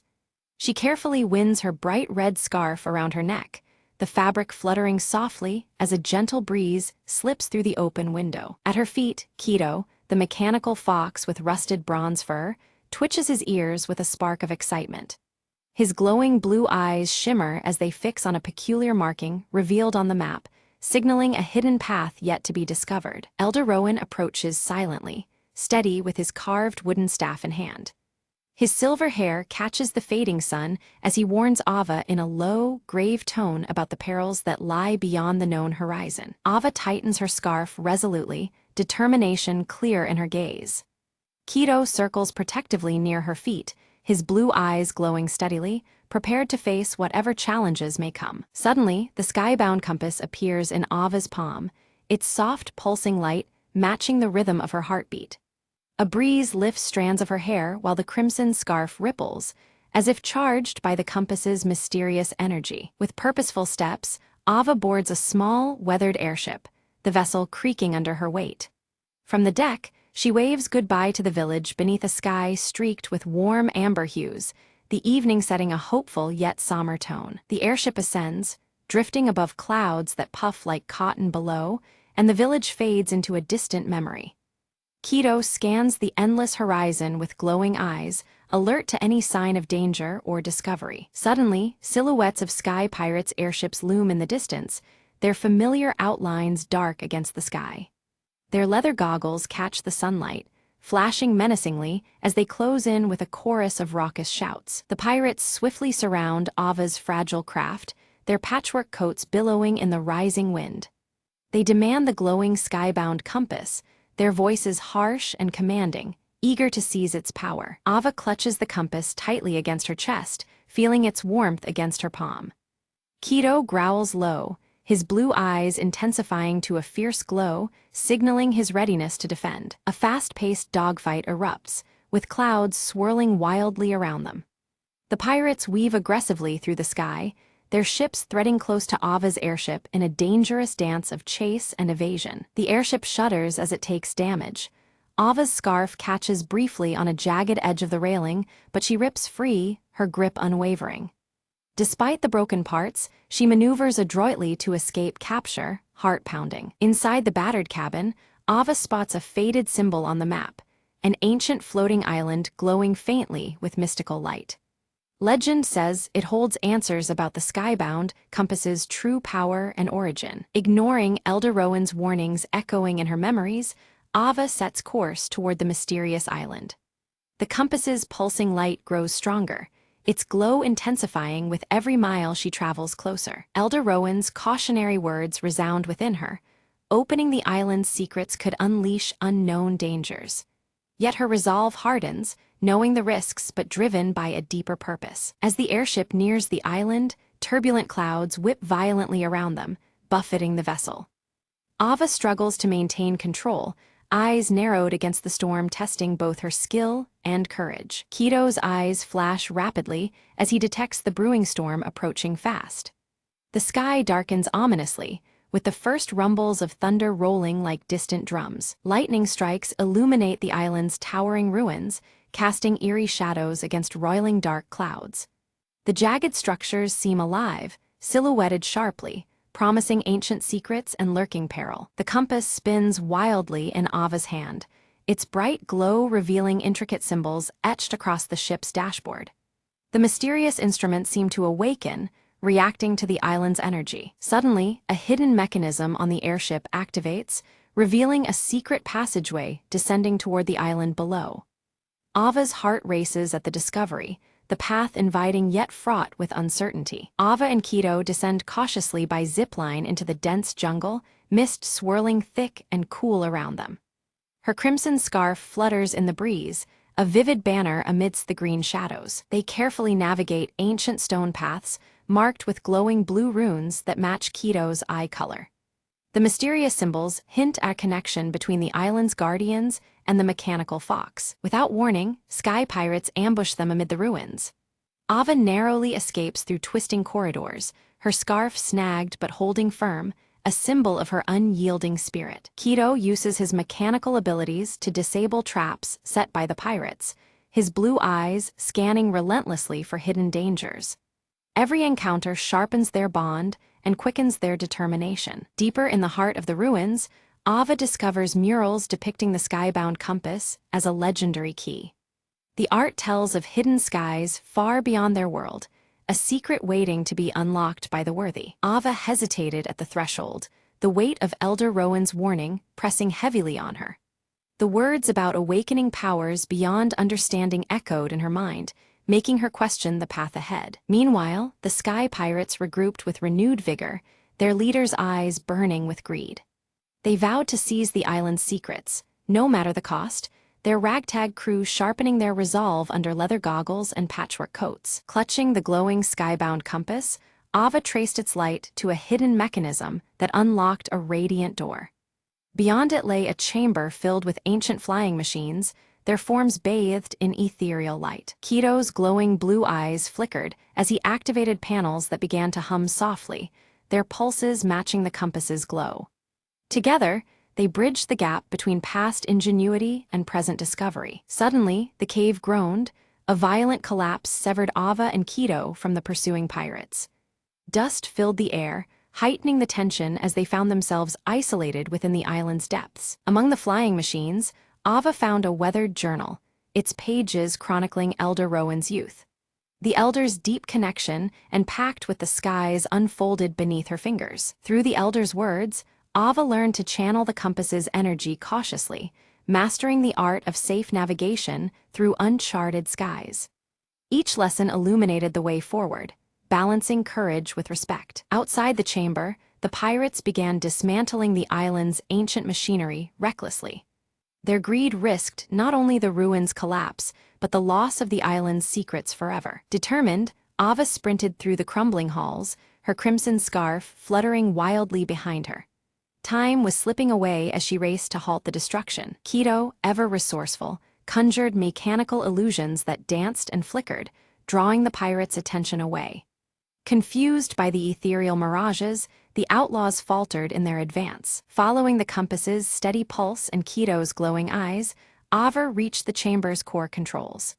The ancient mechanism awaited activation, humming in harmony with the duo's resolve. Suddenly, the pirate captain burst into the chamber, his grip tight on his weapon. Ava's scarf caught again on a jagged edge as she dodged narrowly, evading capture by a breath. A tense standoff ensued. Ava stood grounded, the skybound compass blazing fiercely in her hand. Her gaze locked with the captain's, unflinching as the chamber's glow bathed them both. In a swift move, Keto leapt onto the captain, delivering a precise mechanical strike that disabled his weapon temporarily. The delicate balance tipped, giving Ava the upper hand. Seizing the moment, Ava activated the chamber's ancient machinery.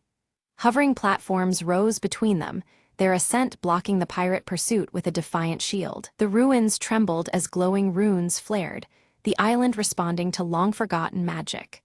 Slowly, the entire landmass began to lift, defying gravity to rise into the sky. The pirates scrambled to regroup, their skyships darting after the floating island with growing desperation. The mysterious ascent transformed the battlefield into a spectacle of air and light. With her scarf wrapped tightly, Ava climbed into one of the ancient flying machines from the chamber. She prepared to pilot it, determination radiating from her every movement. Keto's eyes glowed steadily, syncing with the compass's radiance as the flying machine stirred to life. Together, they took to the skies, ascending alongside the glowing island. They soared above the pursuing pirate ships, the radiant island behind them glowing like a beacon against the horizon. Ava felt the compass guiding her, a steady presence in the vast expanse. Unexpectedly, the pirate captain commandeered a rival flying craft, launching a relentless pursuit.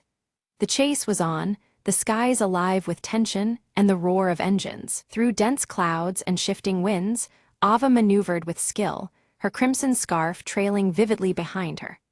The engines hummed loudly as the chase unfolded in a dance of agility and resolve. With eyes fixed on the compass's steady glow, Ava navigated tight gaps with precision. The device's energy lit her path, guiding every daring move above the clouds. Keto detected a critical weakness in the pirate captain's airship, signaling Ava with urgent blinks. The mechanical fox's alert promised a chance to turn the tide of their perilous pursuit. Trusting Keto's warning, Ava triggered a well-placed trap that disabled the pirate captain's vessel abruptly.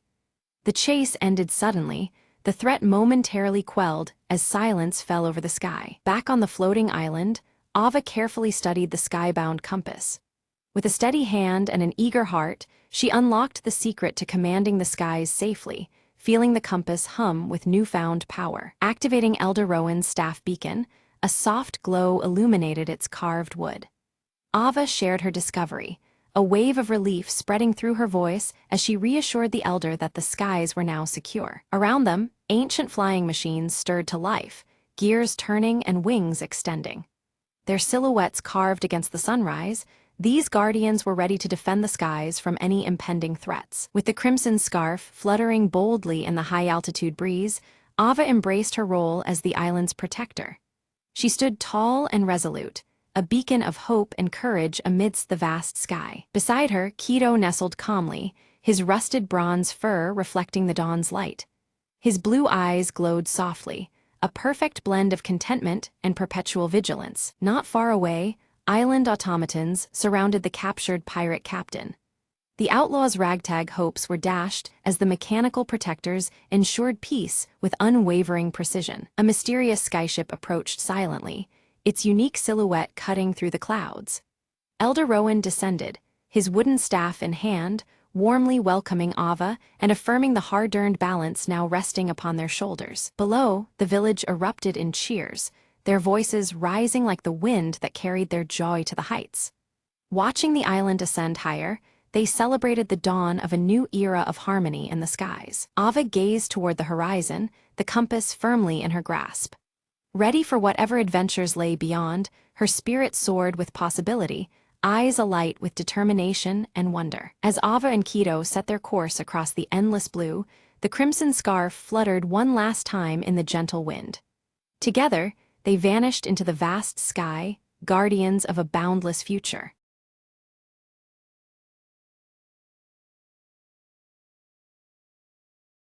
The map was ancient, edges frayed and ink faded, yet it promised a secret buried deep in the Hollowwood forest. Lena adjusted her worn leather backpack, the morning mist curling around her as she stepped beneath the daunting canopy of towering oaks. "No turning back now," she whispered, tracing the cryptic symbols carved onto the map's surface. Each step was a soft crunch against the moss-covered ground, the air thick with silence save for a distant, haunting call. The compass in her hand spun wildly, as if caught in a playful magic, refusing to settle on a true north. She followed the compass's restless dance, deeper into the woods where sunlight barely touched the earth. Suddenly, a rustle, a flash of vibrant feathers, then a small, clever fox peered from behind a bush, eyes gleaming with curiosity. "Seems you're not the only one seeking something," Lena murmured, as the fox darted ahead, beckoning her to follow. Through tangles of brambles and over root-strewn paths, the fox led her to a hidden glade shimmering with golden light. At the heart of the clearing stood the Whispering Stone,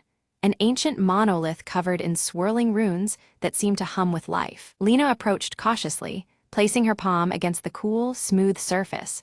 The runes pulsed beneath her fingers. A voice echoed softly in her mind. "Only those who listen with their hearts may unlock the forest's secret." Closing her eyes, Lena breathed deeply, attuning herself to the subtle whispers of the wind brushing through the leaves. Images bloomed in her mind.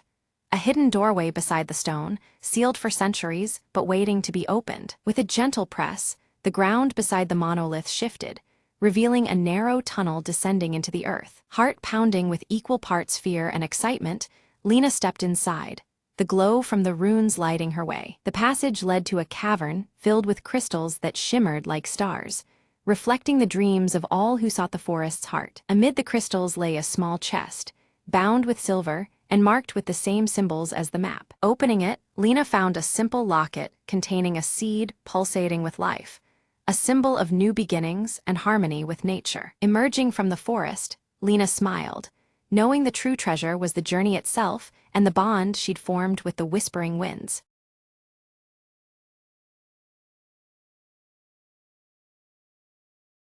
The clock in the hotel lobby struck midnight, its chimes swallowed by the creeping fog outside. Detective Margot slipped inside room 7, her flashlight cutting through the darkness. The door creaked open to reveal nothing but an empty bed, untouched since noon, the room unnervingly silent. She inspected the window. No sign of forced entry, just a cool breeze whispering secrets. Suddenly, a faint tapping echoed from the closet. "Who's there?" Margot called, her voice steady despite the chill rising in her spine. No answer, just the rhythmic tap-tap-tap, like a code in Morse. Drawing her gun, she cracked open the closet door to reveal a small, antique music box. Margot opened it cautiously.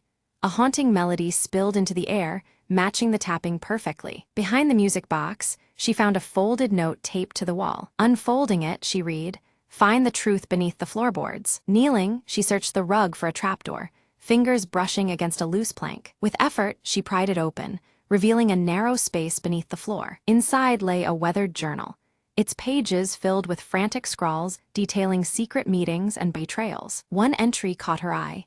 "The visitor at midnight knows the real story." Margot glanced toward the clock. It was midnight now, the hour when the mystery came alive. Footsteps stirred above. She heard a door shut softly, then silence again. Clutching the journal, she smelled a faint trace of perfume, familiar yet elusive. Emerging from the floor, she whispered. The key was hidden in the echoes all along. As dawn broke, the truth unraveled, and Room 7's secret finally found its voice.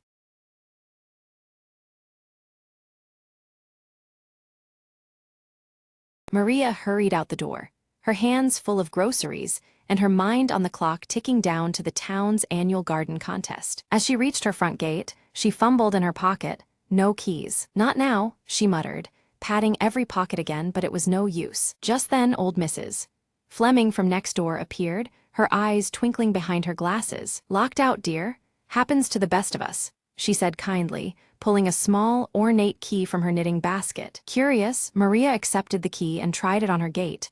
The lock clicked open effortlessly. "I found this in the garden shed last summer, Mrs. Fleming explained. I was saving it for you." Relieved and intrigued, Maria stepped inside.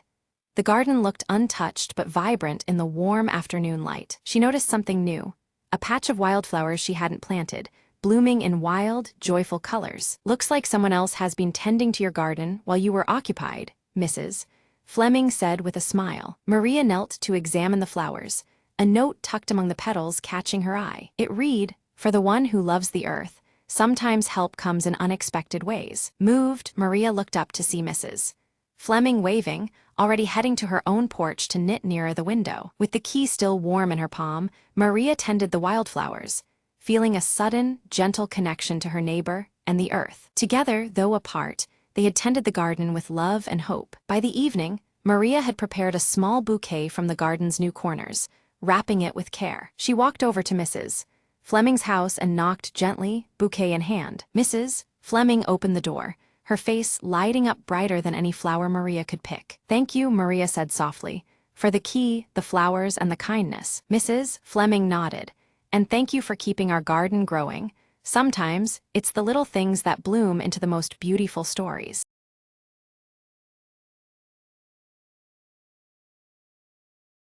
Clara had only just moved into the old cottage when the whispers began. At first they were faint, like a breeze rustling through the leaves, but soon they grew louder, unmistakably voices murmuring beneath the ancient willow tree. Curiosity overcame fear.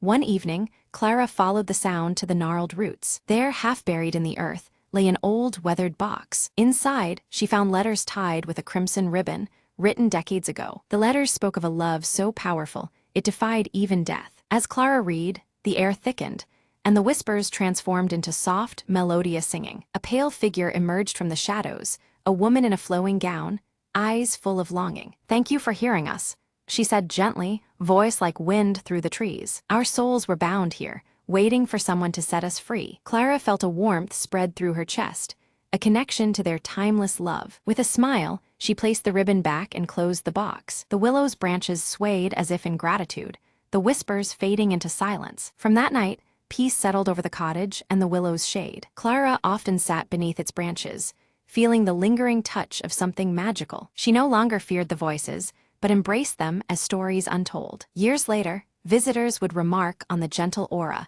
surrounding the ancient tree. And sometimes, when the wind was just right, a faint melody could be heard, a song of love, waiting no longer.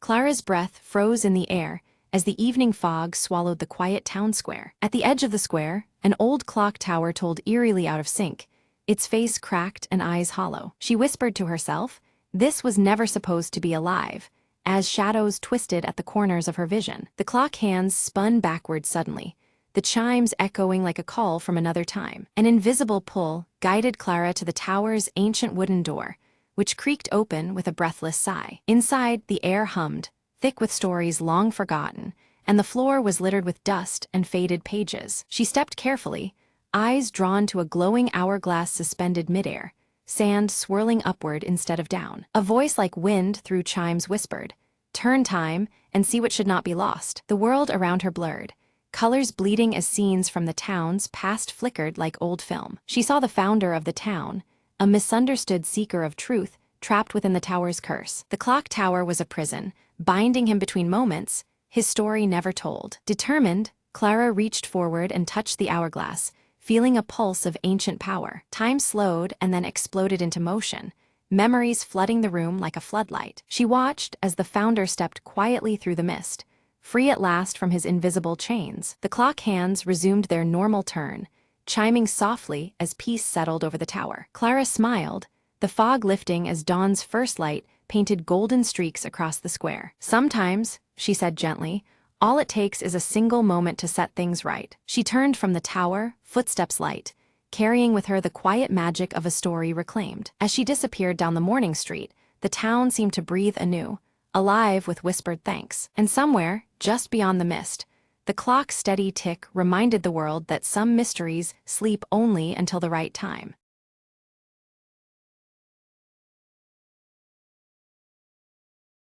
Mara cautiously steps into the dimly lit room, her silver locket glinting subtly as flickering lights struggle against the pervasive shadows. Broken electronics lie scattered, their screens shattered and emitting eerie static noises. She retrieves a cracked handheld device from her jacket pocket, its scrambled data scrambling across the flickering screen as she presses a worn button. The screen's glow pulses unevenly, casting fleeting shadows across her determined face. Elias enters quietly, adjusting his wire-rimmed glasses as his gaze sweeps the chaotic room. Whispering cryptic symbols from his leather-bound notebook, he quickly analyzes the scattered electronic remnants with practiced attention. Their eyes meet with unease, the weight of the discovery pressing down on them both. They silently acknowledge that the situation before them is more dire and complex than they had anticipated. Outside, rain beats rhythmically against cracked windows, blending with the melancholic notes of a distant music box melody.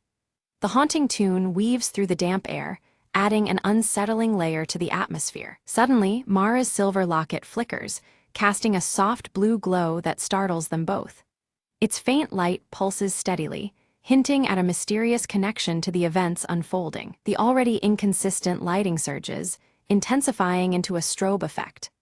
On the cracked handheld device's screen, the holographic emblem of a fragmented circle appears briefly, shimmering with cryptic energy before fading. Elias studies his notebook intently, his fingers tracing symbols that begin to align with the fragmented emblem. He reveals a troubling hypothesis. A powerful overseer is clandestinely orchestrating the unfolding chaos from the shadows. Mara's eyes fixate on the emblem as her jaw tightens, clutching her silver locket with renewed determination. The revelation fuels her resolve to confront this unseen adversary, no matter the dangers ahead. A sudden power surge causes the lights to flicker violently, casting grotesque shadows that seem to animate the scattered debris. The room feels charged with an ominous, almost sentient energy. From the handheld device, distorted whispers leak through the static, fragmented voices hinting at a vast and encroaching danger. Mara and Elias exchange concerned looks, their awareness of the stakes deepening. Mara silently opens her locket, revealing a faded photograph of her family nestled inside. The personal connection sharpens the urgency. This investigation has become deeply personal. Elias's voice lowers as he warns of an impending failure.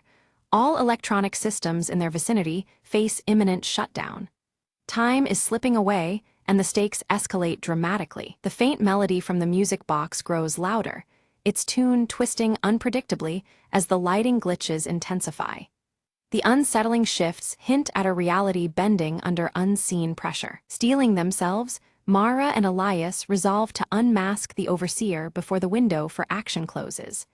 Their determination solidifies, setting a razor-sharp edge to their mission. They connect the handheld device to a hidden terminal, fingers flying over the keys to hack deeper into the network.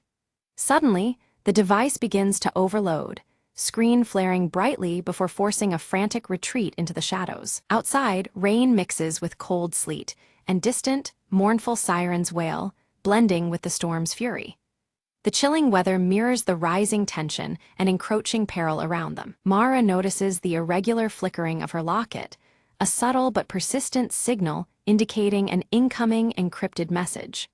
The blue light pulses erratically, drawing their focus back to the mysterious device. Together, they decrypt the message, uncovering a series of coordinates pointing to an abandoned facility veiled in secrecy. This new lead promises answers, but also unknown threats lurking ahead. Despite Elias's apprehension, Mara insists on pursuing the trail, her conviction unwavering. After a tense pause, he nods in reluctant agreement, binding them together on this perilous path. Their progress halts abruptly as security drones, their eyes glowing menacingly red, block the narrow corridor ahead. The mechanized sentinels present an immediate and dangerous obstacle to their escape route. A tense chase ensues through tight alleys bathed in sporadic neon lights flickering like corrupted code. Mara and Elias weave through the shadows, racing against the relentless robotic pursuers. Mara swiftly deploys a compact EMP device, engulfing the drones in a pulse of electromagnetic disruption. The machines falter and power down momentarily, granting the duo precious seconds to slip away unnoticed. They find refuge inside the abandoned facility, walls lined with shattered monitors reflecting fractured light. The eerie echo of the music box melody reverberates faintly, guiding them deeper into the unknown. Approaching a hidden door adorned with the fragmented circle emblem, the haunting melody grows clearer.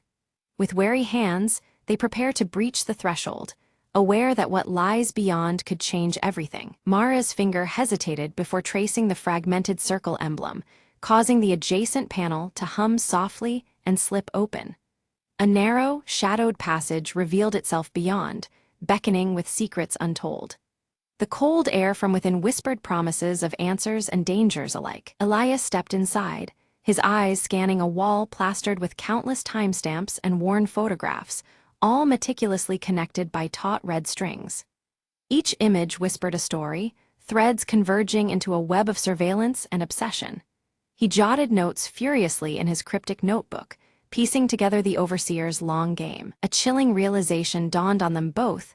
The Overseer had been watching their every move for months, manipulating events with calculated precision. Their paths, choices, and doubts had all been monitored, orchestrated in a grim choreography. Trust felt fragile beneath the weight of such cold control. Suddenly, the room's flickering lights surged with static, and the familiar hum of their handheld devices distorted and died, plunging them into a digital silence. Glitches danced along the walls, distorting the air like broken data streams. The Overseer's shadow loomed deeper in the malfunctioning technology. From the haze of shifting pixels, an eerie holographic message solidified, the Overseer's cold voice dripping with scorn, taunting their dogged pursuit. With cryptic insinuations of betrayal and deception, the projection unsettled the dim space. Patience and resolve were tested anew. Mara's silver locket pulsed erratically against her chest, a rhythmic throb as if resonating with the Overseer's spectral presence. The once steady glow now flickered unpredictable patterns, revealing a hidden power within. It was as if the locket itself sensed the encroaching darkness around them. Elias's sharp eyes caught a detailed map on the wall, dotted with marked locations connected by red lines, a sprawling network of control points stretching like veins across the city and beyond. This was no isolated intrusion, but a vast, sinister operation. Their mission just grew infinitely more complex. Without warning, mechanical whirs crescendoed from concealed alcoves as automated turrets activated, locking onto Mara and Elias with ruthless precision. They faced an impossible choice: stand and fight the relentless defense or flee into the encroaching shadows. The deadly tension cracked the charged silence. Opting for flight, Mara's scar caught a flicker of light as she moved with razor-sharp precision, disabling a turret just in time. Her hands moved deftly, guided by instinct honed through countless trials. The fierce gleam in her eyes betrayed both grit and desperation as they darted beyond the killing zone. Outside, rain-slicked roads reflected the startling blue glow of pursuing drones as Mara and Elias pedaled furiously through the soaked city streets. The relentless mechanical buzz and flashing lights pressed in on them like a closing trap. Every heartbeat echoed the urgent rhythm of the chase. In an unexpected flicker, Mara's locket projected a fragmented, distorted face, an obscured identity possibly belonging to the elusive Overseer. The shattered visage shimmered briefly before fading, leaving more questions than answers in its wake. It stirred something deep within Mara, igniting a mix of fear and resolve. Their flight ended in a deserted subway station, walls plastered with yellowed posters bearing the haunting motif of an old music box melody. The recurring tune seemed to seep from the very air, pulling at hidden memories. The cold blues and grays of the environment deepened the mysterious, uneasy vibe. Elias pored over his battered notebook once more, uncovering a subtle pattern woven through the Overseer's appearances and disappearances. The cryptic symbols now formed a twisted rhythm, hinting at strategic pauses and bursts of activity. They realized they were pawns in a much larger, calculated game. A sudden calm fell over the station as a figure emerged from the shadows, a mysterious informant offering aid, cloaked in ambiguity. Their proposition came with a caveat: trust was the currency, and betrayal the hidden cost.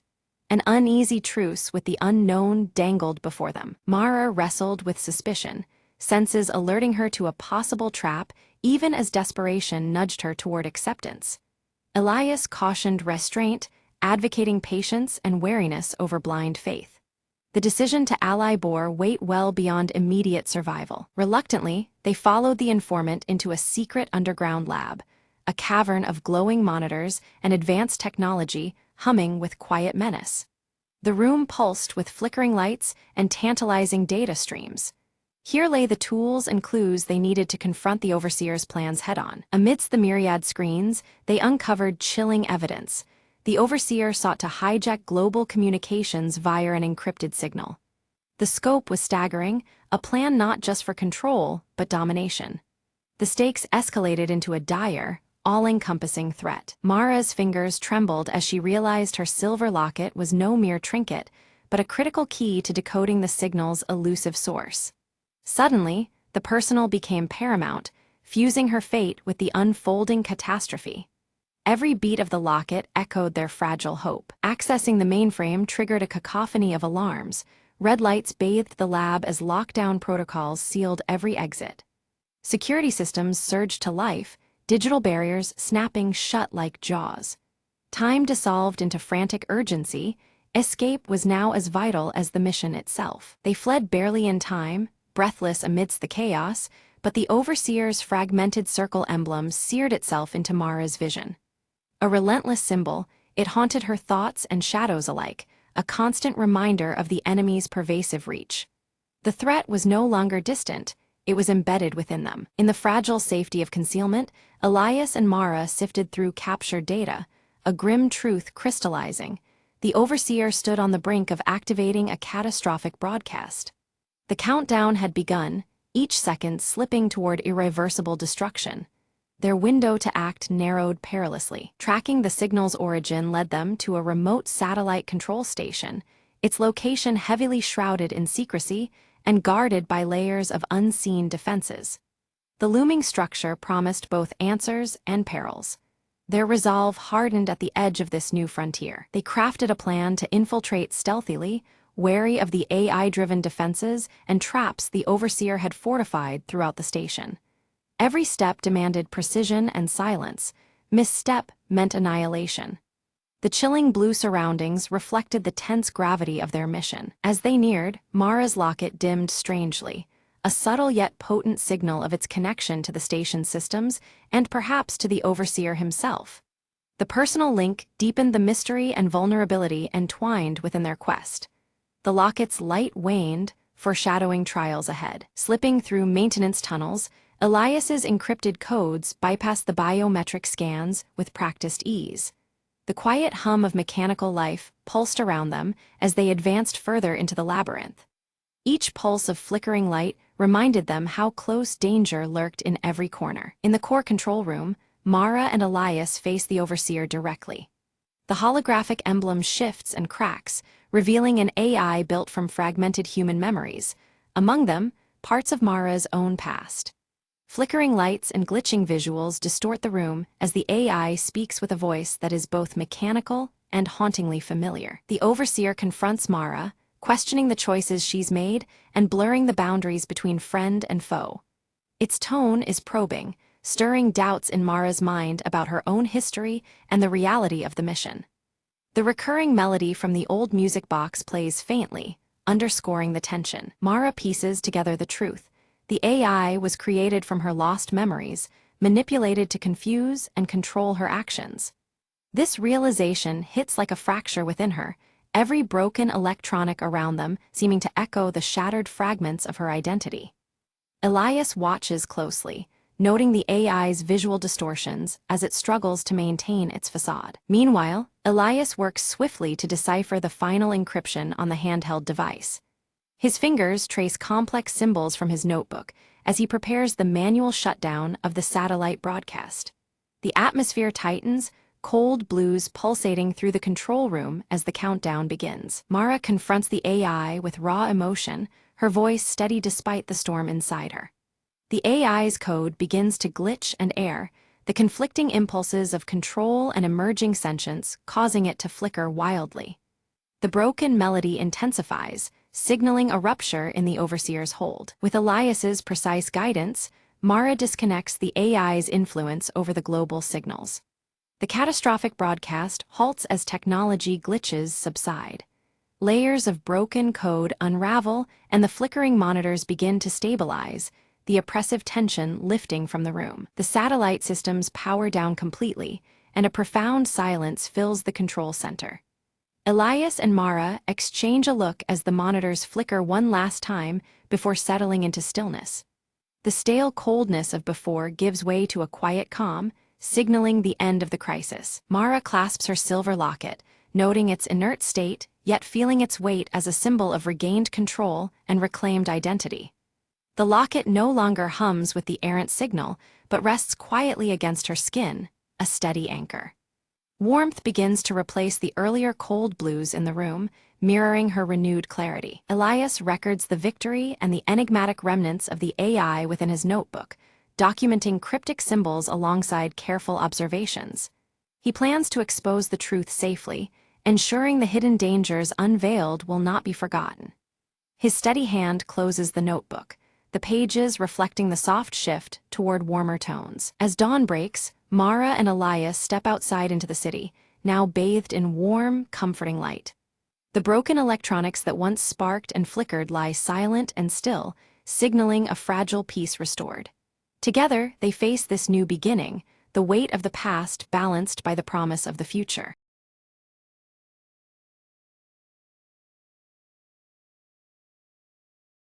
Mara stands at the edge of the dense forest, clutching her silver locket as the dusky sky deepens over Glenmore. The impending darkness mirrors the growing unease that tightens in her chest. Her eyes dart to the dimly lit houses nearby, their shadows stretching oddly long and flickering as if alive. A heavy silence seems to weigh down the air, pressing close with unspoken fears. Elias approaches silently, the faded scar on his left cheek visible beneath his dark hood. His voice is low and urgent, warning Mara of the dark force stirring beneath the town's surface. Inside Mara's home, a shattered mirror catches the flickering lamplight, reflecting shadows that twist and move independently. The glass fractures reveal distorted scenes, as if hinting at a hidden, unsettling truth. Memories from Mara's childhood surge unbidden, time spent near the forbidding forest, shadows lurking at the edges, and a fear she never fully understood. A trauma lies buried, tethered tightly to the trees beyond the town's borders. Whispers spread through Glenmore of people vanishing mysteriously, their last sightings registering near the forest's edge. Panic simmers as the town grapples with the impossible disappearances, the darkness seeming to reach ever closer. Suddenly, Mara's silver locket emits a faint glow, its light pulsing gently as if sensing a presence unseen by human eyes. This subtle illumination hints at forces at work beyond the veil of reality. Elias urges Mara to face the hollow, an elusive entity believed responsible for the vanishings. His warning is grave. Confronting it may be the only way to stop the spreading darkness. As night cloaks the forest, Mara peers into its depths, where shadows stretch unnaturally between twisted trees. The atmosphere tightens, each breath heavier as the boundary between worlds begins to blur. She steps carefully onto a broken path littered with shattered glass and dead leaves, the crunch underfoot echoing in the stillness. Every movement feels measured, as if the forest itself watches her approach. Without warning, the ground trembles beneath her feet and distant whispers weave through the air, their words scrambled and impossible to decipher. The eerie sounds unsettle Mara, deepening the sense of unseen presence. A flicker of movement catches her eye, a writhing shadow just beyond the tree line, glowing ember eyes piercing through darkness. The entity recoils like a predator aware of her gaze, disappearing into the night. Gripping her silver locket tightly, Mara feels the shadows teasing retreat, a silent challenge wrapped in malevolence. The elusive glimpse fuels both her fear and determination. Elias recounts old legends of the Hollow, describing it as a fractured spirit feeding on fear and forgotten memories. His words paint a chilling portrait of a menace that thrives in the cracks of reality. Resolved and steeled, Mara vows to find and end the hollow before its darkness consumes her and Glenmore. The stakes become painfully clear. Failure could mean losing everything she holds dear. Each night, the shadowy figure prowls closer to Mara's home, warping reality in subtle, terrifying ways. The boundaries between the familiar and the nightmare twist beneath its malevolent influence. Mirrors shatter spontaneously around town, splintering into shards that reveal fleeting, distorted glimpses of a dark world lurking beneath normal life. These fractured reflections unsettle the townsfolk, marking each moment with growing dread. Mara is haunted by dreams of drowned faces trapped beneath a black veil. Awakening, she finds water pooling inexplicably on her floor, as if the barrier between dream and reality is eroding. Elias discovers a hidden journal detailing a ritual meant to seal the hollow's power, yet it demands a great and personal sacrifice. This revelation deepens the peril, casting shadows over their hope. Brief, ghostly appearances of the missing townspeople flicker in reflective surfaces, caught in liminal spaces between worlds. Their silent pleas echo faintly, heightening Mara's resolve to save them. Attempting the ritual, Mara is abruptly attacked by the hollow's tendrils, thrusting her into a nightmarish vision of despair. She confronts a harrowing inner darkness, testing her courage and will. In the vision, Mara's own face fractures in a broken glass mirror, each shard revealing fragments of her painful past. The reflections offer painful clues that might lead to understanding the hollow's true nature. Her silver locket pulses with increasing strength, guiding her through the labyrinth of memories and encroaching shadows. This beacon of light becomes her anchor against the overwhelming darkness. Elias faces the townsfolk, whose unnerving calmness and tight-lipped silence hint at secrets too fearful to speak. Their reluctance deepens the mystery and raises the tension between them all. Quietly, Mara slips into the town library, unearthing faded photographs that link previous victims to the hollow. Each image layers new dread onto the growing pattern of disappearance and despair. A sudden, chilling apparition of the hollow emerges from the deepening shadows, its ember eyes gleaming as it mocks Mara with a sinister grin. The cracked mirror before her distorts her reflection, breaking it into jagged fragments that twist her image into something unrecognizable and ominous. Mara barely escapes the apparition's grasp, her breath quick and heart racing as she stumbles into the dim clearing where Elias waits silently. He reveals the secret of the silver locket, a key more powerful than she imagined, silently tethered to the shadow's very existence. Elias explains that the locket was once fused to the hollow's heart, a fragment torn away long ago to diminish its power and bind its darkness. Mara clutches the locket tightly, realizing the weight of their intertwined destinies. Together, they devise a perilous plan to reunite the locket with its other half, hidden deep beneath the forest floor, knowing every step invites greater danger. The risk is palpable, the forest itself seeming to pulse with unseen menace as they prepare to move forward. The hollow's influence coils through the forest, twisting roots into writhing veins that claw at the earth, corrupting the land itself. The very air thickens with creeping darkness, as if nature rebels against their quest. Shadows deepen around Mara, her clothing darkening subtly as if absorbing the creeping gloom, blurring the edges between waking and nightmare. Each breath feels heavier, the line between reality and dream whispering its fragility. At last, Mara approaches the hollowed tree, faintly glowing with an ethereal light that marks the rumored resting place of the locket's counterpart. The fractured mirrors embedded in the bark reflect the dim light, casting eerie patterns upon her face. Her path is twisted with traps and illusions, each forcing her to confront fears and puzzles designed to break her will. Mara pushes forward, her mind and body tested by challenges both physical and psychological. Elias offers steadfast support, but when an unseen force lashes out, he is wounded, blood darkening his clothing and heightening the urgency of their mission. His injury snaps the fragile calm, the stakes growing ever more dire. Determined, Mara presses on alone, the silver locket's soft glow entwining with the ember hue of the encroaching darkness, illuminating her path as she ventures deeper into the unknown. The weight of her resolve is palpable in the thickening air. Facing a fractured mirror, Mara confronts the hollow as it partially reveals a shifting, shadowy form, never fully seen yet filled with seething menace. The shattered reflections ripple with unease, echoing the entity's unpredictable nature. The hollow's voice slithers through the stillness, taunting Mara with a dire promise. Fail, and she will remain trapped within its eternal shadow forever. The cruel stakes hang heavy in the cold air, testing her resolve. With trembling hands, Mara reunites the locket's two halves. A burst of searing light ricochets through the darkness, fracturing the shadow's form and pushing back the lingering dread.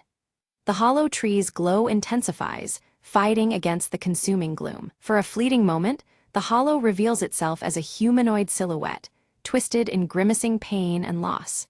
Its ember eyes flicker with a haunting sorrow, hinting at a tortured origin beneath the menace. The shadow lashes back violently, shattering the light into scattered shards and casting Mara into a surreal void where time and space bend unnaturally. Darkness curls around her like living smoke, swallowing the remnants of illumination. Within this void, Mara is bombarded by ghostly reflections of her childhood. Fragmented memories shimmer in the broken mirrors around her. Past moments long buried surface with unsettling clarity, revealing hidden wounds. A shattering truth dawns on her. Her own suppressed memories feed the hollow's power, giving life to the darkness she fights. Gathering courage, Mara steels herself to confront the fears she once fled from. In a moment of piercing clarity, Mara begins to reshape the shattered mirrors within the void, mending the fractured reflections and weaving her broken soul back into wholeness.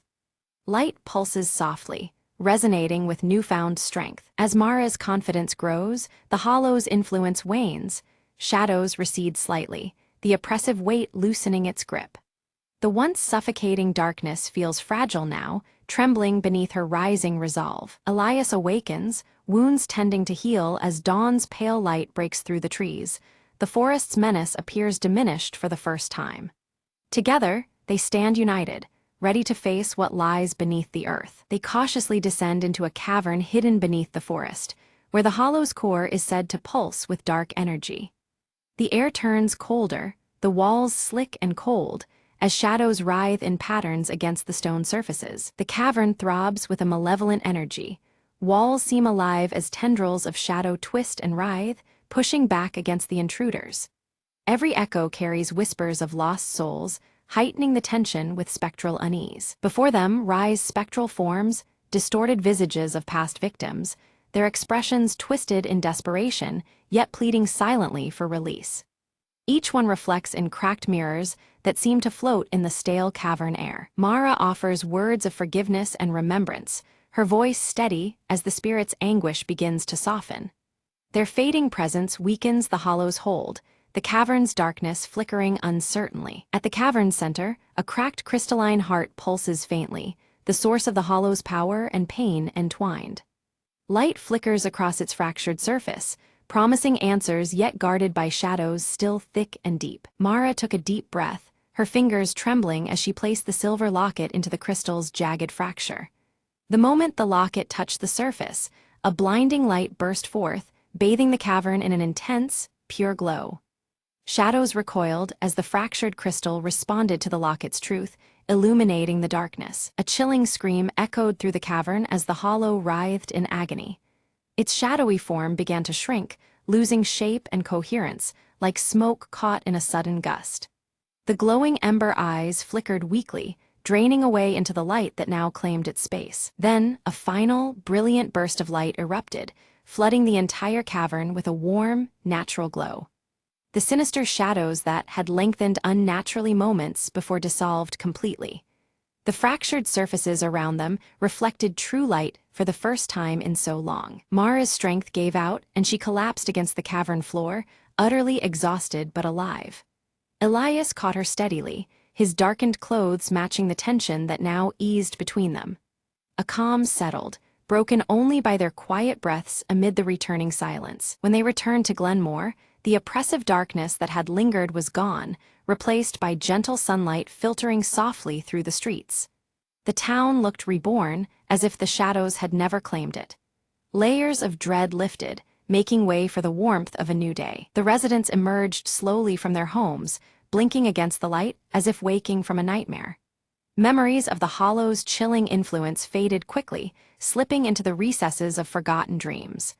Life began to reclaim its rightful place, serene and unshadowed. Mara's silver locket no longer radiated light, but rested quietly against her chest, a silent testament to what had passed. It symbolized closure, a resilience forged in darkness now at peace. The connection it represented was no longer a burden, but a shield of strength. Elias stood beside Mara, his presence steady and resolute. He vowed to remain in Glenmore, dedicating himself to rebuilding what was broken and guarding against the return of lurking shadows. His faded scar caught the sunlight, a reminder of battles fought and ones still ahead. The fractured mirrors throughout the town had been replaced with clear, unblemished glass. Their reflections no longer distorted reality, but offered pure, truthful images to those who looked into them. The town's spirit, once fractured and warped, now shone back with clarity and hope. Mara stood at the town's edge, her gaze fixed on the distant horizon where dark clouds gathered faintly beneath the hollow veil. Though the light had returned, she knew the shadows were never fully gone. Steeled by all she had endured, she prepared to confront whatever darkness might next arise.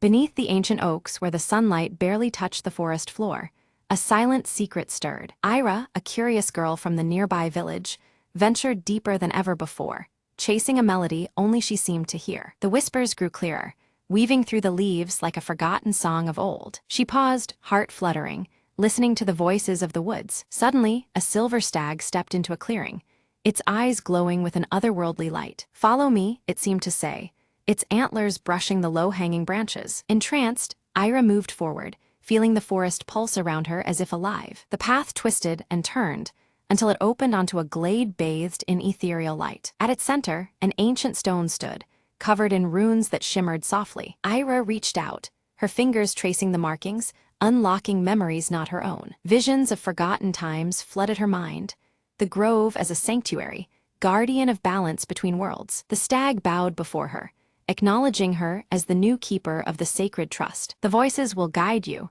the whispering wind seemed to say, "for the forest speaks to those who listen." Ira understood her purpose, to protect the harmony between the village and the wilds beyond. With the dawn's first light, the stag faded back into the shadows, leaving Ira alone but empowered. Returning home, she carried the grove's blessing deep within her spirit. Sometimes, she told herself, the greatest adventures begin with a whisper. Her village thrived as harmony returned, forests flourishing under new care and respect. And whenever the wind rustled the leaves, Ira heard the grove's gentle song, a promise kept. In the heart of the ancient woods, the whispering continued, undying and eternal.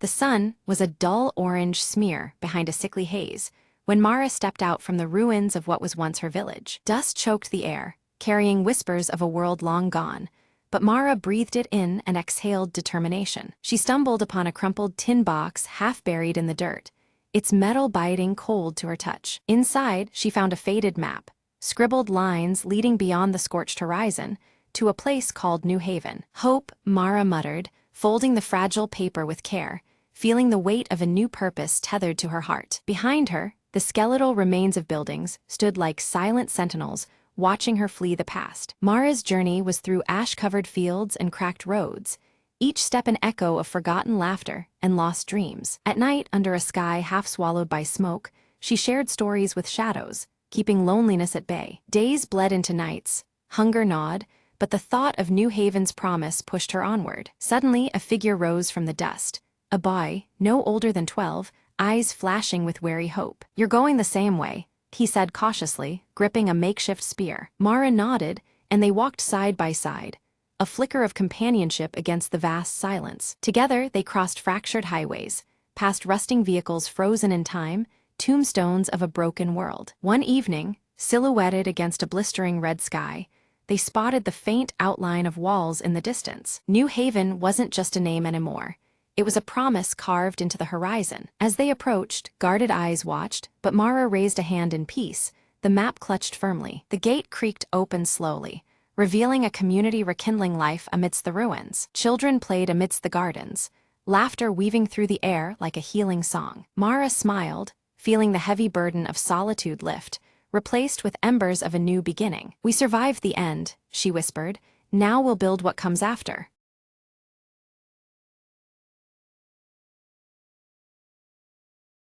It was past midnight when Sarah finally found the courage to open the old door in the attic, a door she'd never noticed before. The air that spilled out smelled of dust, and something colder, darker, breathing beneath the floorboards. Sarah stepped inside, her flashlight barely cutting through the thick shadows cloaking the room. Whispers curled around her ears, unintelligible but insistent, drawing her deeper into the darkness. Her hand brushed something soft on the floor, a diary, old and leather-bound, trembling in her grip. Opening it, she found faded letters scribbled hastily, telling of a family trapped inside this very house, years ago, never leaving. Suddenly, the door slammed shut behind her, sealing off any hope of escape. The whispers grew louder, transforming into voices, pleading, angry, lost. Sarah's heart pounded as a cold breath brushed her neck, and the room seemed to shrink around her. She remembered the last phrase from the diary, "Only the truth will free us." Clutching the diary, she spoke aloud, "Tell me what happened. I want to help." The voices overlapped, forming a story of betrayal, silence, and a secret hidden beneath the floorboards. With shaking hands, Sarah knelt and pried at the worn wooden planks, revealing a small, locked box. Using a hairpin, she managed to open it. Inside lay a tarnished locket and a faded photograph of the trapped family. She whispered, "I see you. I won't let you be forgotten." The atmosphere shifted.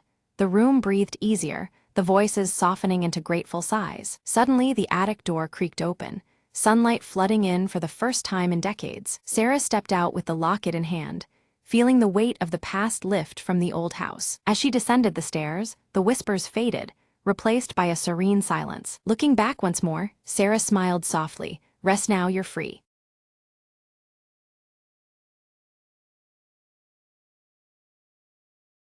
Ella's days were a rhythm, a quiet melody flowing through the small cafe she ran by the corner. Every morning, she unlocked the doors with the same gentle smile, ready to welcome familiar faces and new stories alike. On this particular day, a shy boy named Liam stepped inside, clutching a worn-out notebook. "I heard this place feels like home," he said softly, glancing around as if searching for something. Ella nodded, pouring him a warm cup of coffee.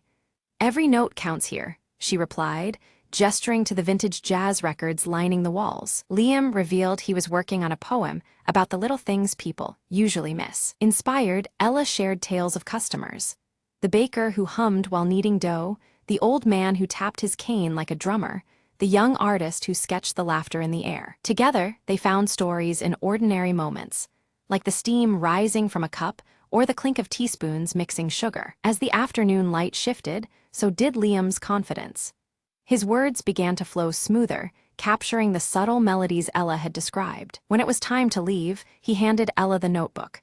"Thank you for helping me hear the music in silence," he said. Ella smiled, watching him step back into the world, now carrying a brighter tune in his heart. Later, she flipped through the pages, each poem a note in the song of everyday life around her cafe. She realized their small moments were like a jazz ensemble, improvised, imperfect but beautifully intertwined. The sun set, casting a golden glow over the storefront, warming its familiar embrace. Ella whispered to the quiet room, "Every day has its own rhythm, if only we listen." As night fell, soft music played, and the cafe waited patiently for the dawn and its new stories. Ella locked up with a contented sigh, the book tucked safely beside the register. In those pages, she found a reflection of her own life, simple, rich, and unfolding note by note. Tomorrow would bring new faces and untold melodies, a fresh verse in the ongoing song of her days. And with that thought, she stepped into the gentle night, humming a tune that promised more to come.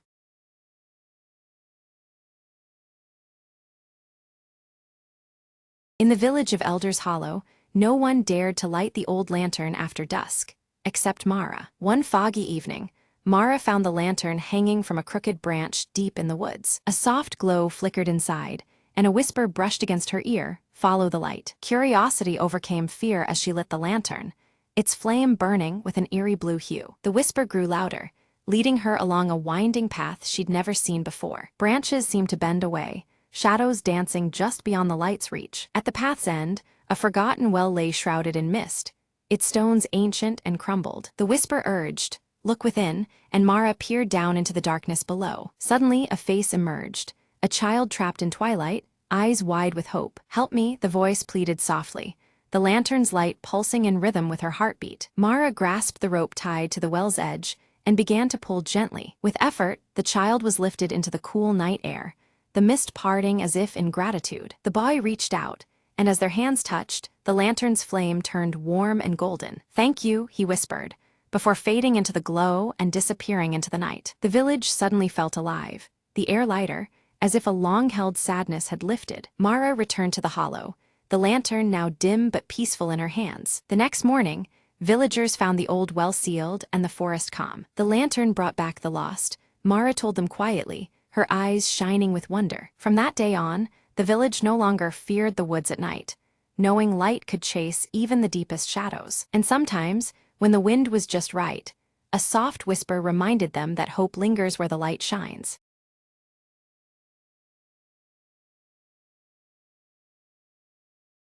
Under a heavy twilight sky, Mara walks cautiously through the quiet village street, her eyes darting nervously at shadows cast by the failing street lamps. The fading light deepens the ominous mood as her scar pulses faintly, a subtle reminder of the power tied to her. At the aged bookshop, Mara meets Elias, whose piercing blue eyes glint with unspoken knowledge. He hands her an ancient leather-bound book that pulsing faintly with blue light, hinting at secrets long concealed. Mara opens the book, revealing cryptic writings describing a shimmering mist known as the Veil, said to hide unseen realms just beyond the mortal eye. The words seem to shift on the pages, deepening the mystery surrounding the mist's true nature. Suddenly, the room's light dims as a faint mist swirls outside the shop window, its colors undulating and forms shifting eerily. Mara's scar reacts subtly, throbbing as if in resonance with the haunting presence. Stepping outside, Mara catches sight of fleeting figures within the mist, their outlines appearing and vanishing with ghostly speed. The sensation is both chilling and compelling, drawing her attention despite the growing unease. From behind Mara appears Leora, her glowing amber eyes fixed on the veil as she tightly clasps the delicate silver necklace around her neck. The necklace's subtle shine contrasts with the growing darkness surrounding them. Leora's voice is low and urgent as she whispers of the veil's increasing strength and an impending danger looming over the village. Her warning hangs heavy in the air, fraught with an ominous tension. Mara's scar pulses with a faint, awakening rhythm, seemingly stirred by Leora's presence and the swirling mist outside. A magnetic force connects Mara more deeply to the supernatural threat closing around them. Elias explains gravely that the veil is a bridge between their world and a forgotten realm, whose chaotic merging threatens to engulf their village entirely. His words underscore the gravity of the threat they face together. Determined, Mara resolves to explore the village outskirts where the veil's mist thickens most. Clutching the ancient book and eyes fixed on Leora's necklace, she steels herself for what lies ahead. At the boundary, Mara observes flickering silhouettes trapped and calling for release within the dense veil. Their desperation intensifies the urgency of her quest as ghostly hands seem to reach for her in silence. Without warning, the mist convulses and surges forward in an attempt to pull Mara into its depths, her scar igniting with fierce, burning intensity. The veil's power threatens to overwhelm her, testing her resolve. Leora reacts swiftly, grabbing Mara's hand and projecting a calming glow from the silver necklace that soothes the searing pain. The light creates a fragile shield against the veil's relentless grasp. Elias issues a dire warning. Only by breaking the binding curse that ensnares them all can they prevent the veil from consuming the village whole. The stakes rise sharply, leaving no option but to confront the unknown curse. Resolute, Mara vows to seek the source of the curse deep within the forgotten forest beyond the village's edge. Her determination fuels her forward despite the growing shadow cast by the veil. Entering the ancient forest, Mara feels the palpable presence of the veil intensify, its shifting shapes entwining among gnarled trees. The eerie whispers and pulsating air immerse her in a realm straddling reality and the unknown. Her fingers brush over cryptic symbols carved into the bark, which flares softly when illuminated by the book's ethereal light. The carvings hint at forgotten knowledge and deeper connections to the veil's mystery. A sudden chorus of whispering voices guides Mara into a shadowed clearing, where the earth itself pulses with ethereal energy beneath her feet. The atmosphere is thick with unseen power, amplifying the tensions surrounding her quest. From within the mist, the veil coils into a serpentine shape that sways and beckons Mara with haunting melodies. Its hypnotic lure threatens to draw her deeper into a perilous and unknown domain. Struggling against the allure, Mara summons Elias's counsel, focusing on the steady pulse of her scar as a tether to her own reality.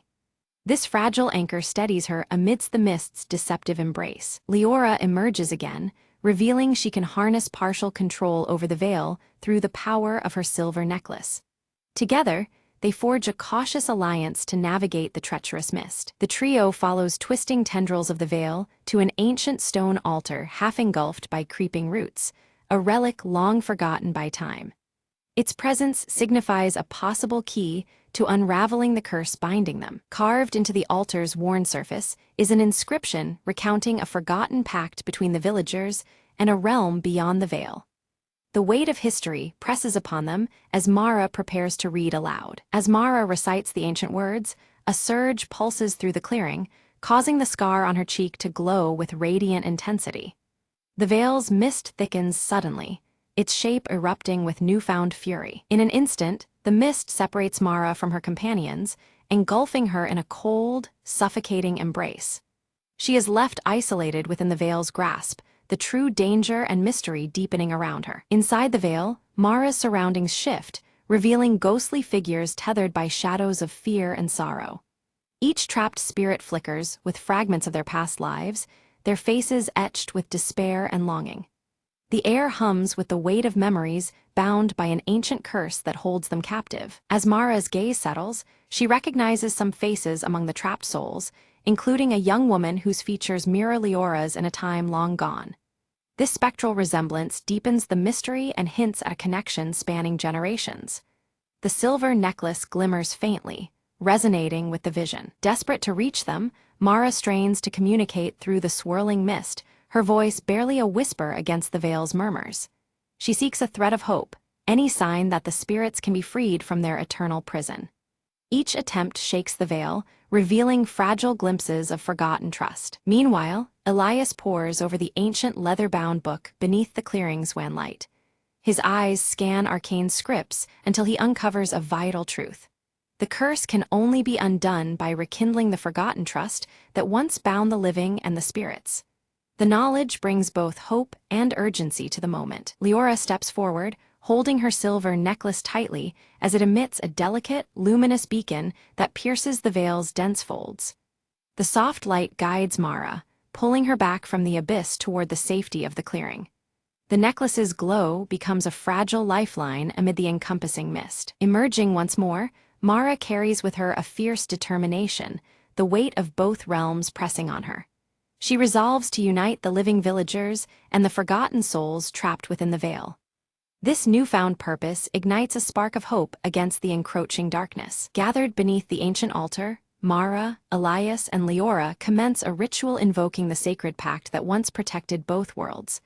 But as their voices rise, the veil reacts unpredictably, the energies surging uncontrollably.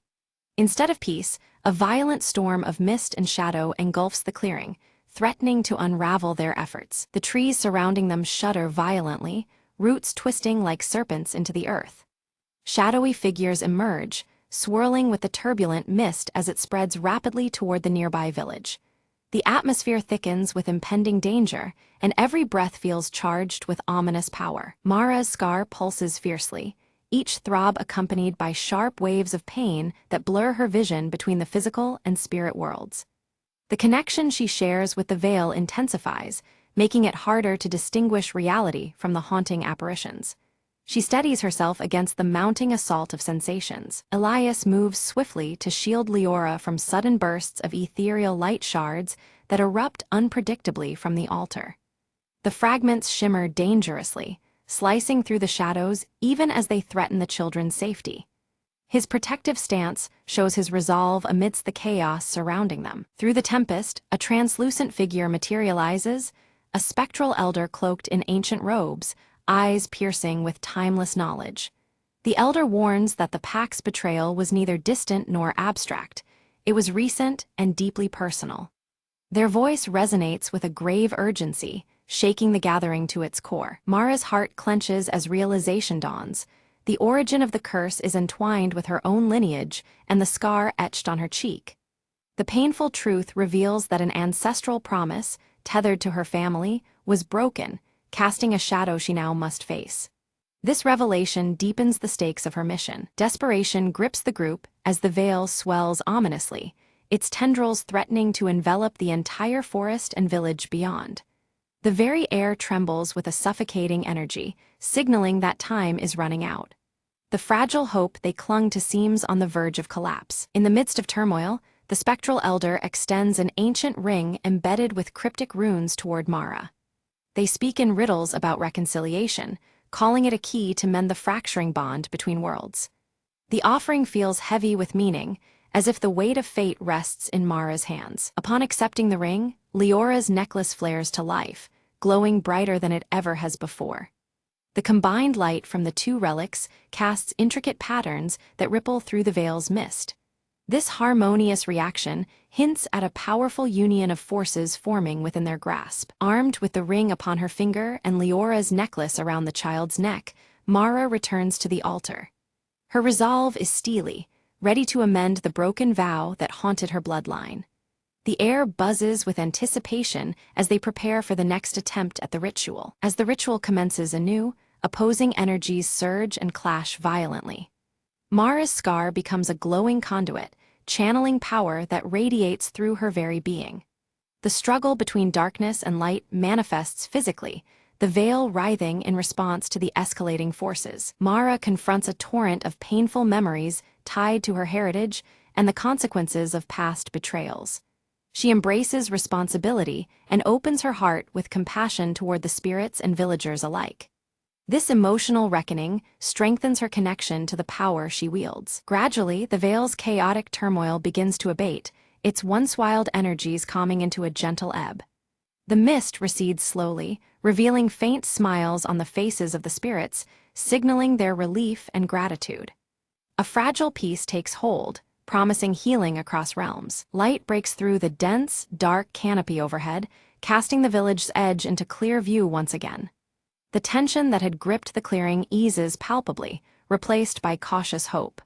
Nature itself seems to breathe easier as balance is tentatively restored. Unexpectedly, Mara's scar transforms, fading into a luminous silver shimmer that glistens softly on her cheek. This visible change links her unmistakably to the veil's essence, marking her as a bridge between worlds. The transformation is both awe-inspiring and humbling. Leora's necklace and the ancient ring merge their luminescence, stabilizing the fragile connection between the realms.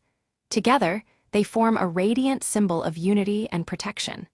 This synthesis promises ongoing harmony where once there was division. Elias steps forward to reveal that their roles are not mere coincidence, but a destined guardianship. They are charged with balancing the delicate peace between the living and the spirit world. His words underscore the profound responsibility that has been entrusted to them all. Mara feels a profound bond deepen with the freed spirits, now released from torment, yet choosing to linger as vigilant watchers over the village. Their presence is no longer a threat but a blessing, a shared guardianship born from mutual trust. She embraces her new role with quiet strength. The surrounding forest seems to inhale a new breath, alive with a gentle, shimmering mist that no longer menaces but protects.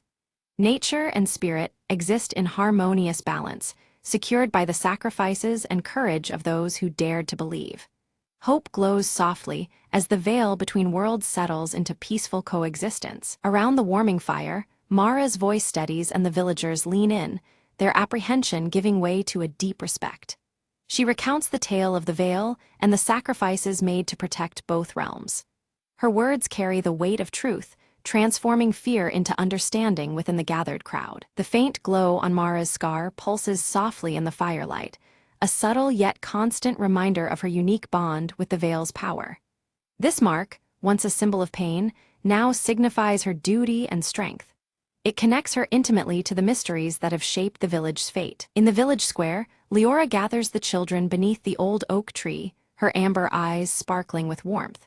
She teaches them about honoring the ties between their world and those unseen, emphasizing kindness and respect across all boundaries. The silver necklace around her neck catches the sun, symbolizing both hope and continuity. Back in the quiet of the bookshop, Elias returns the ancient leather-bound tome to its sacred place on a high shelf. He closes the book carefully, knowing that the knowledge it holds must be protected for future generations.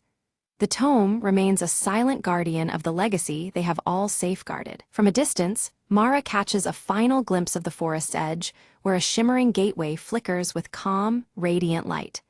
The veil there is less a barrier and more a gentle threshold, inviting peace rather than fear. It promises a future where connection and understanding prevail. Feeling the strength of unity and the wisdom gained from recent trials, Mara stands taller and more resolute than ever. Her spirit, intertwined with the power of the veil, is fortified against whatever challenges lie ahead. She embraces her role with confidence and hope. That evening, the village bursts into celebration, a harmonious blend of age-old traditions and newfound reverence for the otherworldly.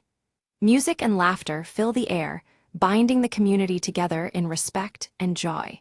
The silver necklace and Mara's scar are honored symbols woven into the festivities. As night falls, stars twinkle vividly above while the mist around the now tranquil trees swirls gently in the cool breeze. The veil's shimmer is soft, casting a luminous glow that comforts the village below. The natural world and the supernatural stand in peaceful coexistence under the vast sky. Mara, Elias, and Leora stand side by side at the hillside, their eyes fixed on the horizon where the worlds gently touch. Each carries a quiet sense of purpose and shared destiny, united by trust and the bonds they've restored.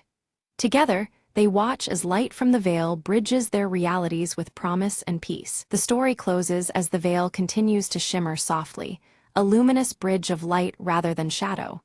It heralds a new era of hope and balance, a testament to courage, unity, and the enduring power of connection. The village, forever changed, embraces this dawn with open hearts.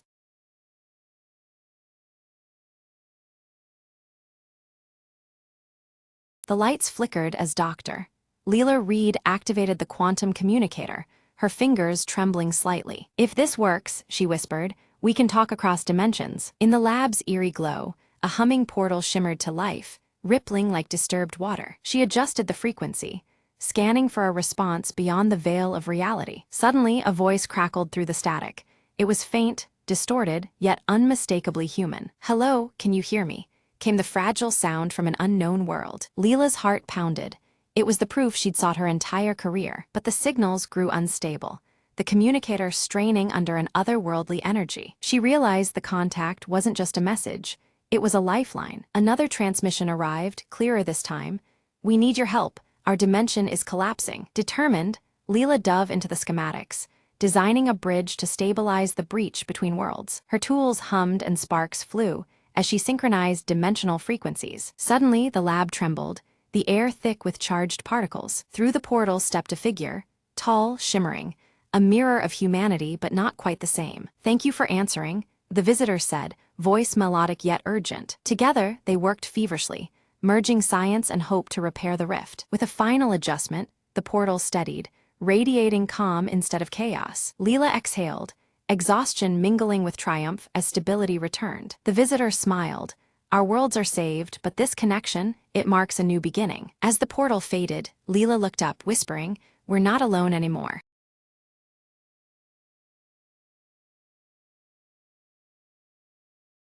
The evening fog curled around the old clock tower as Eliza crept closer, clutching the folded letter in her hand. Her heart pounded with every step. The letter promised a secret buried for decades, hidden right beneath the ticking face above. Old Man Grayson's cryptic warning echoed in her mind. Not all timekeepers guard moments. Some keep shadows. Eliza reached the iron door at the tower's base, her fingers trembling as she found the rusted key taped under the ledge. The door creaked open, revealing a spiral staircase that disappeared into darkness and dust. She took a deep breath and descended, the faint sound of the clock's ticking growing louder in her ears. Midway down, a glimmer caught her eye, a small leather pouch tucked into a crack on the wall. Inside, she found a collection of strange keys and a worn diary belonging to her grandfather, a man she barely knew. Flipping through, cryptic notes mapped a hidden compartment beneath the clock's mechanism. Her fingers quickly found the latch, releasing a panel that revealed a shaded alcove bathed in moonlight. Inside lay an old photograph and a delicate music box, its surface etched with a family crest she recognized. As she opened the music box, a haunting melody filled the silent tower, swirling memories of forgotten days. Eliza's eyes welled up. The photograph showed her grandmother, smiling beneath the clock tower, long before it was abandoned. A folded note inside the box read, "Time seals what the heart never forgets." She realized the secret wasn't gold or jewels, but the preservation of a family's love frozen in time. With a soft smile, Eliza wound the clock's mechanism to resume its silent vigil. The morning light illuminated the tower as she stepped out, the town oblivious to the quiet restoration. Eliza whispered, "Some mysteries aren't lost, they are waiting to be found." As the clock chimed at dawn, she clutched her grandfather's diary close, a new story just beginning. And somewhere in the distance, the clock tower kept its steady beat, a heartbeat echoing through the years.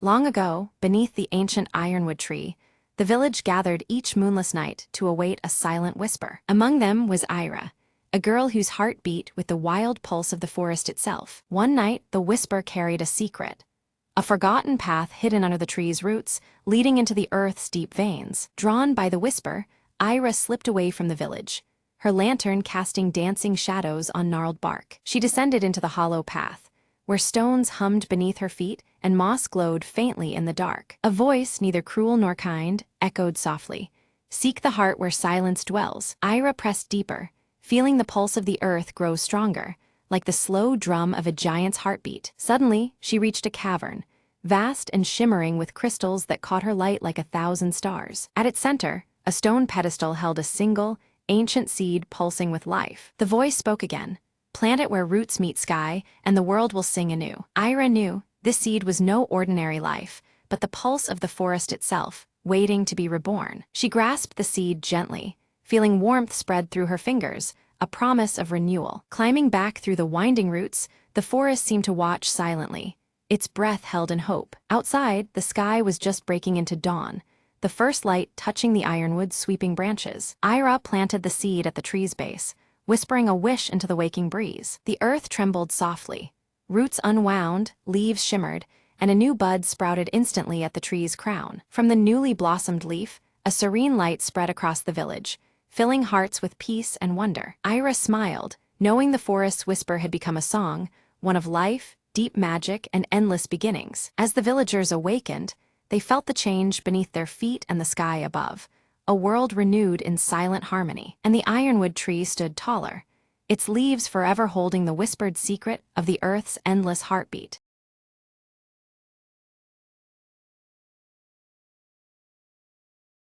Lyra moves carefully through the desolate cityscape, ashes swirling around her silver-streaked hair as she clutches the cracked compass her mother once owned. The ruins around her whisper stories of a forgotten past, the flickering embers of distant fires casting long shadows. From behind a collapsed building, Merck's scarred face emerges, his weathered cloak blending with the grayness of the crumbled surroundings. His steady amber gaze watches Lyra silently, weighing the dangers that lie ahead. Tala slips through the ruined streets, her piercing blue eyes scanning every corner with razor focus. Silent as the drifting ashes, she moves like a ghost, alert for unseen threats in the broken world. At the shattered fountain, Lyra meets Merck, their eyes meeting in a tense nod of acknowledgement. The mechanical raven on Lyra's shoulder flickers its rusty wings, its soft clicks echoing faintly amid the desolation. Lyra unfolds the faded map, trembling fingers tracing a precarious route toward a safe haven marked long ago. Merck watches thoughtfully, the weight of their uncertain path heavy between them. A distant rumble shakes the cracked streets as dust falls from shattered windows. A massive convoy of scavengers, armed and ruthless, approaches, casting long, ominous shadows over the ruins. Quickly, the trio smothers their small campfire, smudging the glowing embers as the scavengers' silhouettes stretch closer. The fragile warmth and light vanish, swallowed by the encroaching menace. Tala catches sight of the scavenger leader, a towering figure wielding a crude spear. With a swift, silent gesture, she signals danger, her piercing blue eyes fierce as the shadows tighten. Lyra clutches the cracked compass tightly, her gaze stealing against the gray sky. Determined, she vows to protect the map's secret at all costs, knowing it could mean salvation or destruction. Merk loads his improvised crossbow, every motion practiced but tense. His amber eyes survey the uneven streets, seeking the best defensive position amid the jagged ruins. The mechanical raven takes flight from Lyra's shoulder, its rusty wings beating hurriedly as it circles above. With soft mechanical clicks, it distracts the scavengers, buying precious moments for the group to reposition. Lyra, Merk, and Tala slip silently into narrow alleys, their footsteps muffled on the cracked pavement. Shadows of ruins envelop them as they evade the scavengers' ever-closer patrols. Suddenly, a clatter breaks the silence. A loose metal pipe tumbles wildly across the ground. The group freezes, hearts pounding as scavengers turn sharply toward their trail, voices rough and rising. The scavengers spread out aggressively, scouring the ruins with echoing shouts that bounce off cracked walls. The air thickens with tension, dust swirling like whispers of danger. In a hushed tone, Lyra whispers of the map's secret, a rumored haven with untouched resources that could change everything. But now, with predators closing in, that secret is at grave risk. To confuse their pursuers, the group briefly splits, each taking shadowed paths through narrow passages. Tala leads with swift, silent movements, a ghost weaving through the remnants of the old world. Merk narrowly escapes a deadly encounter, ducking behind collapsed rubble just as a scavenger's spear shatters stone inches away.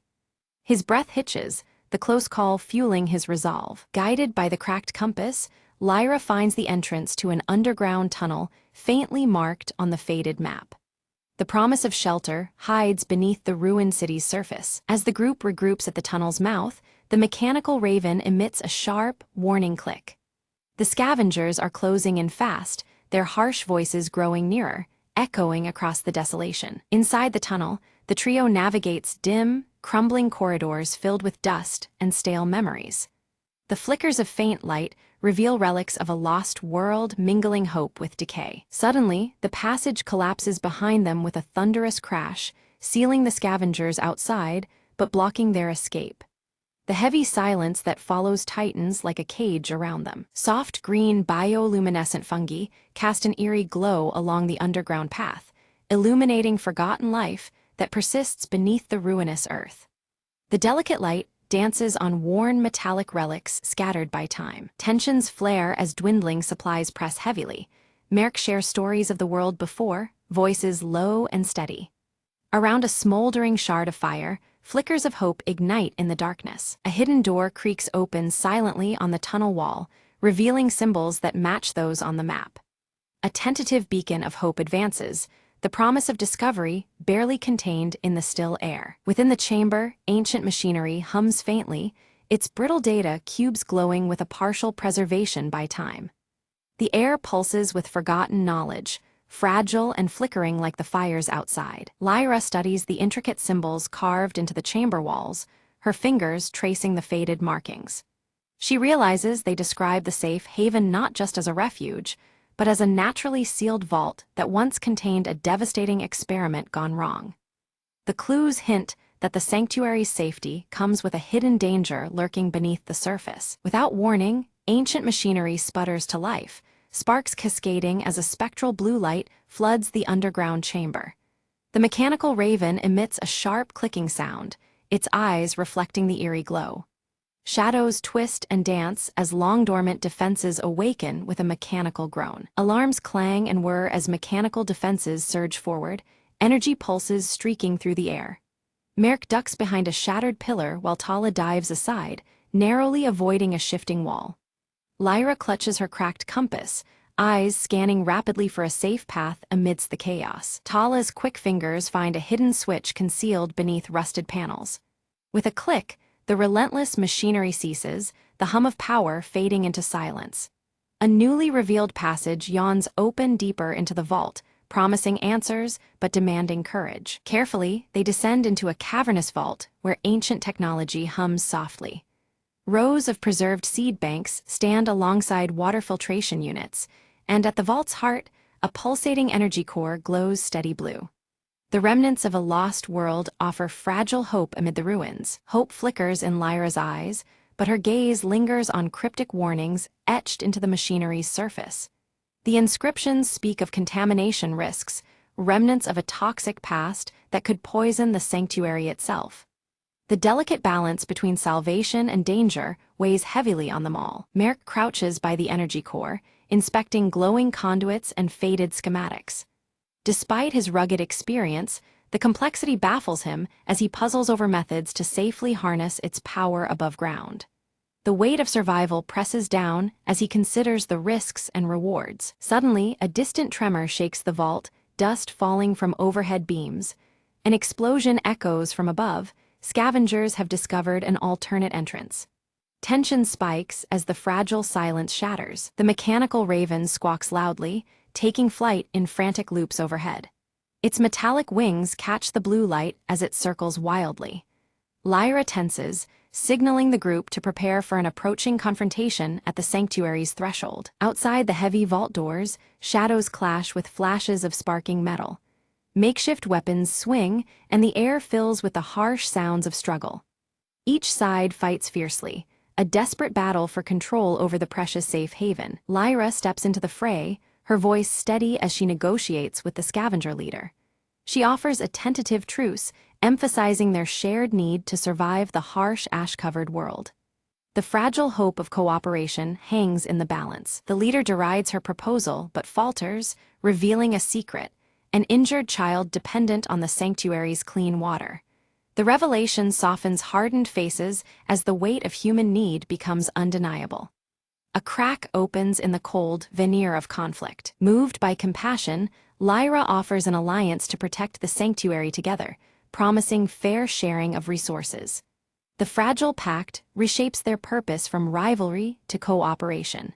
Trust begins to grow amidst the flickering fires around them. Merrick and Tala exchange cautious looks, nodding their agreement.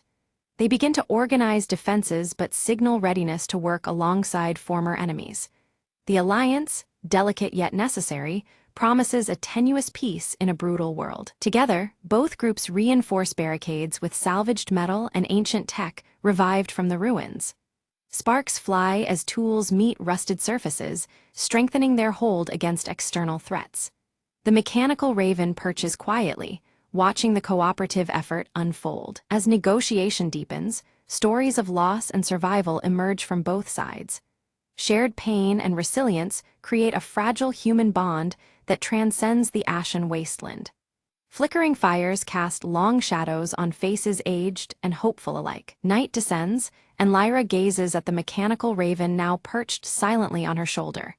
Its mechanical clicks slow, seeming almost reflective in the dancing firelight. The sanctuary breathes quietly, a momentary peace beneath a bleak horizon. Suddenly, an alarm shreds the calm. Unknown intruders breach a secondary entrance. The group snaps to action, tension coiling tight as danger returns.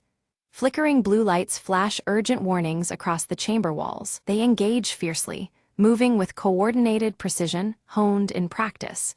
Energy pulses and shadows intertwine as they repel the unexpected attack. Each member plays a vital role in defending their fragile sanctuary. As dawn breaks, intruders retreat, leaving behind ominous clues, signs of a larger threat looming beyond the ruins. The fragile sanctuary may be only the first battleground in a wider conflict. The ash-filled air carries a new, heavier weight of uncertainty. Lyra studies the evidence, her green eyes narrowing in thought. The sanctuary might be a beacon drawing dangers as surely as it attracts hope. Their fight for survival is part of something far greater than they had imagined. Resolute, they decide to activate the energy core fully, sending a signal into the desolate skies. The machinery awakens with a roar, pulsing rhythmic light outward like a call for aid. Each pulse echoes their hope and their warning across the ash-choked horizon. The vault brightens as the energy core hums at full power, ancient tech alive once more. Pulses ripple through the atmosphere, reaching far beyond the sanctuary walls. Their beacon is both a promise and a challenge to the world outside. In the desolate distance, faint figures respond, trekking steadily toward the glowing light. Their silhouettes cut through the ash haze, bringing fresh hope and the unanswered questions of new arrivals. The wasteland stirs with renewed possibility. Lyra, Merrick, and Tala prepare to meet the newcomers, heart steady but wary. The sanctuary's fate now entwines with these fresh faces, their uncertain futures bound by fragile trust. The ashen horizon promises challenges ahead, but also a chance to rebuild together. The newcomers gather in the dimly lit shelter, their eyes reflecting the flickering firelight. They unveil coded diagrams and symbols, explaining the mutated storm's patterns and disclosing ancient shielding techniques that can strengthen the sanctuary's fragile defenses. Pooling their knowledge and resources, the group integrates these encoded protections with relics of the old world. Rusted gears turn as the mechanical raven clicks approvingly, and slowly, the sanctuary stabilizes, a bastion amid the unrelenting wasteland. Around crackling fires, Lyra, Merk, and Tala share stories of battles and losses, their scars illuminated by the dancing flames. Trust grows, knitting together a family born from endurance and hope, where suspicion once lingered like ashes in the wind. One quiet evening, the mechanical raven stirs, fluttering from Lyra's shoulder to a concealed alcove. There, behind a rusted panel, lies a hidden archive filled with fading holographic messages, preserved echoes from the world before the fall. The projections reveal the sanctuary's true purpose. More than mere survival, it was crafted to ignite renewal and unity among scattered survivors. The voices urge those who listen to rise beyond isolation and rebuild together, a new dawn beckoning beyond the ashen horizon. Moved by the revelations, Lyra and Merk pledge to nurture this vision. They vow to extend their network of protection and knowledge, transforming their stronghold into a beacon of hope for others wandering the bleak wastes. The group springs into action, loading caravans with seeds, weathered tools, and precious relics symbolizing a hopeful future. Preparations hum with anticipation, every piece of cargo a promise to distant enclaves waiting in silence. Beneath the steely sky, the caravans roll steadily away from the sanctuary's embrace. High above, the mechanical raven soars, its subtle mechanics clicking softly, sentinel of the fragile journey against the endless gray. Back at the sanctuary, resilient and unwavering, tiny green shoots emerge defiantly through cracked concrete. Against the monochrome wasteland, these first hints of life whisper of renewal, the earth slowly reclaiming hope. At dawn, Lyra stands atop the ramparts, the cracked compass warm in her hand and the rising sun casting golden light on her determined face. The ashen horizon stretches before her, and with steady gaze, she prepares to guide humanity's fragile rebirth into the uncertain dawn.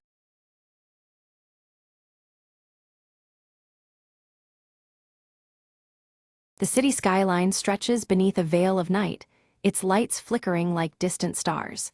Maya stands by her apartment window, her sharp eyes fixed on a television screen broadcasting updates about a chilling missing person case. A sudden knock breaks the silence, and Maya cautiously opens the door to find a plain envelope waiting. Inside, a torn photograph shows her with someone unfamiliar, igniting a spark of unease deep within her. In her cluttered apartment, Maya studies the torn photograph intently, her fingers absent-mindedly brushing against Ava's silver bracelet clasped around her wrist.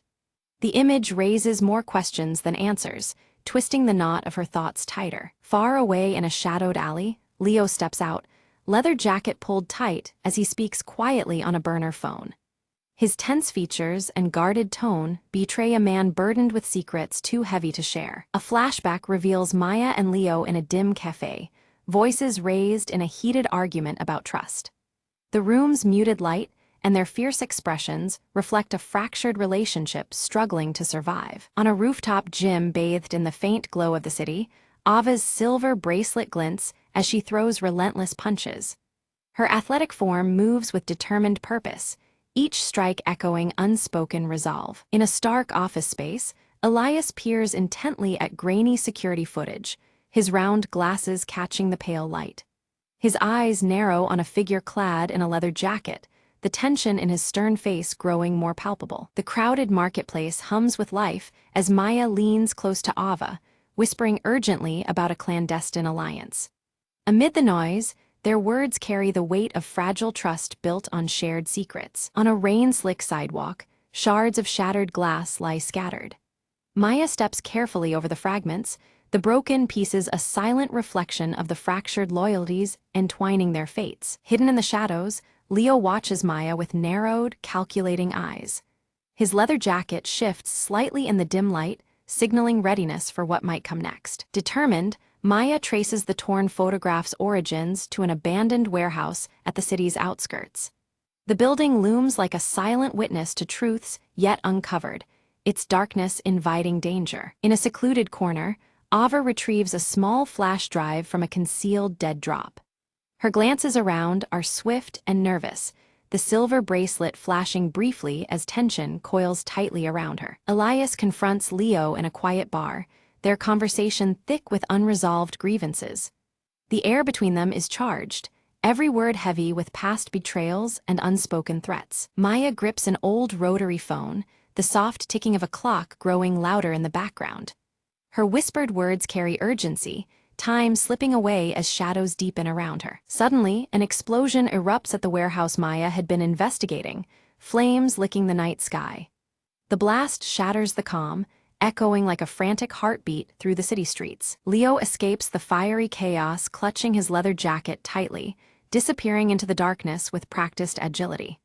The night swallows him whole, leaving only questions in his wake. Maya tends to minor burns, her determination hardening as she stares into the unfolding mystery.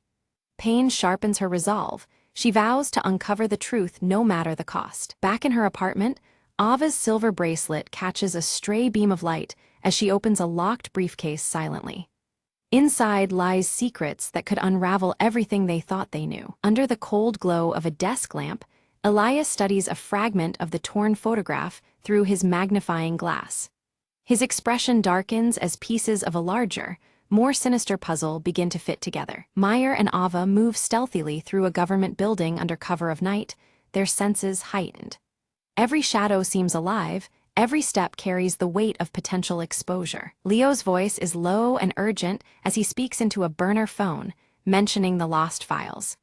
Each whispered word pulls him deeper into the web of hidden agendas. The camera focuses on a ticking clock striking midnight, shadows creeping slowly across its face.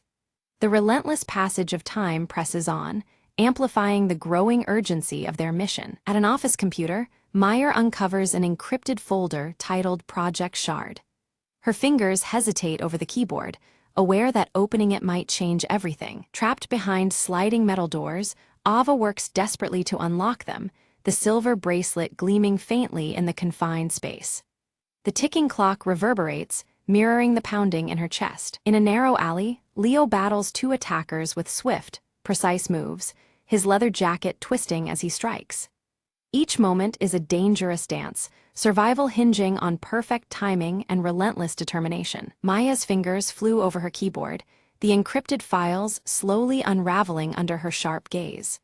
A hidden connection emerged. Elias was entangled in the conspiracy more deeply than anyone had suspected.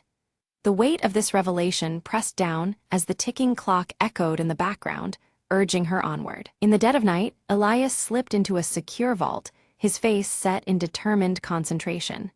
He retrieved a locked box etched with a shattered glass emblem, the symbol of fractured trust. His movements were precise, betraying no hint of the storm about to break loose. Ava lunged towards the exit just as alarms erupted, the wailing sirens slicing through the dim corridors. Her silver bracelet caught the light as she sprinted, every heartbeat synchronized with the urgent ticking sound nearby. She vanished into the shadowed maze, a ghost fleeing imminent capture. On a rain-slicked rooftop, Meyer and Leo came face to face, tension radiating between them like static electricity. Words were scarce, their silence heavy with suspicion and reluctant acceptance. After a brief pause, their eyes locked, forging an uneasy alliance under the bleak city skies. They huddled around a flickering screen, watching security footage reveal Ava's secret meeting with a shadowy figure in broad daylight. The scene contrasted sharply with the urban darkness surrounding them, heightening the stakes. Unseen threads of betrayal began to weave tighter between them all. Maya grabbed a city map, her pen strafing across it as she marked several key locations tied to Project Shard. Each mark a clue, a puzzle piece of a sinister plot that stretched through the city's veins. The ticking clock again underscored the mounting urgency surrounding their discovery. Leo rolled up his sleeve, revealing a hidden tattoo of a broken clock etched onto his wrist. The shattered timepiece symbolized all he had lost and the precious time slipping away. It was a quiet confession beneath the constant metallic sheen of his leather jacket. In a luxurious penthouse bathed in cool shadows, Ava confronted Elias, her fingers gripping her silver bracelet tightly. Her voice cracked with a mix of anger and desperation as she demanded answers. Elias's eyes, behind round glasses, remained unflinching, calculating every word to deflect her charge. Suddenly, the city plunged into darkness as a power outage swept across the skyline. Sirens blared in the distance, a chaotic symphony that meshed with the urgent ticking in the background. The abrupt night deepened the mystery and unsettled everyone caught in its grip. Maya slipped into a crowded nightclub, her gaze sharp as she scanned the chaotic scene for a coded message hidden in plain sight. The pulsing lights cast fractured shadows reminiscent of shattered glass, mirroring the broken trust she sought to mend. Every minute counted as the clock ticked relentlessly on. Beneath the nightclub, Leo expertly picked the lock to a secret door, revealing a dimly lit passage that smelled of secrets long concealed. The narrow corridor whispered echoes of untold betrayals and silent alliances. Leo's steady breathing barely disturbed the fragile calm as he led the way onward. Ava traced a trail of torn photographs, each fragment fluttering like a ghost of the past, leading her to an underground storage facility. The place was cloaked in eerie stillness, shadows dancing across the cold walls like shattered reflections. Her silver bracelet felt heavier, charged with the weight of discovery. From a distance, Elias observed with a stern face partly obscured by shadows, his eyes sharp and relentless. Every move on the chessboard was calculated, the ticking clock matching the rhythm of his ruthless mind. He waited patiently, a predator concealed within the urban darkness. Inside the facility, Meyer and Leo discovered a sprawling wall covered in photographs connected by taut strings. Names, places, dates, all tied together in a sprawling web revealing the breadth of the conspiracy. The sight was overwhelming, but clarity gleamed through the chaos under the low, flickering light. Ava's fingers found a hidden key embedded within her silver bracelet, twisting it to reveal a secret compartment. The revelation was both shocking and empowering, a symbol of secrets kept close at hand. The ticking clock outside seemed to pause in reverence to this newfound treasure. Suddenly, guards burst through the door, and chaos exploded into a frantic chase through narrow, labyrinthine corridors. Hearts pounded in time with the ticking clock as Maya, Ava, and Leo darted through the shadows. Every step was weighed by desperation, and the shimmer of shattered trust trailing behind them. Maya fumbled for a flare, igniting it to throw a sudden burst of light into the darkness. The corridor flickered in fiery oranges and reds, temporarily blinding their pursuers. The flare's glow reflected off broken glass shards scattered across the floor, illuminating their narrow escape route. At a crucial junction, Leo barred the doorway with his body, turning back the onrushing guards. His sacrifice bought precious seconds, the steady ticking in the background echoing his fading heartbeat. Meyer and Ava hesitated only briefly before racing toward their helicopter escape. Meyer and Ava reached a rooftop where a helicopter waited, its windows fractured like broken glass reflecting the city's neon veins. The hum of the rotors mixed with the relentless ticking, underscoring the urgency of their flight. Behind them, the city lay fractured, but not yet defeated. From their aerial vantage point, Maya spotted Elias below, furiously coordinating a final move on his digital tablet. His posture radiated cold intensity, timed perfectly with the accelerating tick of the clock. The last act of the conspiracy was about to unfold under the dim urban glow. Maya's hand trembled as she called Leo's phone, the faint ringing audible through twisted debris below. Hope flickered amid despair. He might still be trapped but alive. The ticking clock seemed to slow in that fragile moment of suspense. Using the bracelet's hidden key, Ava activated a secret safe embedded in the rooftop wall, revealing critical evidence buried within. Papers and small devices spilled out, each piece a testament to the dangerous truths they'd unearthed. The ticking clock tightened the noose around their pursuers. Elias sat before multiple screens, preparing to upload classified data to an unknown recipient. The intensity of the ticking clock grew deafening, each second dragging the city closer to disaster. His fingers danced across the keyboard with ruthless purpose. Maya's fingers flew across her laptop, hacking into Elias's system remotely, a desperate attempt to intercept the dangerous transmission. The digital battle unfolded against a backdrop of relentless ticking and fractured trust. Failure was not an option. Too much depended on her success. Ava's sharp eyes decoded a complex cipher, revealing the location of a hidden bunker beneath the city. This underground refuge held secrets vital to exposing the conspiracy's core. With the ticking clock echoing faintly, the trio prepared for their final descent into darkness. Maya and Ava moved silently through the dim corridors of the bunker, the flickering screens casting erratic shadows on their faces. Ahead, Elias stood framed by the glow of a control panel, his stern gaze unflinching as they approached. The urgency of the ticking clock echoed softly, pressing upon their nerves as they prepared for confrontation. Elias's voice was calm, but edged with desperation, as he confessed the truth behind the conspiracy. Controlling information was never about power alone. It was a means to prevent chaos, born from fear of losing control over a world spiraling into uncertainty.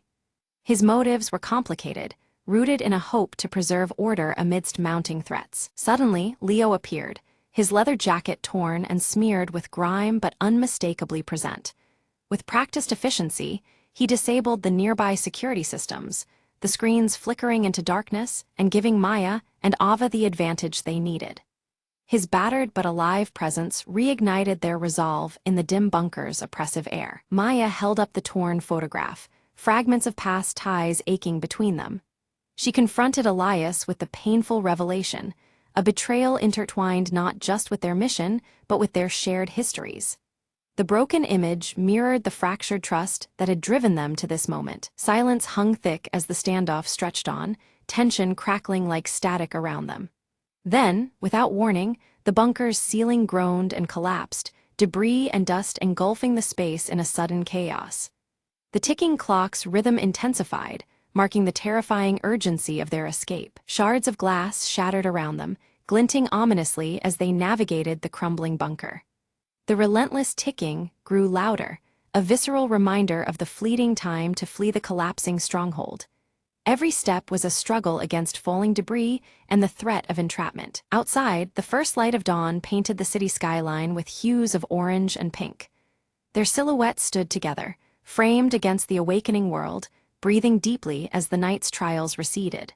The urban backdrop glimmered in the new day, offering a fragile promise of renewal. Maya and Leo exchanged a glance, the weight of their fractured loyalties dissolving in the shared trials they had endured.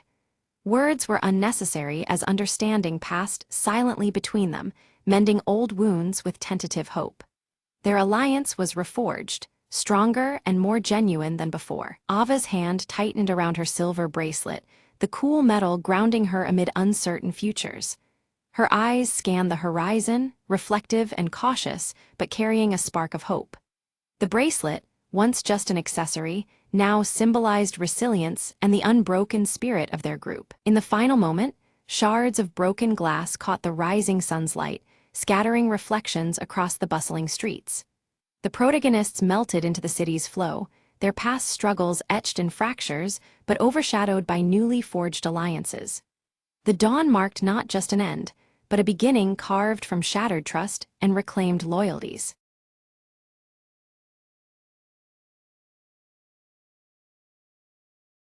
Ava stood on the rooftop, rain slicking shards of glass reflecting neon lights beneath her.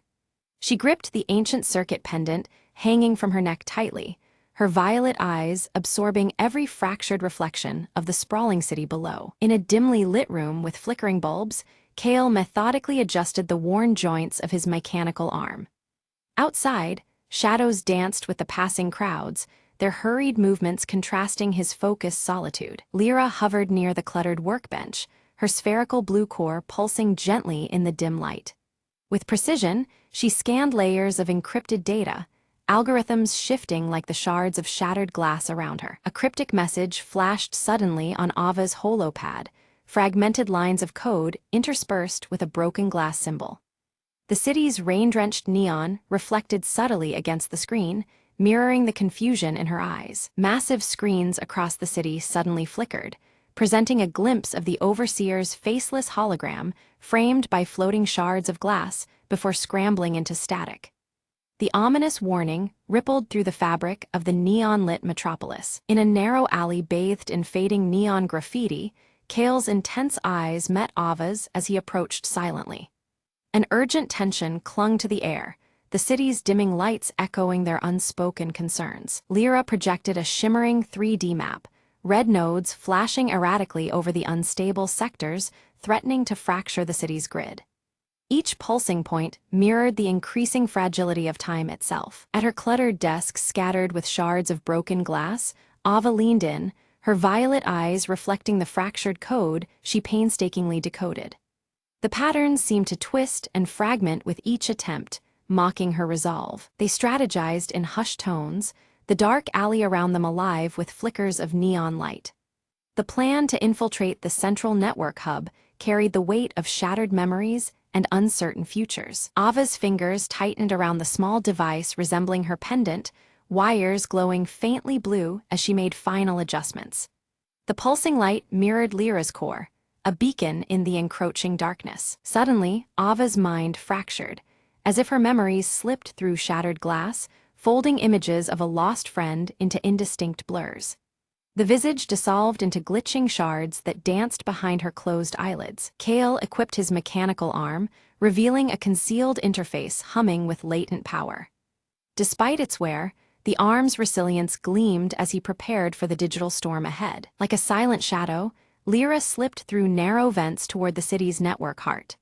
Her core brightened as she sent pulses forward, weaving through the tangled data streams like shards of glass in a maze. Abruptly, the city plunged into darkness, neon lights shattered into voids of colorless blackness.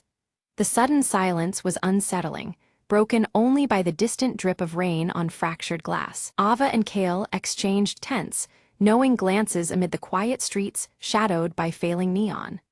Alarms echoed faintly, a chilling reminder that the stakes were no less than their memories and lives. Within the digital network, Lyra confronted a firewall whose edges shimmered and morphed like broken fragments of glass slicing through the data.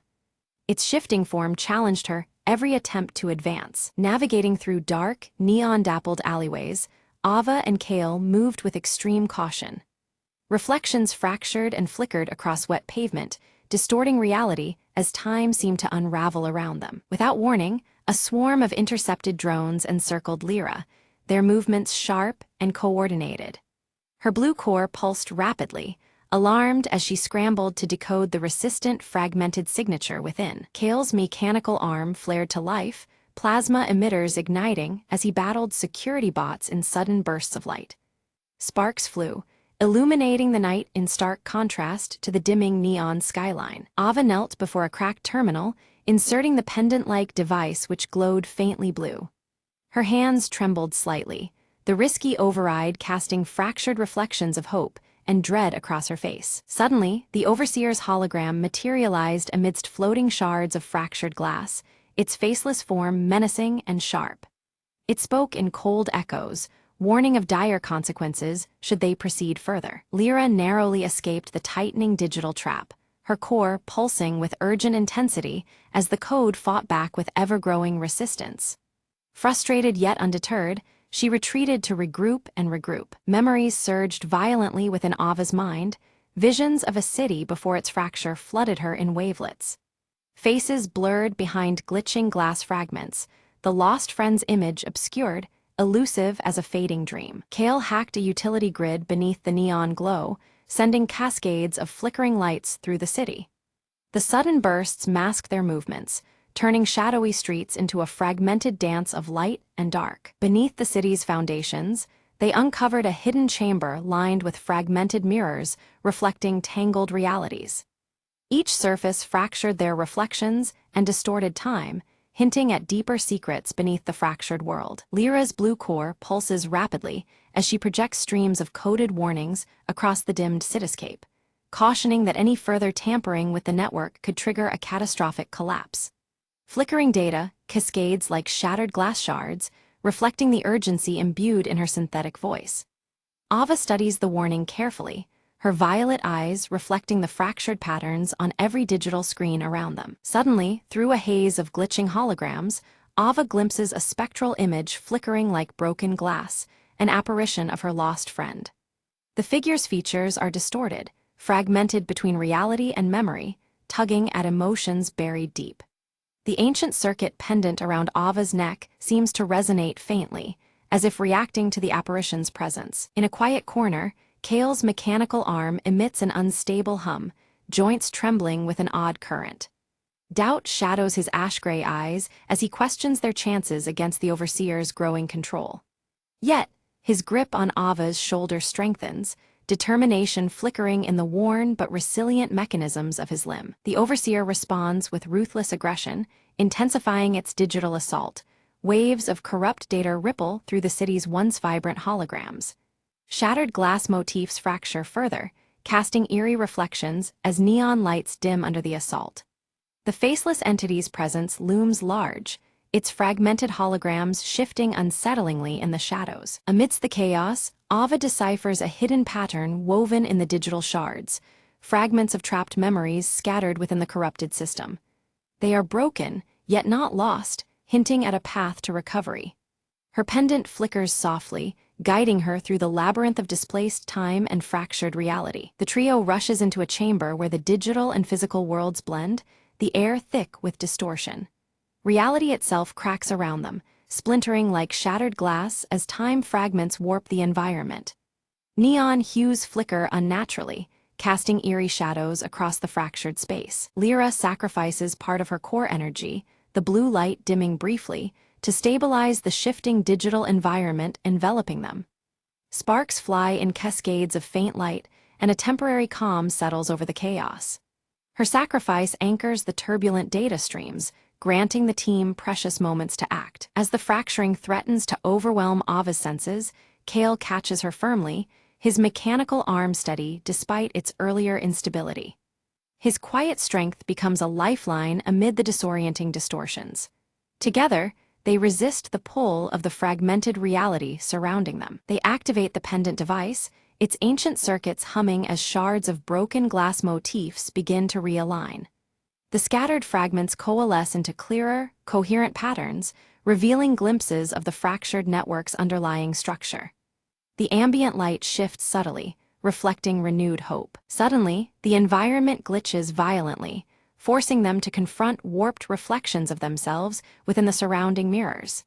These distorted doubles flicker unpredictably, embodying fears and uncertainties lurking beneath their surfaces.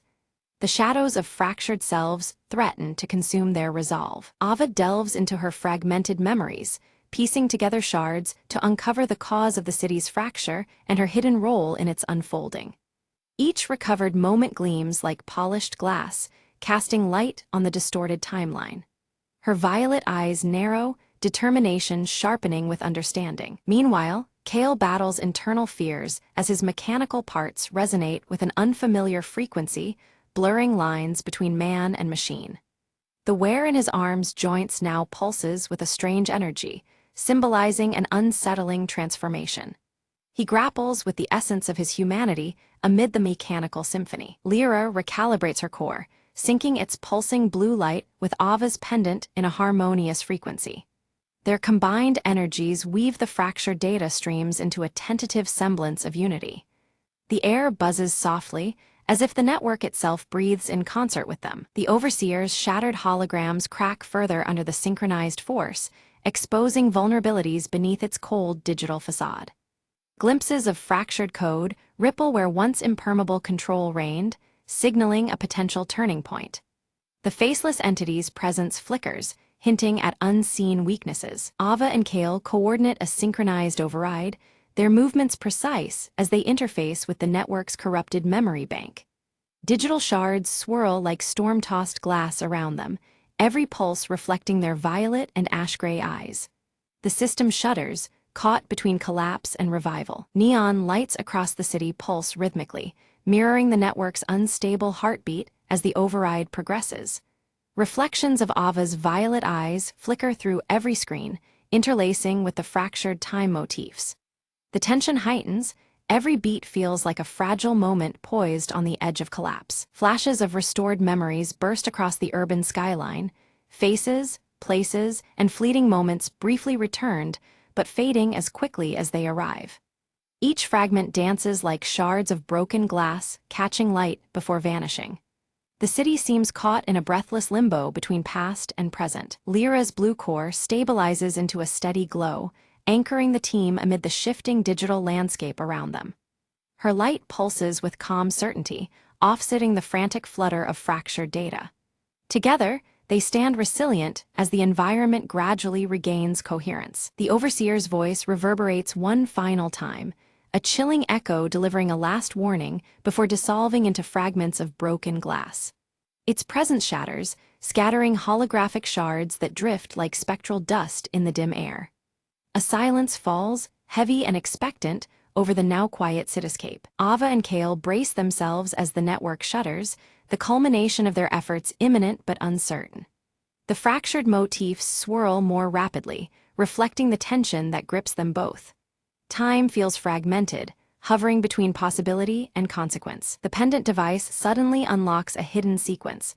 Patterns shift and pulse, revealing the true origin of the city's fractured timeline. Symbols glow like ancient circuitry, etched in shattered glass, speaking to secrets long buried. A new understanding dawns just beyond reach. Ava steps into a chamber bathed in light and fractured reflections, where distinctions between past and present blur. She moves with purposeful calm among the broken images, the circuit pendant glowing brightly against her silver hair. Time itself seems suspended, waiting for resolution. Kale supports Ava closely as she interfaces directly with the network's core, their energies intertwining. Memories and data streams converge, forming luminous pathways between fractured fragments. His mechanical arm hums steadily, a symbol of their joint perseverance. Lyra projects serene images of a time before fracture, streets alive with harmony beneath glowing neon skies. The city pulses with unbroken life, a stark contrast to the current shattered reality. These visions inspire the team, fueling the hope for restoration. The network pulses powerfully, shattering the last barriers of corrupted data in a surge of glowing shards. A reset looms, its promise shining through uncertainty and cost. The fractured glass motifs cascade around them, symbolizing both destruction and the seed of renewal. Ava's mind races as clarity strikes. The fracture, the distorted reality, all stemmed from her desperate attempt to alter time and save her friend. Her violet eyes reflect fragmented shards of memories once hidden, now painfully clear. The ancient circuit pendant rests heavy against her chest, echoing the weight of her actions. She wrestles with a tormenting choice: maintain this altered reality and endure its lingering pain, or restore the true flow of time and sacrifice precious memories. Each option carries fracture and loss, mirroring the shattered glass motifs surrounding her. Ava feels the heaviness of her decision deepen as the city dims around her. Kale steps close, his mechanical arm steady yet worn, offering silent strength. "Our strength," he says softly, "comes from facing reality together, no matter how broken or fragmented it may be." His ash-gray hair shifts slightly in the neon glow, anchoring Ava in the present. With newfound resolve, Ava initiates the reset sequence, watching as the fractured glass motifs begin to mend and radiate with an otherworldly glow. The digital screens flicker, reflecting her violet eyes, steady and determined. The city shifts, its neon lights intensifying amid the restoration. The overseer's shards dissolve into streams of brilliant light, unraveling digital chains that bound the city. The oppressive holograms fracture further until only luminescent fragments drift away like ephemeral sparks. Freedom flickers within every restored pixel of the metropolis. Neon lights blaze boldly for the first time in days, casting reflections on whole, unshattered glass surfaces that line the streets. The distorted reality recedes, replaced by clarity and vibrancy as the city breathes anew. Ava's pendant catches the light, its circuits glowing softly against her skin. Amid the renewed calm, Ava glimpses her lost friend's memory, restored yet subtly altered, like a fresh reflection trembling on a still pond. The moment lingers, bittersweet yet filled with hope. Fragments of the past and present merge gently within her heart. Kale's mechanical arm hums with a steady pulse, its worn resilience symbolizing balance between what was and what lies ahead. It feels fully integrated, a vessel of strength forged through shared trials. The arm's intricate mechanisms shimmer faintly in the restored neon illumination. Lyra's core glows warmly, pulsing gently as she hovers beside Ava and Kale. The trio stands silhouetted against the revitalized cityscape, united and strong. Their combined presence feels like a beacon of enduring hope amid infinite possibilities. Ava smiles softly, her fingers brushing the ancient circuit pendant that has never left her side. Beneath a dawning sky of whole reflections, the city breathes anew, filled with unbroken light and endless potential. In this fragile piece, the future unfolds, framed by shattered pasts now mended.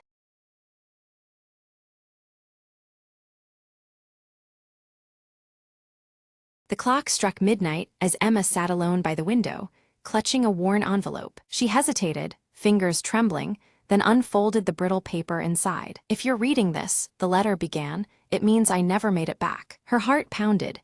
It was her brother, Alex, lost at sea months ago. He wrote of regrets, dreams, and a secret he had kept about their childhood. Emma's eyes filled with tears, but she kept reading, drawn into his words. "I've hidden something in the old oak tree by the river. Look there for me." Determined, she wrapped her coat around her and stepped into the cold night. The riverbank was quiet, bathed in silver moonlight, the oak tree standing tall. She searched the rough bark, feeling around until her fingers found a small, carved box. Inside, a collection of photographs, and a note declaring his unwavering love for their family. "I wanted you to know, even if I can't be there," the note reads softly. Emma clutched the box to her chest, feeling both pain and comfort mingling. She whispered, "Alex, I miss you. But now, I have a part of you to hold on to." As dawn approached, Emma sat beneath the oak tree, the weight in her heart beginning to lift. The letter had given her closure she never thought possible, a final connection. Slowly, she smiled through tears, ready to face the days ahead with newfound strength. "Goodbye for now," she murmured, "and thank you for the memories." The sun rose, casting warm light over the river, a new day beginning for Emma. She stood, carrying her brother's love with her, finally at peace.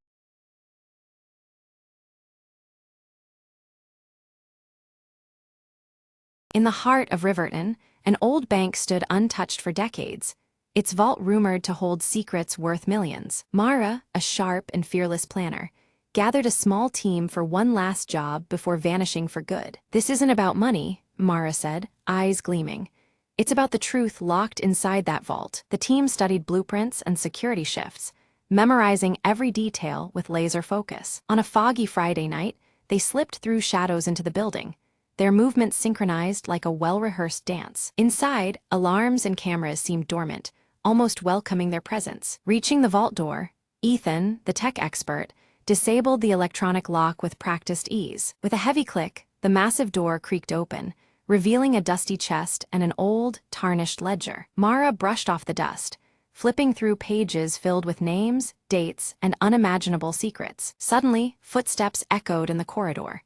The bank manager was making his nightly rounds early. "Time to go," Mara whispered, slipping the ledger into a satchel. They retraced their steps, heartbeats pounding, until fresh air greeted them outside. Under the streetlights, they spread out the ledger's contents, revealing records of corruption hidden for years. "This will bring down the corrupt," Mara smiled. "Not a payday, but justice is worth more." The team parted ways, each knowing their lives had changed forever. News stations buzzed the next day as evidence surfaced, shaking Riverton to its core. Mara watched the chaos unfold from a cafe, her mission complete. The thrill of the heist was nothing compared to the satisfaction of unveiling truth. "Not all treasures are gold," she mused, sipping her coffee. And so, under the fading city lights, she disappeared, leaving behind a restless city and a story untold.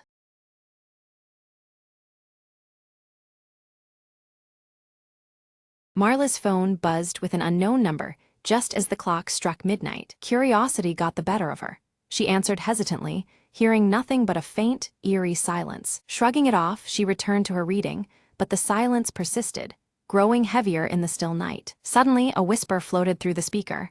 "I see you." Heart pounding, Marla dropped the phone. The screen fractured, yet the whisper continued, now coming from everywhere around her. She rose, trembling, and tried to escape the oppressive quiet that had now turned into a deafening echo. In the dim hallway, portraits seemed to watch her with hollow eyes, their shadows lengthening unnaturally. Each step she took echoed back distorted cries, as if the house itself mourned in agony. Reaching the main door, she found it sealed shut, her panic swelling with the realization she was trapped. The whisper morphed into a chilling chant, repeating her name over and over. Desperately, Marla searched for another way out, her breath visible in the suddenly cold air. In the corner, a cracked mirror shimmered. Her reflection stared back, but its mouth moved independently, mouthing words she couldn't hear. Frozen, she backed away, but the reflection beckoned, dragging her gaze deeper into its inky depths. A snatch of a forgotten memory flooded her mind, a warning from a childhood dream. Summoning all her courage, Marla focused on the old grandfather clock in the hall, its pendulum swinging sluggishly. "Time to end this," she whispered, smashing the clock's glass with a chair leg. The house groaned, the shadows retreating as the oppressive silence shattered into 1,000 shards of sound. The front door creaked open slowly, revealing the faint blush of dawn outside. With a final glance back, Marla stepped out, the whisper fading into nothingness behind her. She heard the narrator's voice softly intone, "Some silences are better left unbroken."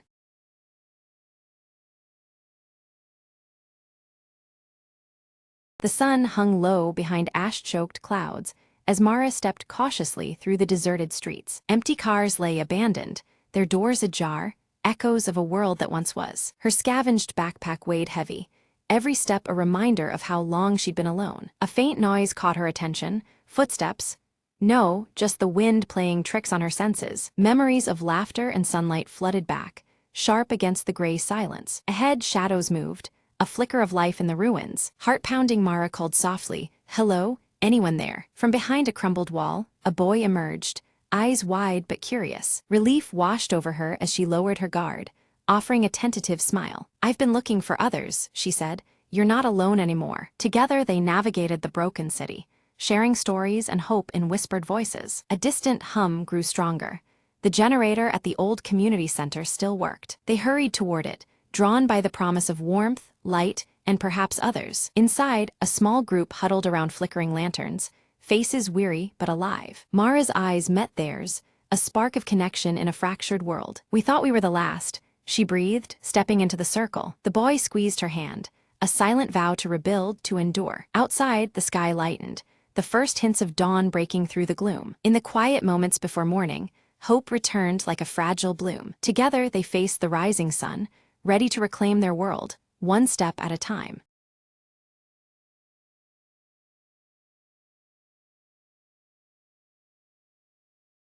Marvin stands before the mirror, his fingers gently stroking the proud, thick curls of his mustache. He adjusts his round spectacles and contemplates the day ahead, feeling ready for any challenge. Leela bursts into the apartment with a grin, holding up a brightly colored invitation to a mustache competition. "Uncle Marvin, you have to enter," she exclaims, her pink hair bouncing with excitement. Marvin smiles confidently, tightening his yellow and green striped tie, a sure sign of his determined mood. "I'll win it again this year," he declares with pride. He carefully arranges his grooming tools on the cluttered desk, while Mr. Whiskers slinks silently behind, eyeing the gleaming mustache comb with suspicious intent. With one final glance at the mirror, Marvin waves goodbye to Leela, who promises to guard the apartment and keep everything just right. Marvin steps onto the bustling city street, his stride confident and purposeful as he heads toward the competition venue, buzzing with excitement. Midway through his walk, Marvin suddenly freezes, feeling an uncanny lightness on his face where his mustache should be. Confused, he stops in his tracks. He peers into a shop window reflection and gasps. His cherished, curly mustache has completely vanished without a trace. In a surge of panic, Marvin sprints back home, overturning piles of vintage knickknacks and hunting all corners for any clue to his missing mustache. Leela arrives with a determined gleam in her eye, just as Marvin inspects his grooming kit through his magnifying glass, vowing to uncover the mystery at all costs. Mr. Whiskers flicks his tail leisurely, knocking Marvin's mustache comb off the table with a deliberate swish, watching their reactions carefully. Leela crouches near the windowsill and points to tiny strands of hair left behind, suggesting that the aloof tabby may be involved in the disappearance. Determined, Marvin sets up a variety of comical traps around the apartment, from sticky mustache-shaped nets to jars of swirling potions, hoping to catch the elusive thief. Despite the efforts, Mr. Whiskers nimbly evades every trap, slipping through false walls and darting beneath furniture, while Marvin and Leela grow increasingly frustrated and weary. The hours tick down toward the competition, tension mounting as Marvin feels the pressure of reclaiming his identity and pride before it's too late. Seeking alternative help, Marvin and Leela visit an eccentric local barber who offers a strange, temporary fake mustache potion with wild promises. Marvin tries the potion nervously, but it causes his mustache to wiggle uncontrollably like a living creature, drawing amused stares and creating a public spectacle they hadn't anticipated. Embarrassed and frustrated, Marvin ditches the potion and decides to pursue leads outside, scanning the streets for anything resembling his lost mustache. Along a crowded street, Marvin spots a stranger sporting a suspiciously familiar curly mustache that seems oddly out of place, stirring Marvin's suspicion. Confronting the man, Marvin receives evasive answers, but the man inadvertently reveals a hidden stash of mustache wax, intensifying the mystery. Leela connects the dots, proposing that this man could be part of a mustache smuggling ring, explaining the strange disappearance. Following a trail of wax droplets that glisten along the pavement, they arrive at a shadowy underground hideout filled with peculiar mustache-related artifacts. Hidden inside, they overhear hushed voices discussing an exclusive mustache auction scheduled for that very evening, offering a crucial lead. Realizing their slim chance to recover the mustache, Marvin and Leela swiftly plan to infiltrate the auction, crafting disguises to pass as eccentric collectors. Donning flamboyant costumes adorned with exaggerated fake mustaches, they step into the shadowy auction room, blending into a crowd of curious enthusiasts. At the auction, Marvin's eyes fixate on a small, intriguing box labeled "The Finest Curly Mustache." His heart races, seeing a chance to reclaim what he lost. The box seems almost enchanted, promising a secret to his missing mustache. Marvin nervously raises his bid among a crowd of dubious bidders cloaked in shadows and whispers. Each increase tightens the knot of tension in his stomach. Suddenly, a mysterious figure outbids him at the last moment, their identity hidden by a wide-brimmed hat and darkness. Refusing to give up, Marvin signals Leela with a glance. In response, she theatrically sways and collapses dramatically at the auction floor, drawing all eyes towards her. Instant uproar erupts as bidders rush to Leela's side, concerned for her sudden faint. The distraction creates a perfect moment for Marvin to stealthily slip the coveted box into his coat pocket. Back in a quiet corner, Marvin eagerly opens the box, only to find a cryptic note inside. It reads, "Look close in your own reflection," leaving Marvin puzzled and intrigued. Perplexed, Marvin pulls out his trusty pocket mirror and lifts it toward his face. Behind him, Mr. Whiskers sits calmly, licking his fur in a peculiar, deliberate manner that catches Marvin's eye. Suddenly, Marvin notices a tuft of his curly mustache clinging stubbornly to Mr. Whiskers' striped collar. The revelation dawns like a bolt of lightning. The cat is involved. The trio quickly pieces it together. Mr. Whiskers must have playfully swiped the mustache earlier, unknowingly causing the great disappearance. Marvin can't help but chuckle at the feline's mischievous role. Back in his cluttered vintage apartment, Marvin tenderly massages conditioner into his chin. He's hopeful, if a bit skeptical, wishing for even the slightest sign of regrowth before the next competition. Leela, ever inventive, whips up a quirky mustache growth potion using random kitchen ingredients.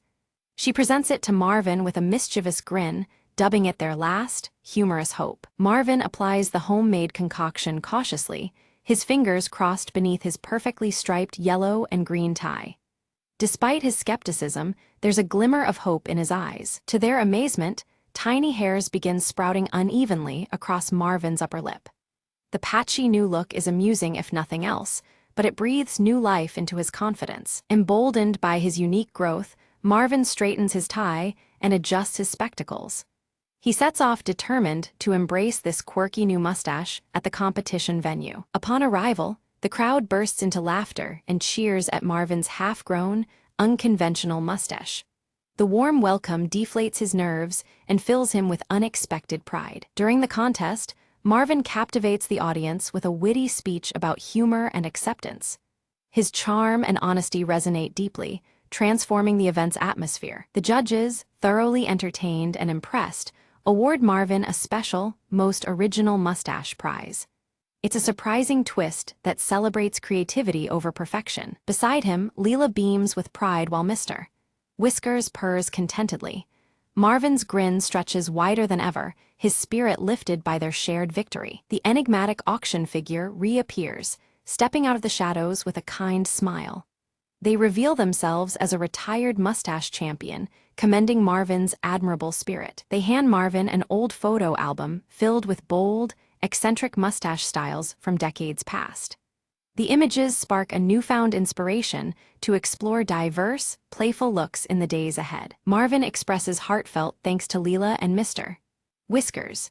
He realizes that sometimes unexpected mishaps blossom into remarkable adventures filled with laughter and growth. Back home, the trio settles into familiar comfort as Marvin carefully tends to his regrowing mustache.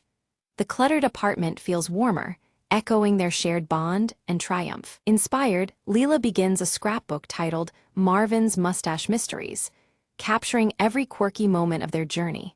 It's a testament to their camaraderie and Marvin's unmatched mustache saga. Mr. Whiskers curls up cozily on Marvin's lap, sporting a tiny, comically fake mustache crafted by Leela. The sight elicits chuckles and a sense of playfulness that fills the room. Marvin practices various mustache styles in the mirror, each more whimsical than the last. His striped yellow and green tie remains impeccably in place, matching his light-hearted mood. The apartment soon buzzes with laughter and cheer as they prepare a small celebration party.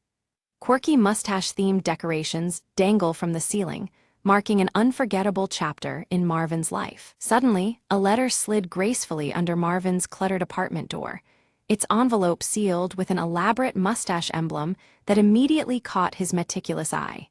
He picked it up, intrigued by this unexpected delivery amidst his familiar vintage surroundings. Inside the envelope, Marvin discovered an elegant invitation to the International Mustache Festival, beckoning him to showcase his signature bushy, curly mustache among the world's finest. This was the next grand challenge he had been unknowingly awaiting. Leela bounced with excitement, her bright pink hair shaking as she suggested they travel together to the festival, igniting dreams of mustache adventures spanning the globe. Marvin's heart warmed at the idea of sharing this whimsical journey with his lively niece. With focused energy, Marvin packed his cherished grooming kit, carefully placing his magnifying glass, assorted potion bottles, and the ever-important mustache comb inside. Ready for mystery and maintenance alike, he prepared to face whatever surprises the festival might hold. Mr. Whiskers, ever the aloof companion, lazily inspected a new batch of mustache wax on the windowsill, his patch-over-one-eye gaze hinting that he too would join in on their next escapade. The tabby's subtle chaos was always part of their story. Marvin took a reflective moment before the mirror to admire his fully regrown mustache, now showing a distinguished hint of silver at the tips of its curls. This sign of time added character to his ever-prized facial feature, a symbol of his enduring spirit. A gentle smile spread across Marvin's face as he thought back. Losing his mustache had taught him to find joy beyond appearances and embrace life's unexpected turns with grace. The tie around his neck, striped yellow and green, seemed to brighten in approval. The trio stepped out from the cozy, cluttered apartment onto the bustling city street, ready to embark on their upcoming journey together. The air was filled with promise, and their spirits danced in unison with the crowd's lively rhythm. Behind them, a stray curl of hair floated lazily in the gentle breeze, a playful reminder that every grand adventure begins with a single, seemingly insignificant strand. It twirled like the start of a new story, yet to be told. The scene faded out with Marvin adjusting his striped tie confidently, Leela grinning mischievously, and Mr. Whiskers trailing silently behind. United and spirited, they were all set for whatever curious mysteries awaited them next.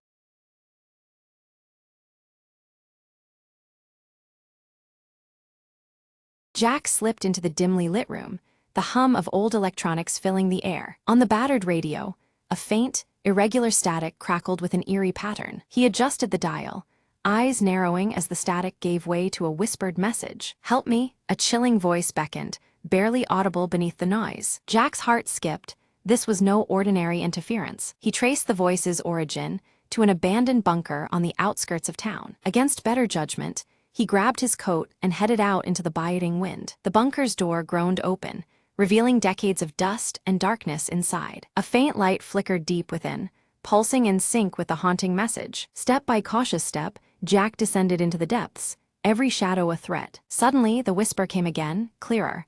Find the truth before it's too late. He found an old journal, yellowed pages filled with frantic notes and diagrams. The journal spoke of a secret experiment gone wrong, trapping a scientist's consciousness in the radio waves. The static pulsed, now a rhythmic beat, guiding Jack to a hidden panel. With trembling fingers, he flipped a switch, and the room flooded with pale light. A holographic figure shimmered into view, the scientist, desperate and trapped in limbo. "Thank you," the figure whispered, relief washing over his ethereal form. Jack promised to keep the secret safe and seek help to bring him back. As he exited, the radio's static faded forever, silence reclaiming the night. Outside, the first rays of dawn cracked the horizon, signaling a new beginning for all involved.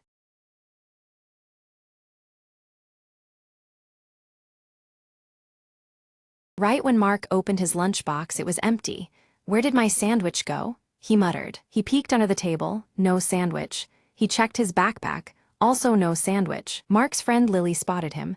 "Lost your lunch?" she asked with a grin. "Yep, someone stole my sandwich," Mark declared dramatically, waving an empty wrapper. Determined, they started a serious investigation around the cafeteria. They interrogated the class hamster, who only squeaked back. Then they asked Mr.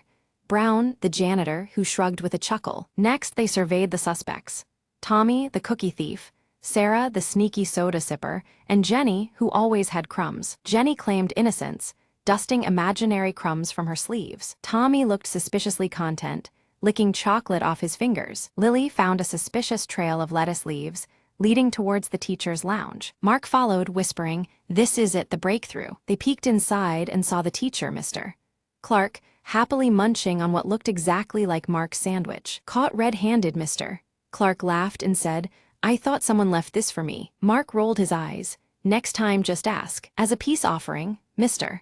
Clark promised to buy Mark a new sandwich every day this week. Mark grinned, "Deal, but only if Tommy shares his cookies too." Lily snorted.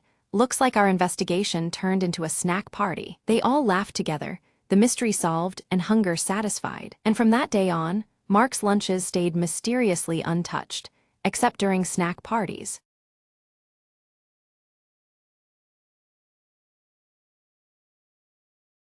Max bursts through the office door, a box of fresh donuts clutched in his hand, his crooked glasses teetering as he beams with anticipation. Ellie greets him cheerfully, her oversized sweater sleeves partially covering her hands as she eyes the tempting box and tucks a loose curl behind one ear. Mr. Crumb storms in behind them, grumbling about looming deadlines, his coffee-stained tie flapping dramatically as he clutches a stack of documents. With a flourish, Max sets the donut box center stage on the shared desk, declaring them the perfect morale booster for a tough day ahead. Just as Max turns to fetch coffee, Ellie reaches eagerly for a pink frosted donut, but the box suddenly slides away from her grasp without explanation. Max and Ellie exchange bewildered glances as the donut box vanishes completely from the desk, leaving behind only a slight wobble where it sat. From the doorway, Mr. Crumb appears with a self-satisfied smirk, tapping his mustache knowingly yet denies any involvement in the mysterious disappearance. Determined, Max sets up a small webcam aimed exactly where the donut box had been, marking the spot with a familiar blue sticky note. Ellie quickly types a countdown timer into her laptop, ready to monitor any new attempts at stealing the office suites. Suddenly, the box snaps back onto the desk, but Max immediately spots one donut missing and squints suspiciously at the empty space. A shadow flashes past the window, catching everyone's attention and sparking whispered theories about ghosts haunting their office. Mr. Crumb's coffee mug slips, spilling a stained pattern across the desk that oddly seems to point toward the break room corner. Curious, Ellie tiptoes toward the break room, inspecting the coffee machine and examining scattered crumbs on the floor. Max studies the webcam footage, seeing a quick hand swipe, but the culprit's face remains frustratingly out of frame, deepening the puzzle. Teaming up, Max and Ellie plan a lunch hour stakeout, vowing to catch the elusive donut thief red-handed. During their surveillance, Max accidentally bumps a chair, clattering loudly and startling them both, yet no donut thief appears amidst the chaos. Ellie notices a trail of frosting smears, leading from the desk area toward the ventilation vent near the ceiling. Mr. Crumb insists again that he's innocent, offers a peace offering of donuts, but his fingers betray him with a subtle nervous twitch. Climbing a ladder, Max peers cautiously into the vent and discovers only dust bunnies and a crumpled blue sticky note doodled with a donut symbol. The office phone suddenly rings off the hook, forcing everyone to abandon their focus and answer in bursts of hurried chatter. Ellie rigs a donut-shaped trap on a chair, complete with a dangling string tied to a small bell, hoping it might alert them to the next thief. The trap activates, but instead of a stealing culprit, it unleashes a spray of confetti, startling the whole office and leaving everyone laughing nervously. Mr. Crumb admits he recently celebrated his niece's birthday with confetti, explaining the unexpected colorful explosion in the office. Though frustrated by the confetti chaos, Max and Ellie exchange determined looks, committed to uncovering the truth behind the disappearing donuts. Suddenly, the power cuts out, plunging the office into darkness. Muffled noises and faint laughter echo as tension rises with the blackout. Emergency lights flickered, casting an eerie glow across the office as Mr. Crumb emerged, clutching a single donut. His sheepish grin and amused eyes betrayed a playful secret behind his unusual presence. Ellie's sharp eyes caught the absence of the blue sticky note from its usual spot near Max's workspace.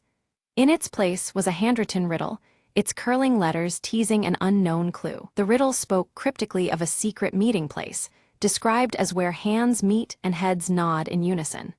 Its enigmatic tone sparked curiosity and a sense of adventure among the trio. Max quickly surmised that the riddle referred to the conference room, a spot fitting the description well. With the donut box in hand, they cautiously advanced, ready for whatever awaited. Just as they crossed the threshold, the conference room door creaked loudly and snapped shut behind them, locking automatically without warning. The sudden confinement added a jolt of tension to the moment. Inside, the lights revealed a festive scene, a donut-themed surprise party meticulously arranged by Mr. Crumb to lift everyone's spirits. Donut decorations and cheerful banners transformed the space into a warm refuge. Ellie burst out laughing, the tension melting away as she realized the theft was a playful ruse by Mr. Crumb. This light-hearted prank had sparked unexpected excitement and joy in the office. Max examined the donut box, now brimming with an assortment of colorful treats, feeling gratitude mixed with amusement at the prank. The donuts that started the mystery were now the centerpiece of celebration. The trio exchanged goofy, knowing smiles as a playlist of funky tunes filled the room, inviting laughter and relaxed camaraderie. The atmosphere changed markedly from the week's earlier gloom. Ellie's gaze caught a discreetly positioned hidden camera, its lens capturing their surprised and joyful reactions. It seemed their moment was being immortalized for a future office memoir video. In his delight, Max bit into a jelly-filled donut only to have the filling squirt unexpectedly onto his glasses. The mishap drew bursts of laughter, adding to the cheer filling the room. Laughter spread freely among them, weaving a light-hearted vibe that had been missing all week. The simple joy of donuts and friendship rejuvenated their spirits. Mr. Crumb revealed a quirky donut trophy engraved with Best Office Prankster and handed it to Max, celebrating his unwitting role in the day's fun. The trophy was a symbol of their shared humor and team bond. Ellie pulled out a marker and began decorating the trophy with silly faces and captions, adding personal touches that made the prize even more endearing. Their creativity further cemented the moment's warmth. A timer on the wall quietly ticked down toward the end of the workday, a subtle reminder of time's swift passage amidst their joyful gathering. It anchored them back to office routines, albeit lighter than before. Max suggested turning their donut-driven antics into weekly traditions, aiming to sustain office morale with ongoing playful events. His proposal was met with enthusiastic nods, signaling a new chapter in their workspace culture. Ellie enthusiastically agreed, envisioning themed weeks featuring different snacks and silly competitions to keep the spirit lively and inclusive. Their teamwork promised fresh fun ahead. Mr. Crumb pledged to organize a monthly snack swap event, complete with costumes and music, ensuring variety and continued bonding.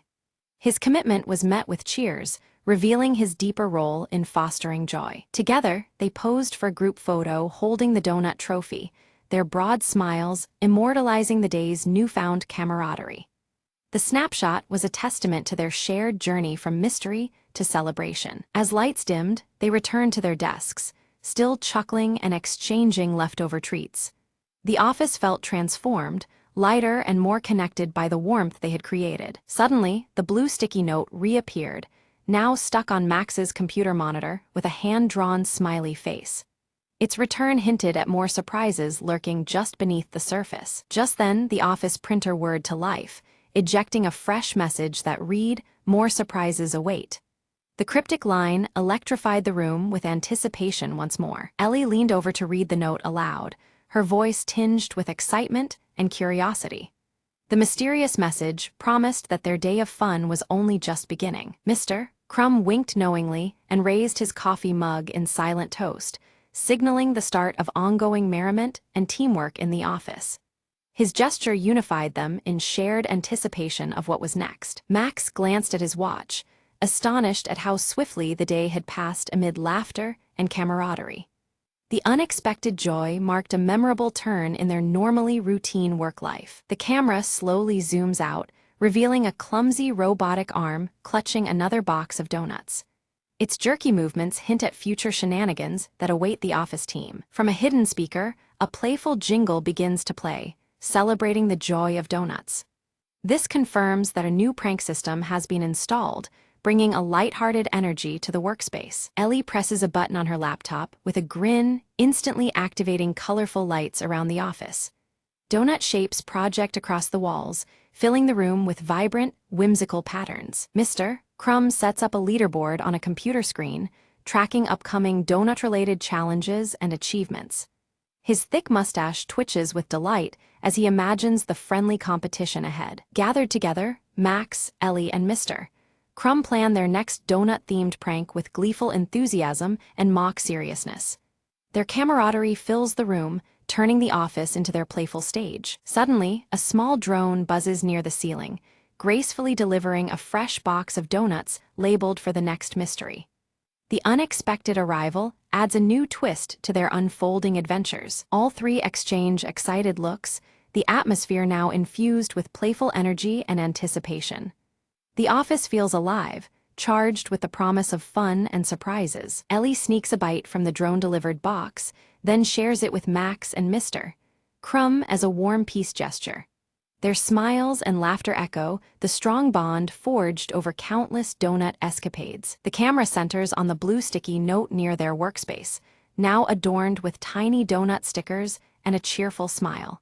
It stands as a symbol of their shared journey and the mysteries yet to come. The scene fades out as laughter and lighthearted chatter fill the office. The promise of many more donut adventures lingers, leaving viewers with a sense of joyful anticipation.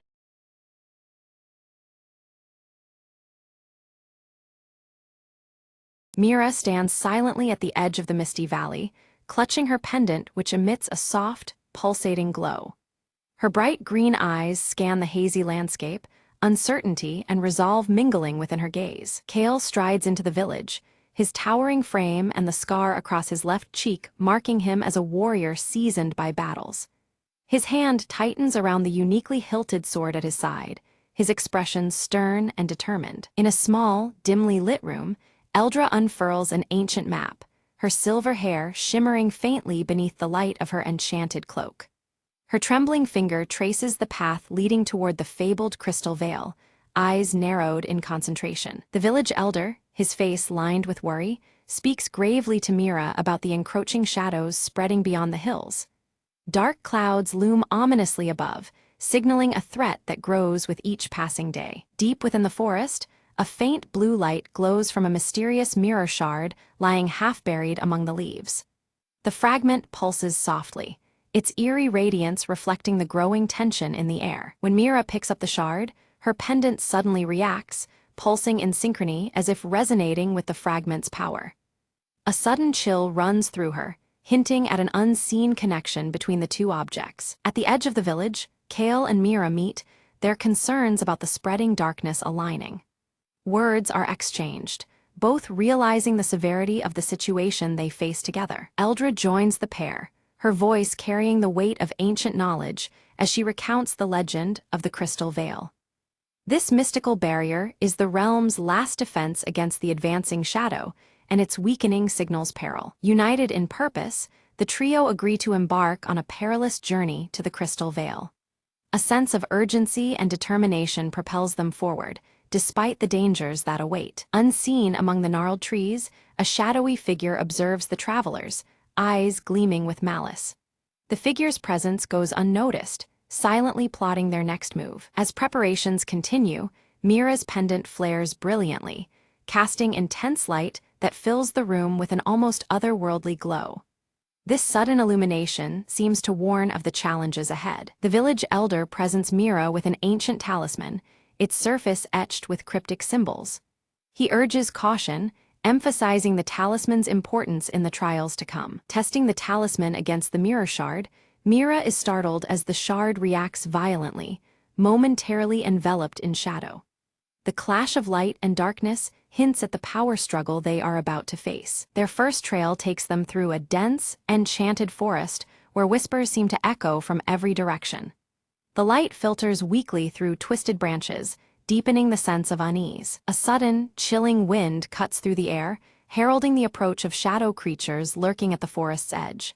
Their intent is clear, and the hunt begins in earnest. Mira channels the pendant's radiant light, driving back the shadow beasts that attack.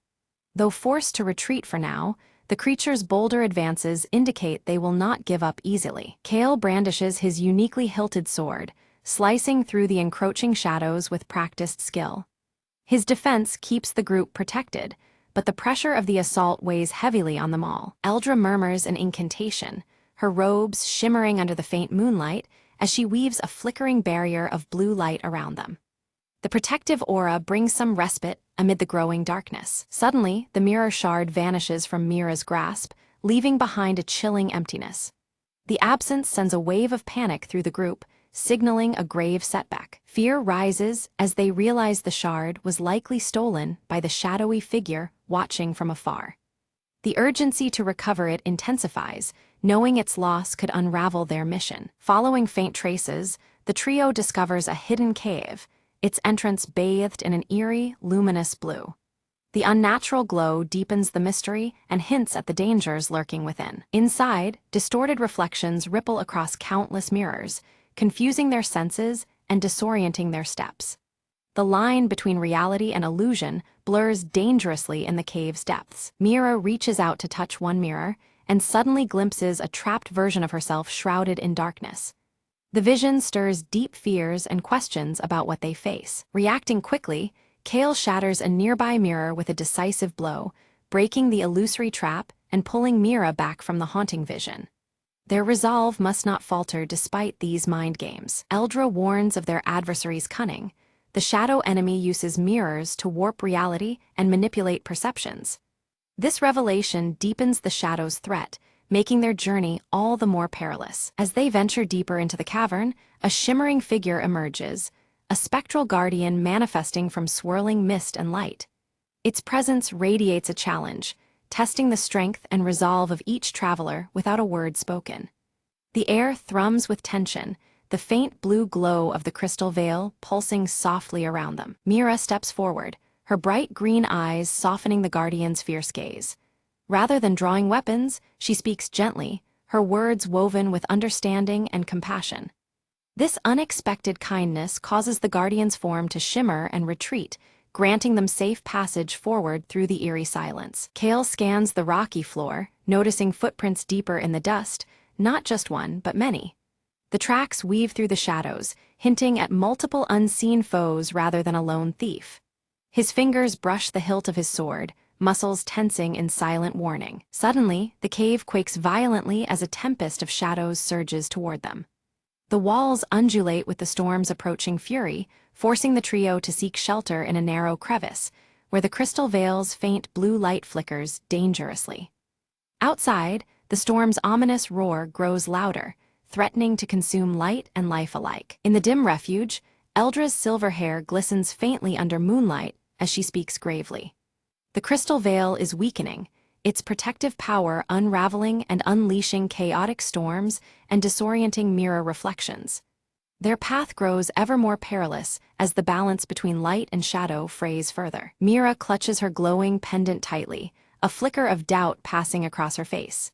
She senses an intangible link, a mysterious pull between her talisman and the fragile crystal veil. A swirling conflict brews within her, between hope and fear, connection and uncertainty. They emerge cautiously from the cave just as the shadow storm dissipates, leaving behind silence and shattered mirror fragments scattered like fallen stars. The eerie calm presses upon them, punctuated only by the faint blue glow lingering in the air. Their journey continues, marked by both danger and fragile beauty. Later that night, beneath the tapestry of stars, Eldra unfurls ancient scrolls by firelight. Her fingers trace cryptic runes and forgotten scripts, uncovering a hidden ritual with the power to restore the crystal veil. The enchanted cloak shimmers softly, reflecting the urgency in her gaze. The ritual demands a union of three forces: the radiant light contained within Mira's pendant, the unwavering strength forged into Kael's sword, and Eldra's potent magic. Only together can they rekindle the veil's fragile light and mend the torn balance.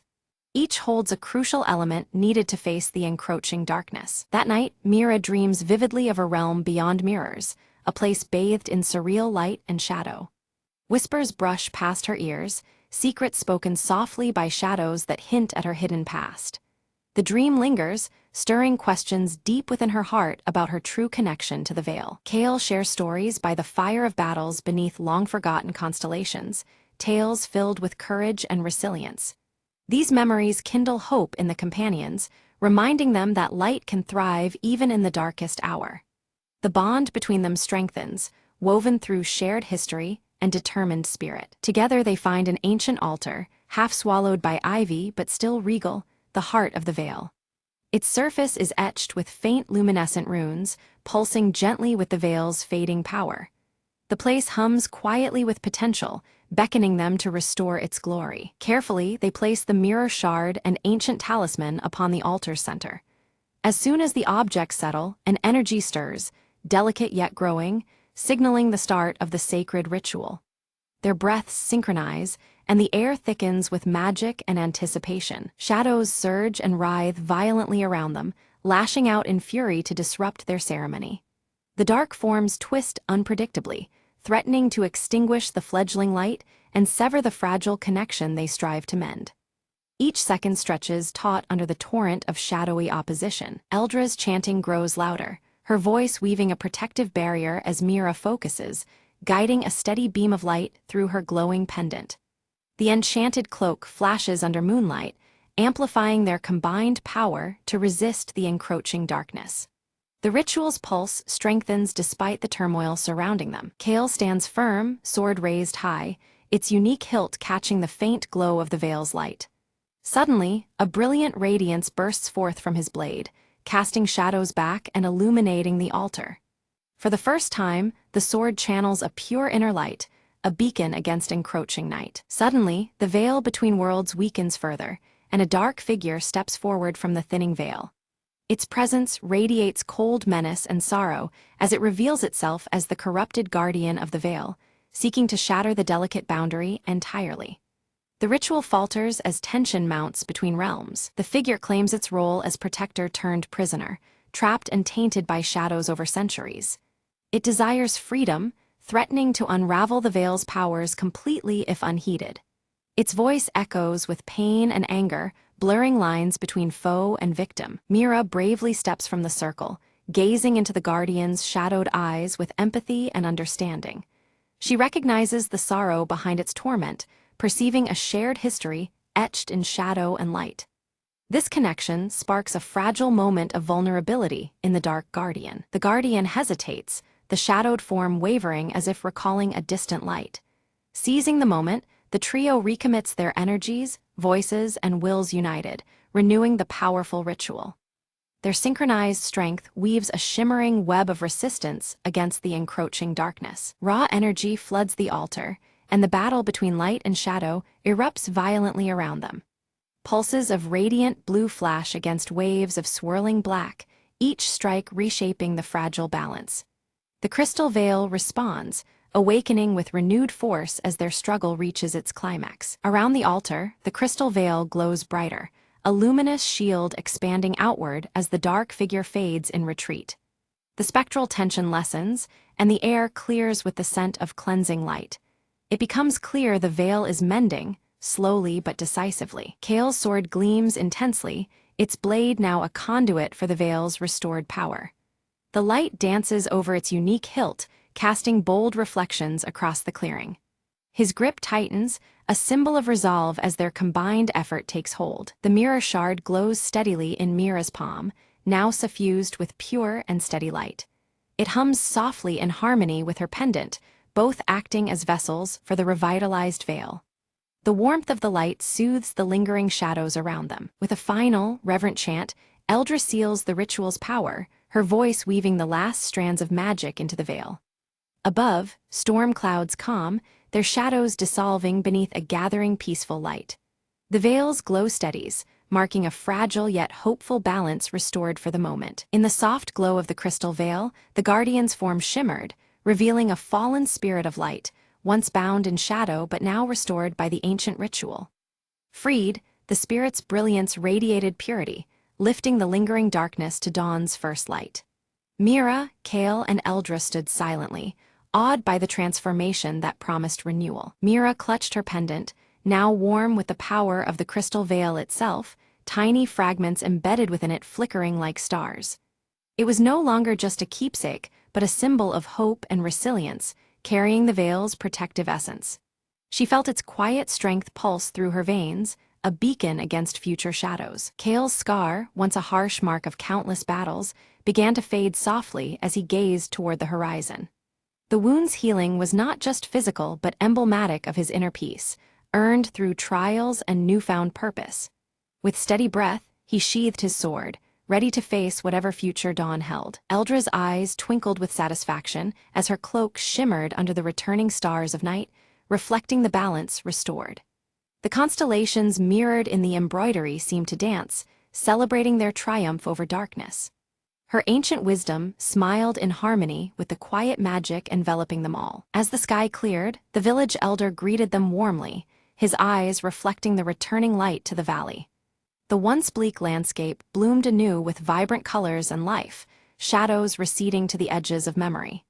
Their community, strengthened, embraced the trio as harbingers of peace restored. Mira carefully set the ancient mirror shard into a newly built protective shrine, its delicate surface catching and bending the returning light. This gesture sealed a promise, warding the village against the encroaching dark, safeguarding the balance between realms. The shrine stood as a testament to vigilance and hope for generations to come. Kale took to training the village's new protectors, his voice steady as he passed on the strength and wisdom found on their journey. The unique hilt of his sword caught the sun's rays, symbolizing his commitment to their shared future. His lessons forged more than warriors, they shaped guardians of light and shadow alike. Eldra began teaching magic anew, embracing both light and shadow in her lessons to foster harmony within the village. Her shimmering cloak sparkled under the moon, echoing the unity she wished to instill. Under her guidance, knowledge thrived, planting seeds of balance and peace among eager minds. By the still lake, Mira sat quietly, the pendant around her neck glowing softly, its light reflecting on the water's surface. A profound connection to a wider world settled within her heart, emboldening her spirit beyond the valley's bounds. In that moment, she understood her role as both protector and hope's bearer. Above the valley, the crystal veil shimmered faintly, an eternal sentinel watching over the land. Its gentle light wove through the trees and hills, reminding all of the peace and balance now steadfast in their home.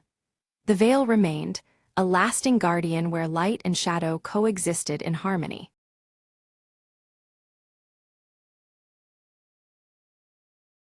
In the heart of a forgotten village stood an old mansion wrapped in ivy and shadow. Alina, curious and fearless, had always been drawn to the mansion despite the villagers' warnings. One evening, armed with only a lantern, she slipped through the creaking gates and into the dim hallway. The air was thick with dust and silence, until a faint whisper drifted from the wall at the end of the corridor. There, hanging crookedly, was a portrait of a woman whose eyes seemed almost alive, gleaming in the lantern light. Elena stepped closer, feeling a chill as a soft voice echoed, "Help me." Startled but intrigued, she reached out, tracing the woman's delicate features with trembling fingers. Suddenly, the room spun, and Elena found herself in a sunlit garden, centuries past, standing before the very woman from the portrait. The woman introduced herself as Isolde, trapped between worlds by a jealous curse. Elena realized the whispers were cries for freedom, her only chance to break the spell and release Isolde's soul. To succeed, she had to solve a riddle hidden somewhere in the mansion,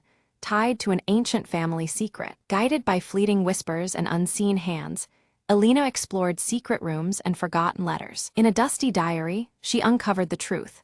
Isolde's love was betrayed, and jealousy bound her spirit to the painting. With a steady voice, Elena recited a passage from the diary, invoking the words of forgiveness and release. Light flooded the room as the portrait shimmered, Isolde's form slowly stepping out, free at last. "Thank you," Isolde whispered, her smile warm as she dissolved into a cascade of petals. The mansion sighed, the weight of centuries lifting in an instant. Elena stepped back into the present, the portrait now a simple painting of a serene garden. Outside, the villagers noticed the mansion's gloom had lifted, its mystery gently unraveled. Elena smiled, knowing some whispers carry the power to heal and set free.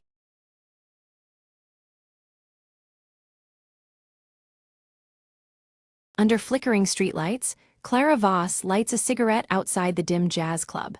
Her breath forms a mist in the cold night air, the silver locket at her neck catching the faint glow. Inside, Anna Lyle sings a haunting melody, her auburn curls brushing a crescent moon tattoo that glimmers under the stage lights. The audience is entranced, shadows dancing along the walls. Clara's sharp eyes scan the room, settling uneasily on Vincent Hale at the bar. His scarred cheek catches the dim light as he nervously surveys the crowd, glancing over his shoulder. Vincent suddenly slides a folded note into Clara's hand, before disappearing quickly through a rain-soaked alley behind the club. The damp air swirls around her as the door slams shut. Unfolding the note, Clara reads a cryptic message about the Vale and a midnight rendezvous near the docks. Her eyes narrow, realizing the urgency hidden between the cryptic words. Pocketing the note, Clara fingers her silver locket, the cold metal grounding her resolve. The shadows under the street lamp deepen as her expression hardens. At the police station, Lieutenant Morneau frowns over a faded photograph of the city's skyline, rain-blotched yet familiar. He explains the unsolved disappearances with a stern voice, tension thick in the air. Clara exhales smoke from her cigarette, jaw clenched, promising Morneau she'll uncover the truth. The flickering bulb overhead casts long shadows on the worn walls. Later, Elias Crane emerges from the mist near the docks, his gray fedora low and gloves pristine against the damp night. His silent approach seems almost spectral in the fog. Clara approaches Elias cautiously, noting his cold demeanor and the gleam of his gloves in the muted light. Their whispered exchange carries weight, secrets hovering between them. Elias warns of unseen forces lurking beneath the city's surface, cryptically mentioning the Midnight Vale as something to fear. His words hang heavy in the chill air. Suddenly, a shadow detaches. Vincent appears, urgency in his whisper as he speaks of a meeting that could expose everything. The three share a tense glance, aware of the risks. From their hidden vantage, Clara, Elias, and Vincent watch as shadowy figures gather in a clandestine assembly near the docks. Blurred reflections ripple off the water, obscuring faces. Gunfire shatters the silence. Chaos erupts with frantic movement. Clara narrowly escapes amidst the turmoil, clutching a torn piece of fabric stained with shadows and rain. Back in her dim apartment, Clara examines the fabric's emblem by the fading light, a match to Anna's crescent moon tattoo. A chill runs through her at the unexpected connection. Anna confronts Clara, suspicion flickering in her eyes as she questions the emblem's link to her past performances. Her voice trembles with a mix of fear and anger. Clara recalls rumors of a secret society, veiled references caught in old jazz lyrics passed down through whispers. The city's darkest corners seem to pulse with hidden meaning. Vincent admits his past affiliation with the society, revealing its deep reach into city officials and even the police force. His tone is haunted, remorse threading each word. Clara's silver locket glints faintly as she recalls her father's mysterious disappearance years ago, a dark thread now entwined with the society's shadow. Determination steals her gaze. At dawn, Elias reveals a concealed entrance beneath the city, a hidden passage that promises answers. They plan their exploration carefully, the weight of secrecy pressing down. Descending into twisting tunnels, shadows strain into ominous shapes, whispers curling from unseen corners. The faint glow of the locket marks their path against the oppressive darkness. A sudden mechanism slams shut behind them, sealing the entrance tight. Trapped, the group clings to the faint light emanating from Clara's locket as panic stirs. The locket's glow illuminates cryptic symbols carved deeply into the stone walls. The group leans in, realizing the warnings etched in stone might hold crucial meaning. Vincent interprets the symbols as grave cautions, but Elias pushes forward undeterred.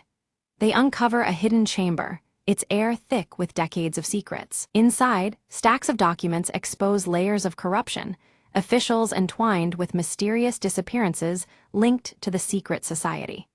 The full scope of their enemies' reach becomes chillingly clear. Suddenly, distant footsteps echoed through the tunnel, sharp and unyielding. Instinctively, the group melted into the shadows, blending with blurred reflections cast by flickering lights. Lieutenant Morneau's stern voice called out, slicing through the silence and betraying their hiding spot. Morneau appeared, his square jaw set rigidly as he demanded Clara hand over the evidence immediately. His tone left no room for negotiation, threatening charges of insubordination if she refused. The air thickened with tension, the flicker of cigarette embers nearly forgotten. Clara stepped forward, her eyes unwavering as she opened her coat to reveal her own badge beneath. Her voice was steady as she declared a commitment to justice that transcended mere orders. The silver locket around her neck caught the low light, a quiet emblem of her resolve. Morneau hesitated, a flicker of conflict crossing his features beneath his stern facade. Before the standoff could deepen, a sudden structural tremor rocked the tunnel, sending debris crashing down and forcing them into chaos. Dust and shadows swirled as the passage partially collapsed behind them. Amidst the turmoil, Elias's gaze caught a faint glimmer, a narrow exit veiled by twisting passages. Without hesitation, he adjusted his gray fedora and led the group through the labyrinthine corridors. Their steps echoed faintly against wet walls, the silver locket and crescent moon tattoo glimpsed in fleeting reflections. At last, they emerged near the city's riverside, where shadowy figures in trench coats awaited under dim street lamps. The figures' silhouettes merged with the night, an ominous presence wrapping the group in unease. Clara's grip tightened on her locket as the moon tattoo peeked from Anna's wrist. A sudden pursuit ignited. Clara sprinted through narrow alleyways and darted across rooftops, expertly navigating the urban maze. The city's neon lights blurred in streaks as she clutched her locket, her breath sharp in the cold air. Behind her, footsteps faltered but never ceased. Reunited in a neon-glowing street corner, Anna and Vincent joined Clara and Elias. The group huddled together, whispering rapid strategies under the electric hum.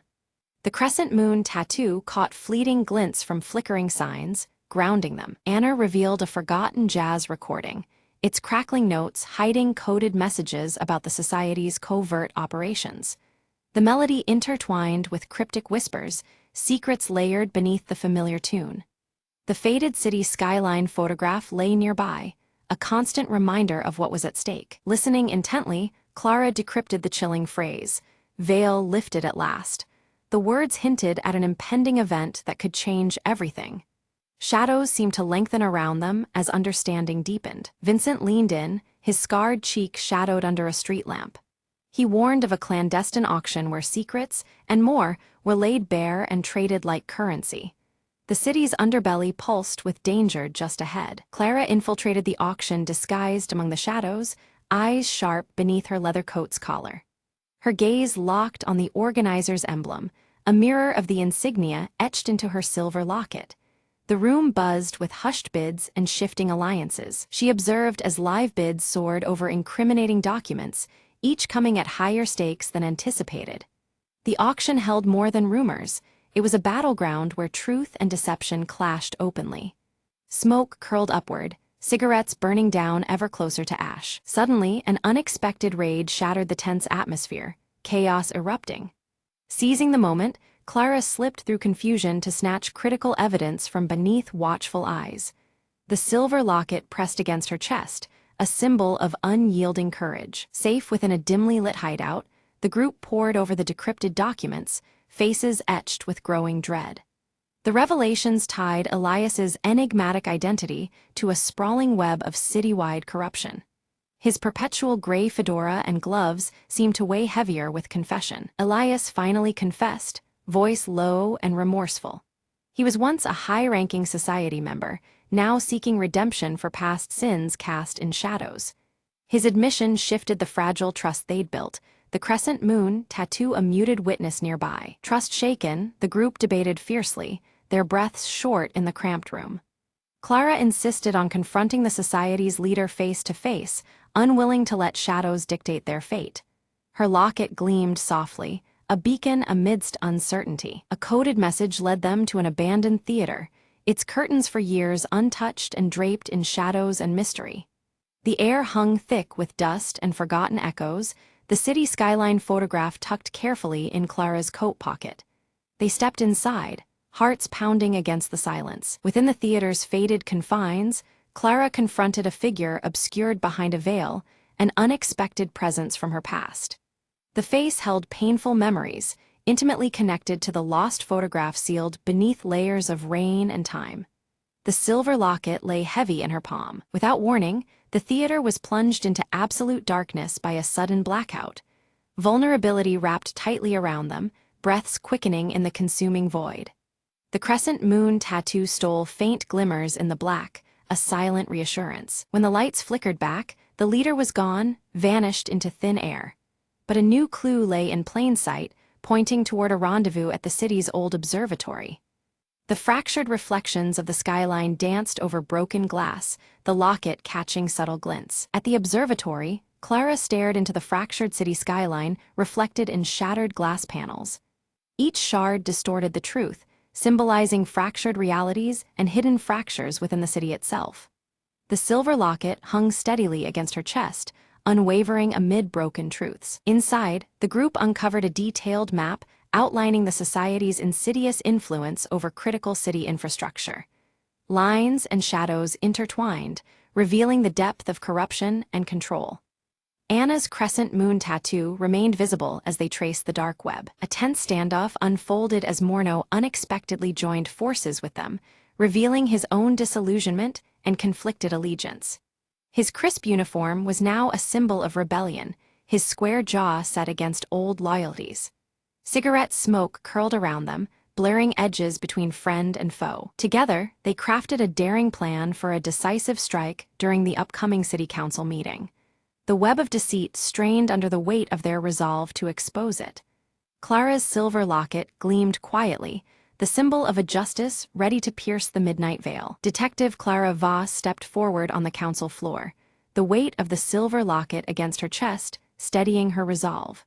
Her voice cut through the tense silence as she laid out the evidence linking the shadowy society to the city's corruption, each detail more damning than the last. Unbeknownst to many, hidden cameras streamed Clara's revelation across the city, broadcasting the truth to officials and citizens alike. Gasps and murmurs echoed through rooms and streets as the scale of the conspiracy became undeniable. The society's grip on the city began to unravel rapidly. As their supporters scrambled to escape, Clara's team swiftly sealed all exits. The growing shadows of panic were met with unyielding light, trapping traitors within their crumbling fortress. Lieutenant Morneau moved with calculated precision, arresting key conspirators amid the chaos. Quietly, Elias Crane stepped forward, gray fedora tipped low, gloves gleaming under the harsh lights, surrendering himself in a bid for redemption. On live television, Anna Lyle took the stage, her auburn curls catching the glow of the spotlight that revealed her crescent moon tattoo. Her hopeful jazz melody carried through the night, a soulful promise echoing beyond the unveiled darkness. Clara found herself at her father's grave as rain gently fell, droplets tracing rivulets on the weathered stone. Resting the silver locket against the headstone, she felt the weight of loss and the strength of purpose intertwined in the quiet moment. The city exhaled with cautious relief, the oppressive veil lifted from its streets and alleys. Shadows remained, but they no longer dictated the rhythm of the night, leaving space for a fragile peace to grow. Standing atop a rain-slicked rooftop, Clara watched as dawn stretched over the city skyline, the familiar photograph safely tucked deep in her coat.